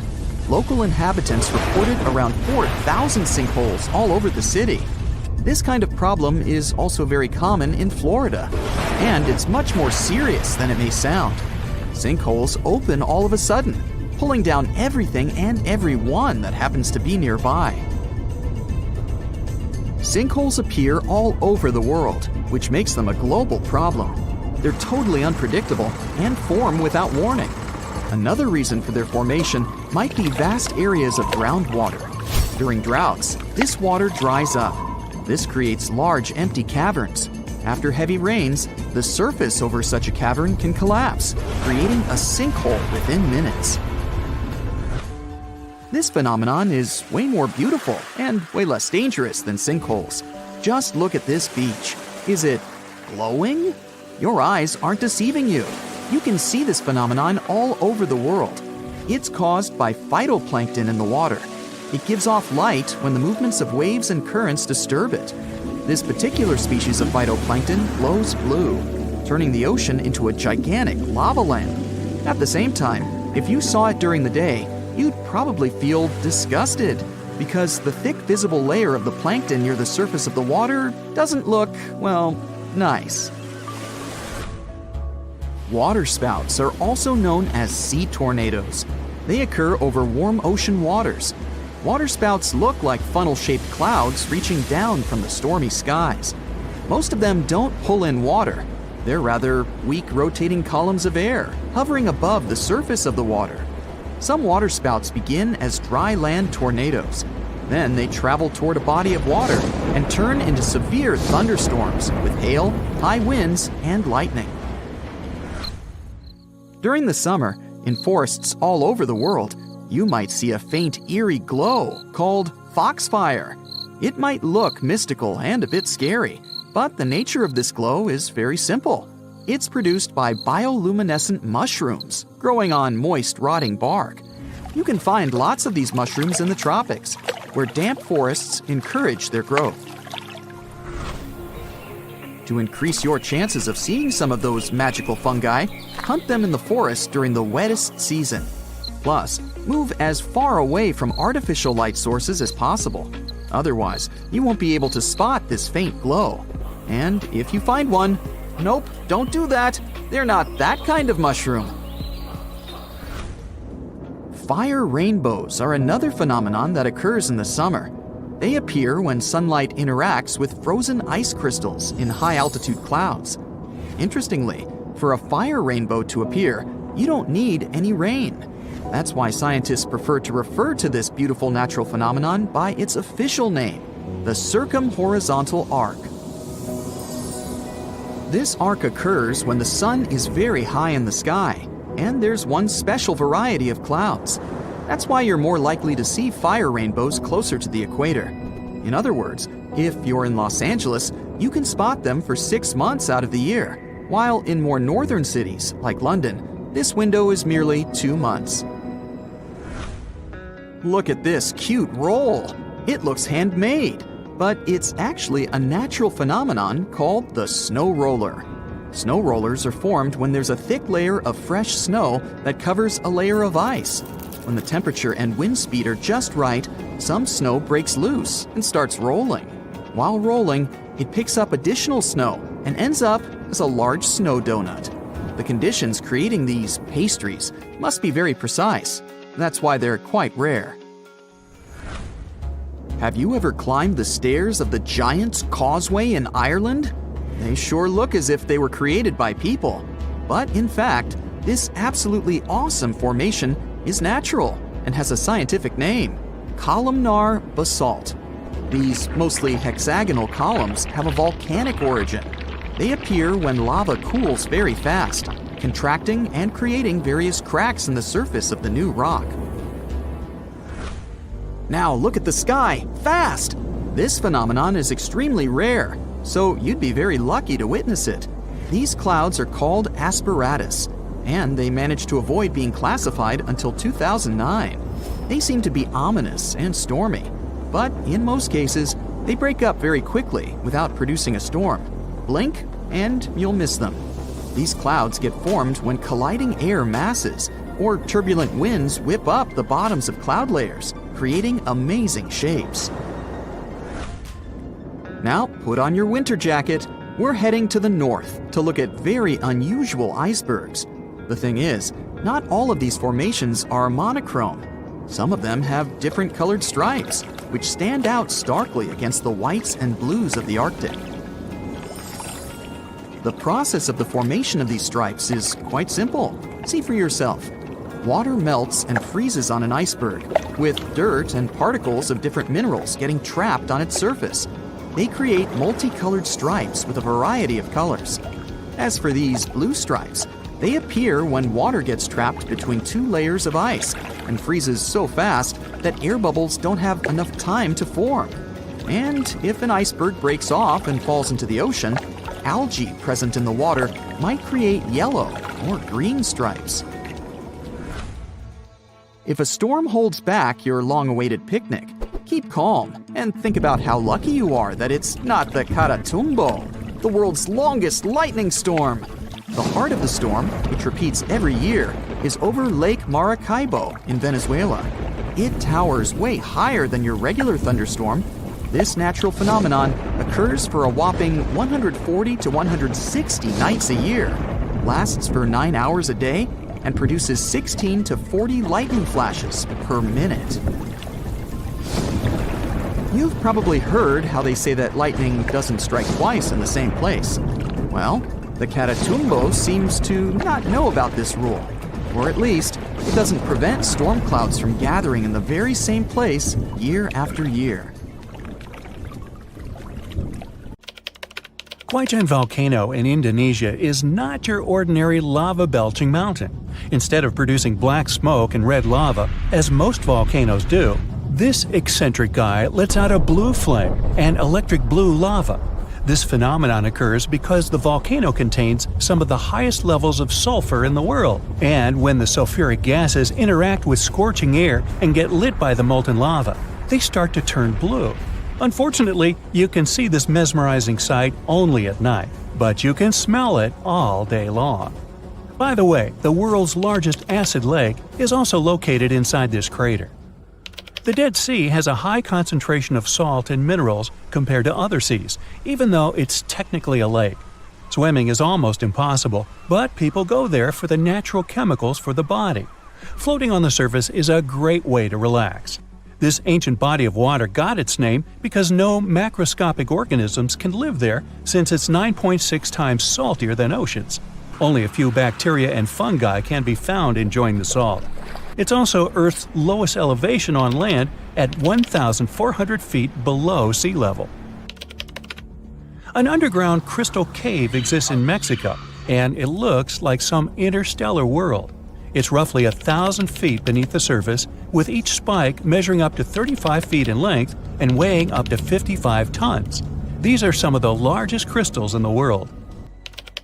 Luscantire Beach is an endless strand of white sand dunes and azure water. But don't let the tropical vibes fool you. It's located in Scotland. That's why it mostly looks like this during May and June only. In December, the place gets only an average of 1 hour of sunshine per day, making it way more dramatic and monochrome. The Georgia Guidestones is a collection of giant stones in a star pattern. It has inscriptions in 8 languages, including Hindi, Chinese, and Swahili. It also has an astronomical calendar finished in 1980 and was built to last centuries. No one knows who built it or why. All the way over in sunny California is Sequoia National Park, home to the giant forest. It's been around for thousands of years. More than 8,000 of these colossal trees rule the land, including 10 of the largest living plants in the world. The General Sherman sequoia is estimated to be up to 2,700 years old and is recognized as the world's largest known living tree by volume. The famous stone heads of Easter Island have been around for hundreds of years. No one knows exactly why they were built. Some scientists think that local people believed the statues would make the soil more fertile. Soil analysis proved the heads did their job well. It's the best agricultural spot on the island. The chemical composition of the ancient hot springs in Pamukkale, Turkey, makes the water pouring over the edge look magical. They're not only good for cleansing your body, but the mind too. All the way in Saudi Arabia is a rock sliced perfectly in the middle with two pieces sitting parallel. What makes Al-Nasla so unique is that it wasn't artificially done, but is a result of nature's work over the years. Now, this glacier may look like someone dropped tons of red paint in the middle of Antarctica, but it's actually the natural color. Blood falls is a result of extreme salted water mixed with iron oxide, giving out this eerie vibe in the middle of nowhere. In early May 2018, New England observed one of the scariest and most dangerous phenomena ever, a super long-track tornado. The frightening natural phenomenon started not far from Charleston, New Hampshire, and traveled toward the town of Webster in Merrimack County. It took the tornado 33 minutes to cover 36 miles and become the third on the list of the longest track tornadoes in New England. In the Philippines, you can swim in some of the most crystal clear waters and discover an underwater world below you in the province of Palawan. The municipality of Coron has white sandy beaches with many small boats riding through the many amazing sceneries. Tristan da Cunha is a small volcanic archipelago in the Atlantic, with the only neighboring cities of Buenos Aires, Argentina, and Cape Town, South Africa. It takes 7 days by ship to get to this unique place. If you want to escape from the rest of the world, staying with the 280 locals will make you feel like you're away from everything. During the first week of January 2018, unusually cold weather in the northeast United States froze the Atlantic Ocean in North Falmouth, Massachusetts. What's more, the ocean was frozen so thoroughly that people were walking on the waves. Now, that's obviously something you don't see every day. Red sand is what makes this beach unique and why tourists flock to Tianjin, China. A red-colored plant called a Sueda salsa dwells in the saltwater. The whole beach is covered in red, with only the top layer of the sea visible. If there ever was a thing that said, "I defy gravity" out loud, it's the stone of Davasco in Argentina. The huge 300-ton boulder stands precariously on the edge of a cliff and rocks a little bit from side to side in the wind. People even checked it by putting glass bottles under one of its edges. They exploded with another movement of the rock. Unfortunately today, you can't see this wonder of nature as it was a century ago. In 1912, the boulder suddenly dropped from its perch, which it had occupied for literally hundreds of years. The people of the nearby town of Tandil were so sad about this event that 95 years later, in 2007, they decided to restore the stone. They made a plastic replica of the rock and put it on the same spot and even in the same position. So, even today, coming by Tandil, you can see its famous balancing boulder. More of a symbol now, of course, because it's no longer rocking and only weighs 9 tons, but instantly recognizable nonetheless. Socotra is an alien-like island off the coast of Yemen in the Indian Ocean with one of the most unique trees ever seen. It's called the dragon tree, and it can only be found on this amazing island. In 2008, it was labeled as a World Heritage Site. If you ever see a tight burning column of air, don't panic, it's not the end of the world. The creepy combination of whirlwind sounds and scorching inferno means that you have crossed paths with a fire tornado, also known as fire twister or fire whirl. This dangerous phenomenon occurs mostly during wildfires. These fires create a big area of super hot air just above the ground. When this scorching air gets mixed with the cooler air higher up, it results in a whirlwind that churns up burning debris and flames. The most powerful firenadoes can stretch hundreds of feet into the air.